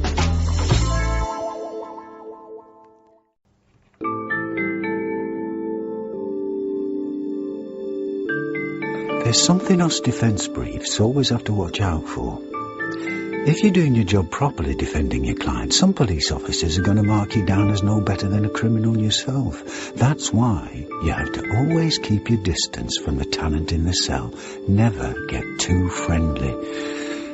And Sarah Gold has just discovered some of the other pitfalls of consorting with the clientele. My name is Frank Twist, and if you ever have the misfortune to be arrested in England's sunny northwest, there's a fair chance that either me, Miss Sarah Gold, or another of my team of legal advisors will be looking after your interests. But I'm sorry, in future, we will neither dine nor sleep with you. I want to be clear on that. Don't want the Manchester Constabulary getting the wrong idea. Brief Lives by Tom Fry and Sharon Kelly. What did you do, Frank? My job. No. You must have done something wrong. Not me. So it was me, was it? Didn't say that. Because let me make myself clear. When I left the police station, nothing untoward had happened. Good. Fine. I say left. When you pulled me off the job. I did not pull you off the job. What exactly did the police say to you? When? When they summoned us down here. It's not a summons, they just want to talk to us. Well, how did they put it to you? I don't know, they just said they wanted us to come in. Exact words? Exact words. Yes. He said, wait a minute, he said, could you and Miss Gold pop in for a little chat? I knew it. The worst. Not really. A little chat. Wake up, Frank. Don't see the problem. When the police ask someone to come in for a little chat, it's never good, is it? Bit paranoid. We don't even know what it's about. I thought you said it was about the client from earlier today. Grant, what's his name? Holloway. Holloway, it's about him, it's got to be. I assumed it was. Assumed? Yeah. So it could actually be about anything. I suppose. It could be about, you know. No, that's history. That's very recent history. The police aren't going to be interested in your private life. It's not a crime to have sexual relations with a client. Former client. Former, sorry. Important distinction. It is, actually. Yeah. This is about today. So what did you do? Nothing wrong. Does it ever occur to you that you could get something wrong? All the time.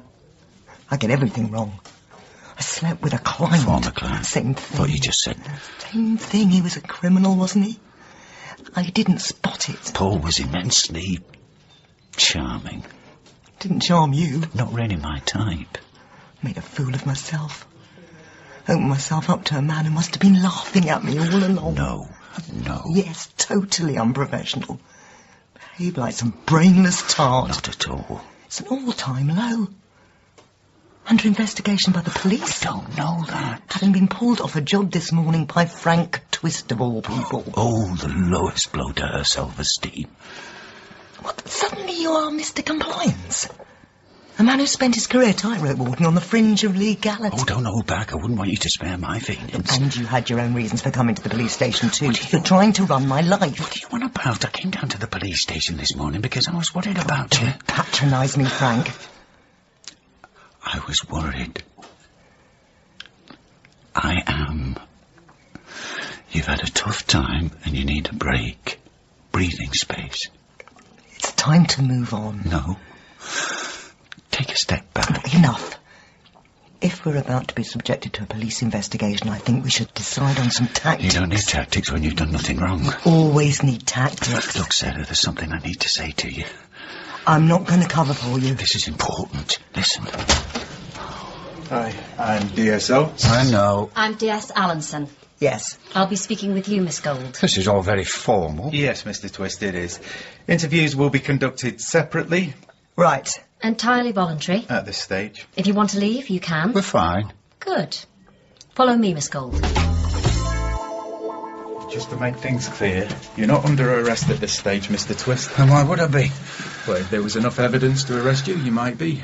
I think pace requires reasonable suspicion, doesn't it? Reasonable suspicion of what, in this case? I'm teasing you. Well, stop. I don't like being teased. Fair enough. This will be a tape-recorded interview. What is this about? Nothing to worry about. Dear me, that's two. Two what? Two phrases you never want to hear from a copper. Not under arrest at this stage, and nothing to worry about. Well, do you want a solicitor? And there's the hat trick. No, I do not want a solicitor. The only one I'd trust my life to is with your colleague in the next room. Right, for the purpose of the tape, my name is DS Oates, and I'm interviewing... Frank Twist. Right, you don't have to say anything, but it may... You're cautioning me. Oh, yes. It may harm your defence if you do not mention Something which you later rely on in court. Anything you do say may be given in evidence. Do you understand, Miss Gold? Of course I understand. No need to bite my head off. I have to ask. What is this about? Did you attend Manchester Central Police Station earlier today in your capacity as a legal advisor? I'm a qualified solicitor, actually. Does that make a material difference? Apparently not. You came here to represent a suspect. A client. We call them clients. Indeed you do. I represented two clients, actually. Yes. Nathan Price and Grant Holloway. That's right. How did you come to represent Nathan Price, Miss Gold? Sorry, I thought this was about Grant Holloway. Want to create a full picture. Who asked you to look after Mr. Price? Forgive me, I'd really like to know what this is about. There may be issues of privilege. I'm sure you'll let me know if that should arise. I am simply asking you to tell me how you came to be looking after Nathan Price. How did your working day start? Well, I went into the office early. Were you the first in? No, Frank Twist was already there. What are you doing here? I could ask you the same question. It's 7:30 in the morning. Where's Francesca? Nursery Breakfast Club. We agreed that you wouldn't be coming in this week. No, you told me not to work. I offered you advice. You're in no state to work. Frank, there is nothing wrong with me. You've had a nasty shock. Got turned over by a con man. Mark it down to experience. You look rough. Oh, thanks for the vote of confidence. What's wrong with your eyes? Have you been crying? This is me without makeup. Oh, that's confirmed it. Not fit for work. A joke? Huh? Not even a little smile? All just a laugh to you, isn't it? No, and I'm not especially amused by you having a secret love affair with a fraudster. Anything in the diary for today? Nothing that need concern you. I am fine to work. So all that grief has had no effect on you then? Anything come in on the phones overnight? Totally untouched, caught in the tangled mess of an emotional car crash. She stepped from the wreckage without a scratch. Where are we with the invoices? It's not possible. You're hurting. I understand that. If we don't get them out, we'll be running at a loss this month. Listen to me. I am Mr. Heartbreak. Oh, get away. For over 30 years, a variety of women have developed cruel and unusual ways to puncture my sense of well-being. You feel my pain. That's not quite how I'd put it, but yeah. I'll write a song about it. A poem, if you must. But please don't set yourself up as my spiritual and emotional advisor. I'm fine. You're not, you know. I'll take anything that comes in today. No, Sarah. I'm a woman who works. I'm working, Frank. If you stay there, I'm going to make a nice pot of very serious coffee and we're going to sort you out. First sensible thing you've said. The coffee, that is. I won't be a minute. Good morning. The agency. Can I help? So, tell me, Mr. Twist, how exactly does the allocation of jobs work at your agency? Pretty simple, really. You lot nick someone, they instruct a solicitor, and the solicitor briefs my agency to send someone on their behalf. And once you've allocated an advisor to the job... The advisor takes over, liaises with the police station. And no doubt you have systems in place so that you know where the advisors are and who it is that they're representing? Yes. Well, tell me about that. So very sophisticated and digital. We got a whopping great whiteboard and we write up all the basics in a magic marker. So when Miss Gold headed off to the police station to represent Nathan Price, that information went up on the whiteboard? Nathan who? Price. Sarah Gold represented Grant Holloway. And Nathan Price. Were you not aware of that? Perhaps I forgot. Busy office, lots of work coming in. Nathan Price? When did you first see Miss Gold today? Let me see. I came into the office about 6:30. Very early. Oh, I've got into one of those grooves where I keep waking up at 5:47 every morning. Can't get out of it. Do you ever get that? No. How old are you? 37. Oh, it'll come. So you're in the office? Yes, and Sarah arrived sometime after 7. Oh, well, where are the templates for those invoices? What are you doing here? I could ask you the same question. It's 7:30 in the morning. We agreed that you wouldn't be coming in this week. No, you told me not to work. I offered you advice. You're in no state to work. Frank, there is nothing wrong with You've me. had a nasty shock. Got turned over by a con man. Mark it down to experience. Listen, if you want to talk about it... Not with you. I'm fine. I want to work. Not a chance. It's not up to you. If I want to work, I work. Sarah, look at you. What do you mean, look at me? You've been crying all night. I have not been crying. You have. Your eyes are all puffy and bloodshot. They always are in the morning. And I haven't got any makeup on. Look, sit down and take it easy for a minute. We need to have a proper chat. Why? Because you've been on an emotional... Are you about to tell me that I've been on an emotional roller coaster, Dr. Freud? No, I was going to say an emotional... water slide. You've been at the top of the attraction and the carriage you've been riding on, it's splashed down into... Yeah, well, all right. I was going to say an emotional roller coaster. Sorry. I need to work. Best way to move on. Well, you see, that's all very well and good if you're in a job which doesn't carry risks. I want to work. If you were a maths teacher, heart surgeon, I'd say fine. But, Sarah, we had the grave responsibility of trying to get a good result for Manchester's criminals. A clear head is all. Didn't even crack a smile. So, where are we with the invoices? I have a suggestion. I am not going home. I shall go make a very strong pot of coffee and we shall tell each other stories of broken hearts. Coffee sounds like a good shout. Pass on the other bit. Back in a minute. And when I came back with the coffee, she was gone. She leave any message? Scrawled note. She said she'd gone to Manchester Central. Nothing written up on your famous whiteboard? No. Bit odd. Suppose she was in a hurry. Sometimes you guys start the party without us. Why do I get the impression that you did not want her to work? No idea. But you didn't, did you? I wanted to cover the work myself. Why? No reason, just did. Did you go after her? Of course not. Ring her? Yes, I rang her. And? She thinks she bounced the call. Well, why would she do that? No idea. Fancy speculating? Always advise my clients not to speculate in police interviews. Best if the police don't too. Yeah, it's all a bit peculiar, this, isn't it? Not really. Almost as if Miss Gold didn't want you to know who she was representing. Look, I know you're paid to be suspicious, but you're making something out of nothing. She was probably simply in a hurry. What's the nature of your relationship? You are? With Miss Gold. Professional. What are you on about? Well, a bit more than that, isn't it? No, I'm not happy about this. I think the time may have come to press the off button on that machine there. Wait a minute. You have a little girl together, don't you? We do. So your relationship goes a little beyond the professional. How is this relevant? Just saying, maybe there was a disagreement between you and that's why she stormed off. No storming off. She'd gone to do a job. Without leaving any details? I knew where she was. Do you think she was subject to any outside pressures? No idea what you mean by that. Had Miss Gold ever represented this Nathan Price before? Don't know. Ask her. I'm sure my colleague is. And what about you? Do you know Nathan Price? What exactly is the problem here? Prone to making mistakes, is she, Miss Gold? Listen, if Sarah got something wrong, it will simply be down to tiredness.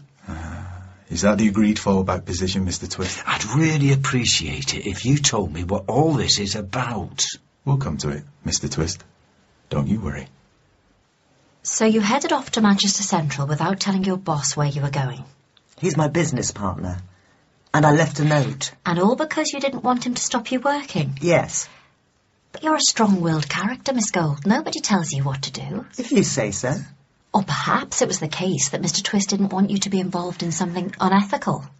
Are you going to tell me what this is about? What happened when you arrived at Manchester Central? You know all this. You were the officer in the case. For the record, take me through it. Your version of events. It's versions of events now, is it? That's what I'm asking for. We met in the custody suite. You gave me some disclosure. You've got the suspect's name, Miss Gold. Just looking for a pen. Nathan something? Price. Well, he's in here somewhere. Bear with me. Can I get you a pen? Oh, sorry, I'm all over the place here. Oh, God. Look at that. Let me help you. No, I'm fine, please. I've got this. Will you just let me do it? Of course. I'm trying to help. Yes, well, I want to do this myself. Pen. Right. Are you ready for disclosure now, madam? Yes. There's been a spate of robberies in the Manchester and Liverpool areas in recent months. Old-fashioned, armed stick-ups of jewellers, usually conducted at opening or closing time in the shop. Police believe that your client is one of the team. Evidence?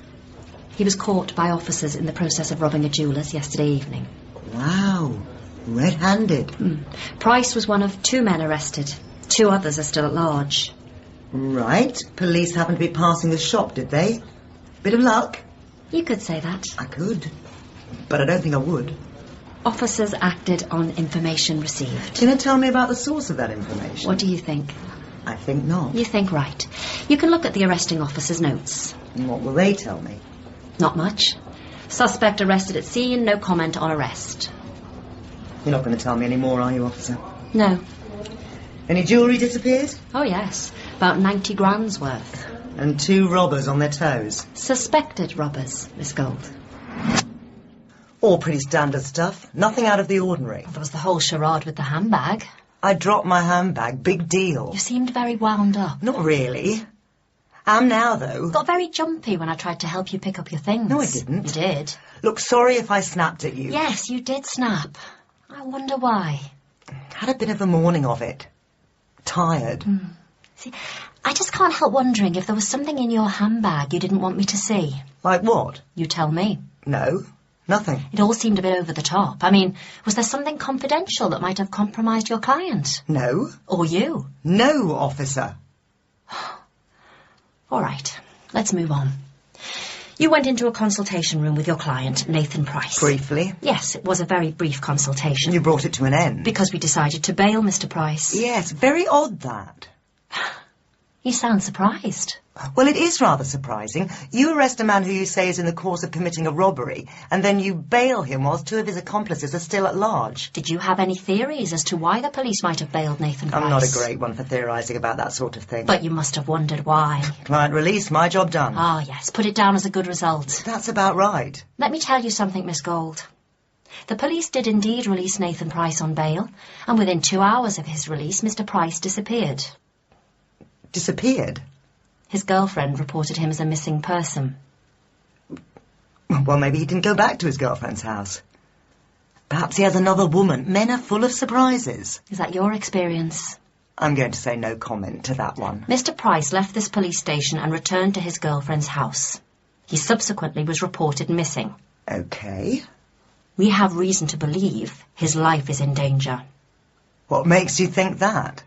Can't you think of a reason why that might be? No, I can't. You absolutely sure? Sorry, are you suggesting that my client's disappearance has something to do with me? I'm asking you if you have any idea what has happened to Nathan Price. No, I do not. I didn't even leave the police station with him. No, absolutely. You stayed here. You took on the case of the other man under arrest for the jewellery robbery. Yes, Grant Holloway. Why was that? He asked me to. Ah, so you knew Mr. Holloway? No. You just said he asked for you. I did not say that. I was at the police station. I was the duty brief. Holloway asked me to look after him. Nothing wrong with that. Oh, no conflict of interests? You'd already been with Price. Well, why would there be a conflict? I'd had no time to take instructions from Price. Look, what is going on here? You were very keen to represent Mr. Holloway, weren't you? It is my job to represent suspects in the police station. I'm like a taxi. Holloway was the next fare. You said earlier you were feeling tired. Under stress. Your word, stress. Why not go back to the office and get someone else to represent Holloway? I didn't want to go back to the office. Because that would have meant seeing Mr. Twist. That has nothing to do with Does Mr. Twist ever put pressure on his advisors to do things that go beyond the strictly legal? Absolutely not. Ever put any particular pressure on you, given the nature of your relationship? I'm going to choose to ignore that. Listen, 1 minute you're saying he's wanting to stop me going to the police station. Now you're saying he's trying to corrupt me. Well, is he? No. OK. Let's turn to your consultation with Mr. Holloway. There may be issues of privilege here. Well, think back. It was only a few hours ago. It's important that you remember anything that might relate to the disappearance of Nathan Price. My time with Grant Holloway was totally uneventful. Like the women's prison? Sorry? Holloway. Grant Holloway. You sure we haven't met before, sweetheart? It's possible. If you've been arrested in this part of the world in recent times. Oh, I was thinking of somewhere a little more salubrious, you know. I've seen you in that restaurant. Looks down on Exchange Square. Bit pricey for your average legal aid lawyer. Well, they do a very good value set lunch. And hey, you don't look average to me. You seem very relaxed for a man who's just been arrested by armed police. Nick the wrong fella. Innocent man, me. OK. The police have just given me a printout of your previous. Rather shocking, eh? 7 years in 1989 for robbery. 1994, there's a 12 stretch for robbery and possession of a firearm. Big whack. Into the millennium, you diversified into drugs importation. Overturned on appeal. You're right. Served 3 years for being concerned in the supply of drugs. What must you think of me? I think it reads like the curriculum vitae of a professional criminal. Retired. Fair to say there are no convictions for the last 8 years. I was about to make the very same point. And so? Today? I had the terrible misfortune to be in the wrong place at the wrong time. An erstwhile armed robber caught up by chance in an arrest of a team of armed robbers. Rotten luck. But I should point out that I was several streets away from the scene when apprehended. I don't believe any evidence gathered today will go to prove my guilt. And yet they arrested you. Got one of those faces, stand out in a crowd. It's all about bone structure. A woman with looks like yours must suffer from the same problem. So it's your case that you were the victim of mistaken identity, owing to your remarkably handsome features. Those are your words, Sarah. I'm very touched. You're going to be making no comment, Mr. Holloway. After the succinct denial in statement form? Thoroughly sensible. One of your admirers keen to know your whereabouts? Well, he'll have to wait. I couldn't trouble you to use your phone, could I? You're a very funny man, Mr. Holloway.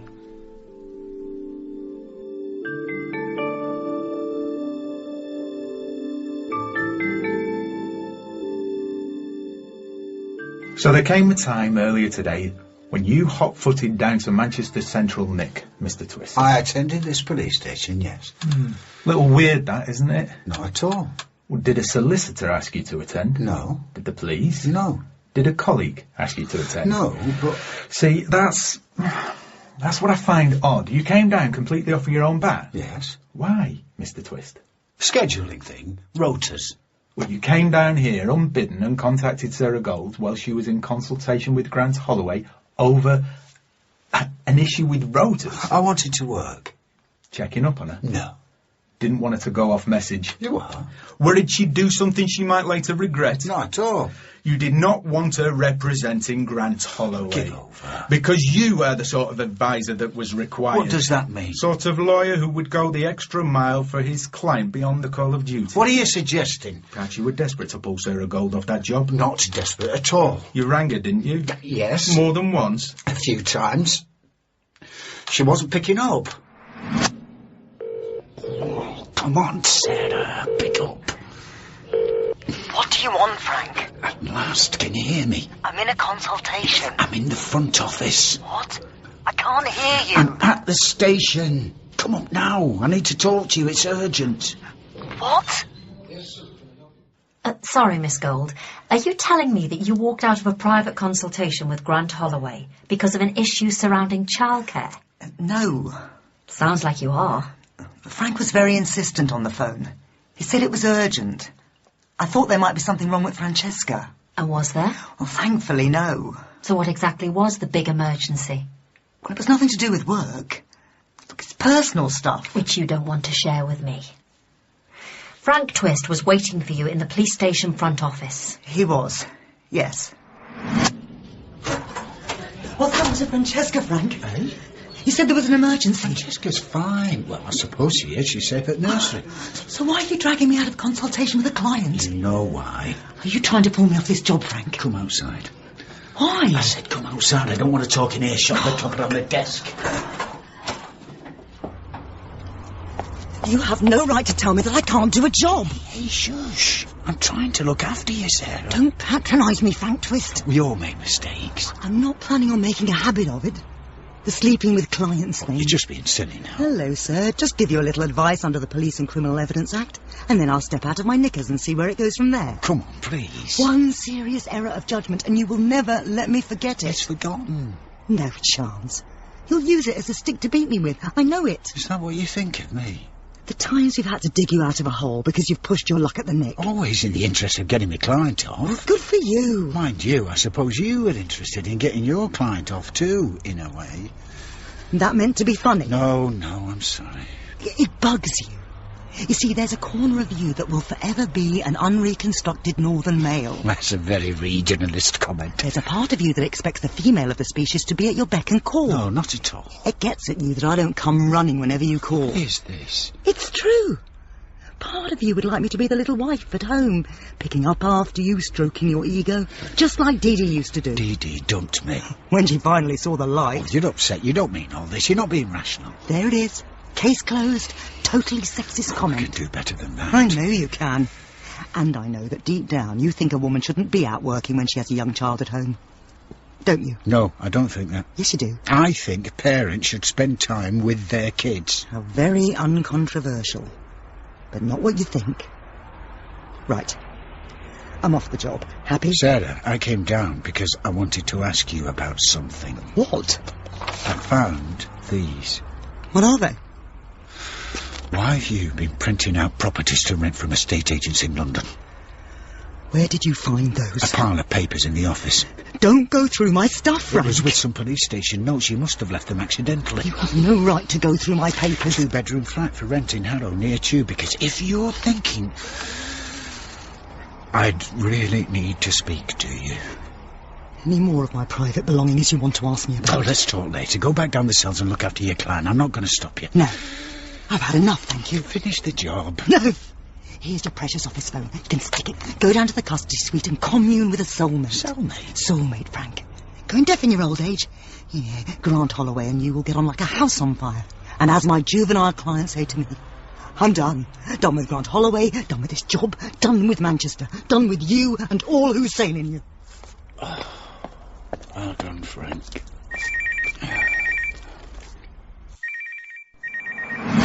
Mobile went. It was the custody sergeant. So I went down and looked after Mr. Holloway. Very unusual, changing horses like that. No, it happens.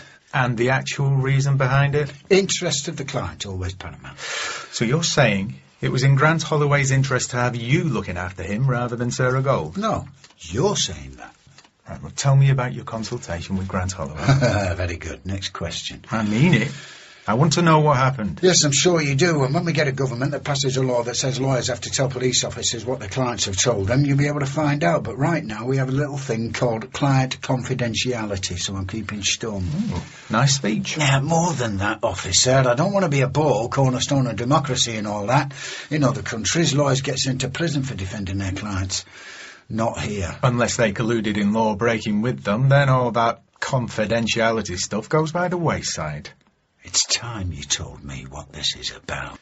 Your agency represented 2 men at this police station earlier today. And? Your colleague, Miss Gold, represented Nathan Price, who was released from custody. Yes, I know all this. Yeah, well, he returned to his girlfriend's house. About 2 hours after his return, armed men came to the house and abducted him. You what? His whereabouts are currently unknown.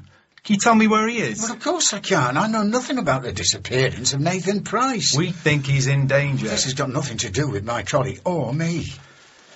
Do you recognise this? It's Council's notebook. Have a look at it. Is it yours? No. Well, whose is it? Why have you got this? It's Miss Gold's, isn't it? Why have you got it? We searched Grant Holloway's cell after you left the police station earlier. We recovered this book. It was under his cell mattress. What are you saying? It seems Miss Gold left her notebook with Grant Holloway. No, she wouldn't do that. Left her book containing confidential notes of her consultation with other clients, including Nathan Price. That was in Holloway's cell? Yes. I need to speak to her about this. Until then, I really can't make a comment. And so we move at last to no comment. No, I'm just confused as to why it was... OK, look, let's take a break, right? I need to speak to my colleague. OK. And why don't you reflect on your consultation with Grant Holloway, I want to find Nathan Price. We didn't talk about Nathan Price. What did you talk about? I don't know, football. Are you okay? I got a splitting headache. Used to be a footballer. In another life. He had a few games for Oldham back in the late 80s. How do you remember that? I'm a City fan. All right, the finest hour. A late winner at Main Road. That's the one. What happened to you then? I went on to play for all the Giants of the North West. Bury, Stockport County, Altrincham. Did me knee at 22, though. That was going to finish, you know what I mean? It's tough. It was. What exactly happened to the girl who was looking after me? Sarah, it's an administrative thing I'm dealing now. That's just that I've been messed about by Bruce before. Don't worry, I'm on your case. Good. The evidence is weak, isn't it? Well, you're near the scene of the robbery, so it depends what the police have. And what everybody else is saying? Nobody else under arrest. Frank, I need to speak to somebody. What, wife, girlfriend? No, to do with this. Oh, I can't do anything about that. I'd like you to help me. I need to make a call. That's not a good idea. You can make a real difference. But I can ask the police if you can make a call from their phone. Not this sort of call. Nothing else I can do. What's the problem? I just need to make a call, sort something out. All right, calm down. The evidence is limited. You're making no comment. There's no need to panic. Not panicking. Look, I'm just asking you to do your best for me. But that's what I'm doing. Come on, Frank, help me out here. Yeah, could you back off, please? You all right? You look a little sweaty. Yeah, it's all right. I'm fine. I just don't like people invading my space. I'll do what I can for you, Mr. Holloway, but... Now, just sit yourself back on the bench and we'll talk about your case. Would you do that, please? I did not give Grant Holloway my notebook. So you keep saying. Look, hand it back to me. It contains privileged information. Oh, we're past worrying about that. You are not entitled to look at that book. Oh, but Grant Holloway is. Well, I had no idea that he had it. I'm not surprised you're so wound up, Miss Gold. You leave a book with one client which contains information about another. Give me my book. You see here, full details regarding Nathan Price, address, phone number, things which might be of use to anybody who wanted to do him harm. What are you talking and about? There's something you've written here that really puzzles me. There's Nathan Price's name, and then what looks like an equal sign, and then you've written the words police informant, followed by a question mark. I mean, what's that all about? Look, this is all wrong. Who suggested to you that Nathan Price was a police informant? I don't want to talk about Certainly wasn't me or my colleagues, and I can't think that Nathan Price would tell you but that. Of course he didn't. Why did you write it? I was probably making a note to myself. You know, an aide memoir. Oh, really? And what made you think that Nathan Price was an informant? Your disclosure. The fact that you told me that police had received information. The fact that you bail a suspect in a serious case without even interviewing Why did you give your notebook to Grant Holloway? I did not. Look, I think I know what happened. Really? I'm all ears. Go away. So you read the statement for me, then it's no comment all the way. That's right, Mr. Holloway. Good. Will you take that call, love? It's doing me head in. What do you want, Frank? At last, can you hear me? I'm in a consultation. I'm in the front office. What? I can't hear you. I'm at the station. Come up now. I need to talk to you. It's urgent. What? Bad news? What's wrong? I'm not sure.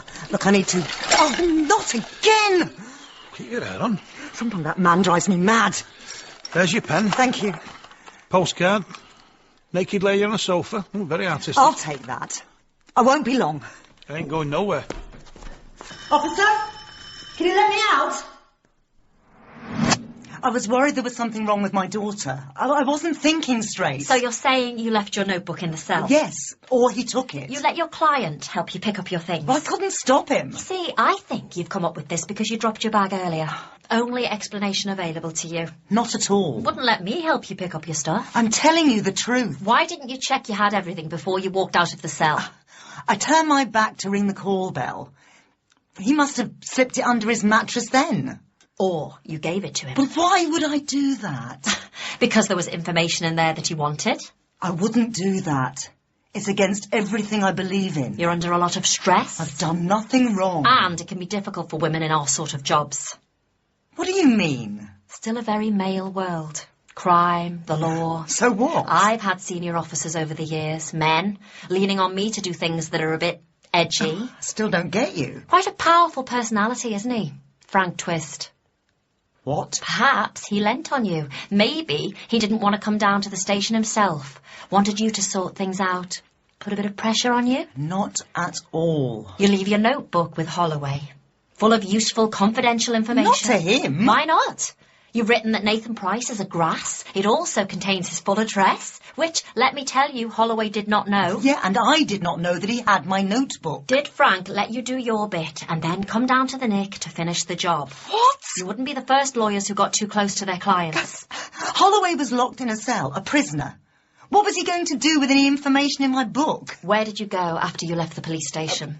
How is that relevant? Did you contact people connected with the robbery? Totally ridiculous. OK. We're going to take a break in this interview now. Good. I want to speak to Mr. Twist. I can't stop you. You're not under arrest. That's right. But first, I want to make you aware of exactly what happened to Nathan Price after he left the police station.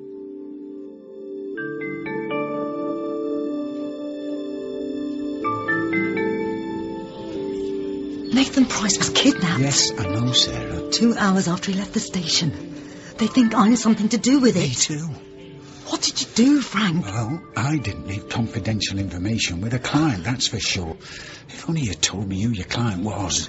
What difference does that make now? I'll tell you exactly what difference it makes. I've represented Nathan Price in the past, and if you told me the name of your client before you ran off this morning, I could have warned you that he was a police informant. So it's all my fault? I'm not saying that.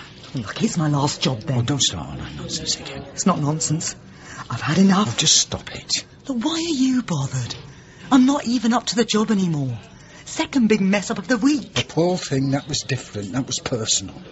When I first got to the police station today, I dropped my bag. Contents all over the floor. See, that's the stress you're under. First thing that fell out was a card Paul sent me. Why did you keep that? I'd forgotten it was in there. Saw it and freaked out. Officer was trying to help me pick up stuff. Had a go at her. Thought if she saw it, I'd be in trouble. Bit paranoid. Yeah, pathetic. Mind you, just because you're paranoid. Not a state. Dropped my bag again in the cell with Holloway. Sarah, Frank, I'm sorry. I'm finished. I'm doing the agency a favour by leaving. You don't mean it. I've been fooling myself for years. I don't belong here. You what? Look, why did I ever think I was cut out for this sort of work? Spoiled little princess from suburban London, trying to prove something to the hard men of Manchester. What a joke. You're talking rubbish. No, I'm out. No, wait a minute. Out of the agency. Sarah. And then I'm out of Manchester.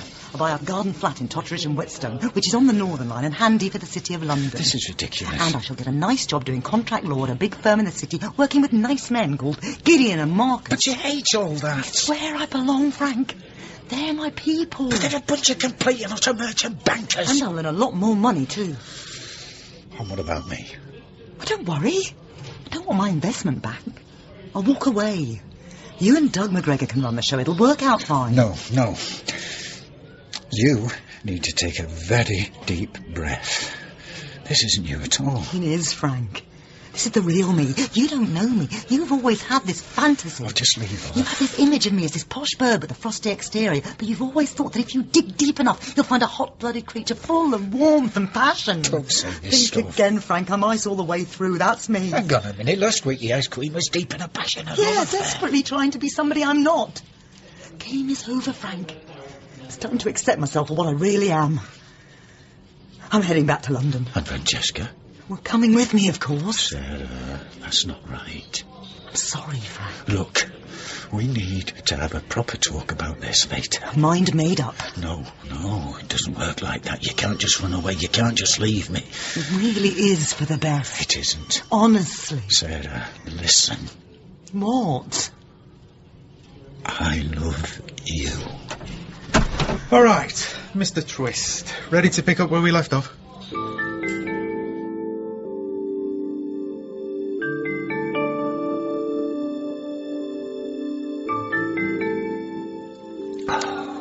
Now, I'd like to talk about your office mobile phone. About what? What's the number? It's there on the business card. And when do you use it? If the office is unmanned, we put the landlines on divert to the office mobile. And who carries the office mobile? Depends, there's a rota. Well, who was carrying it today? Why?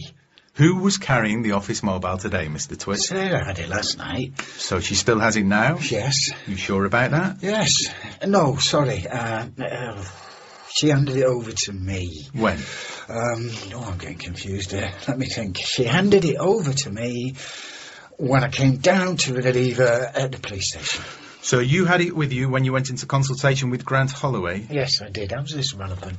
So your office mobile with this number would have been on your person when you were in consultation with Grant Holloway? You just said that, yeah.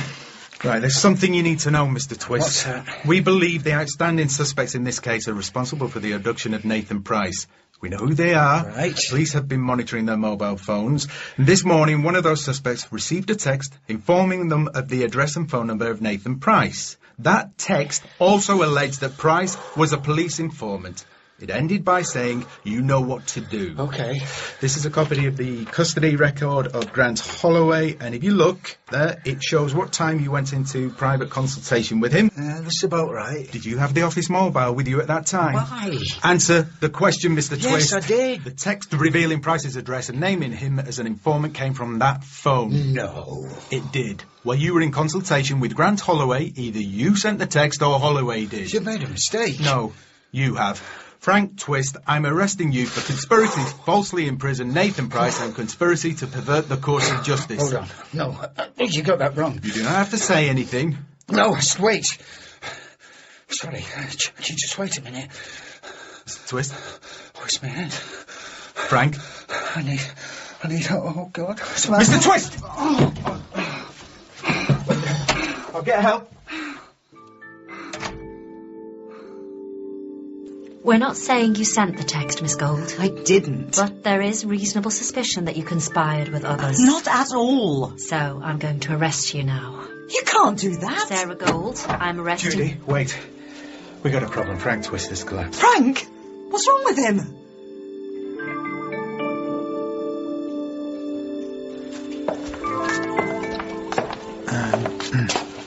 How is he?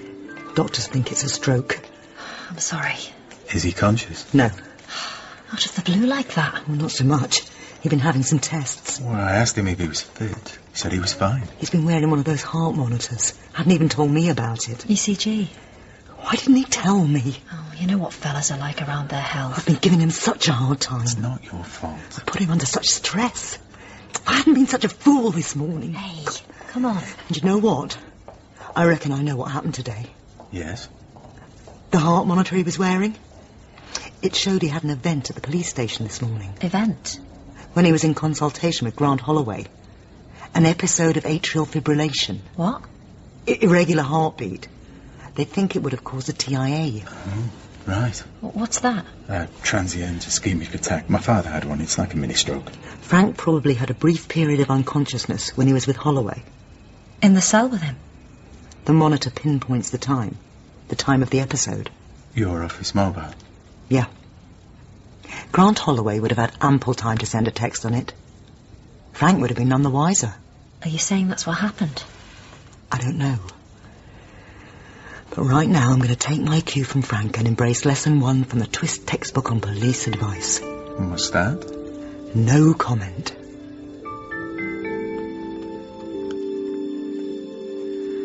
Frank Twist, you better wake up. I need you to. How am I going to manage without my favourite male chauvinist pig? I won't be able to cope if you're not goading me, winding me up and generally acting like Frank Twist. Look, if you don't wake up, I'm going to take it as the very deepest criticism. Professional and personal. Look, I'll make you a promise.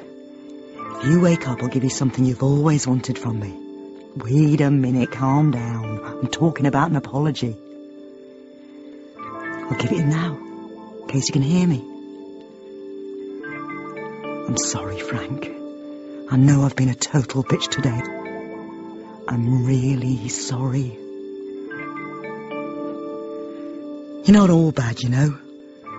And Francesca thinks the world of you. Frank, I'll let you into a secret, because you can't answer back. When you said you loved me, something happened to my insides. I think you might have scored.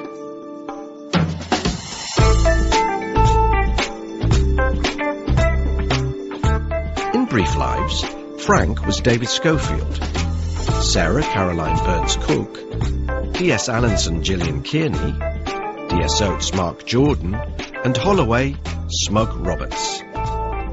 Brief Lives was written by Tom Fry and Sharon Kelly and was produced in Salford by Gary Brown.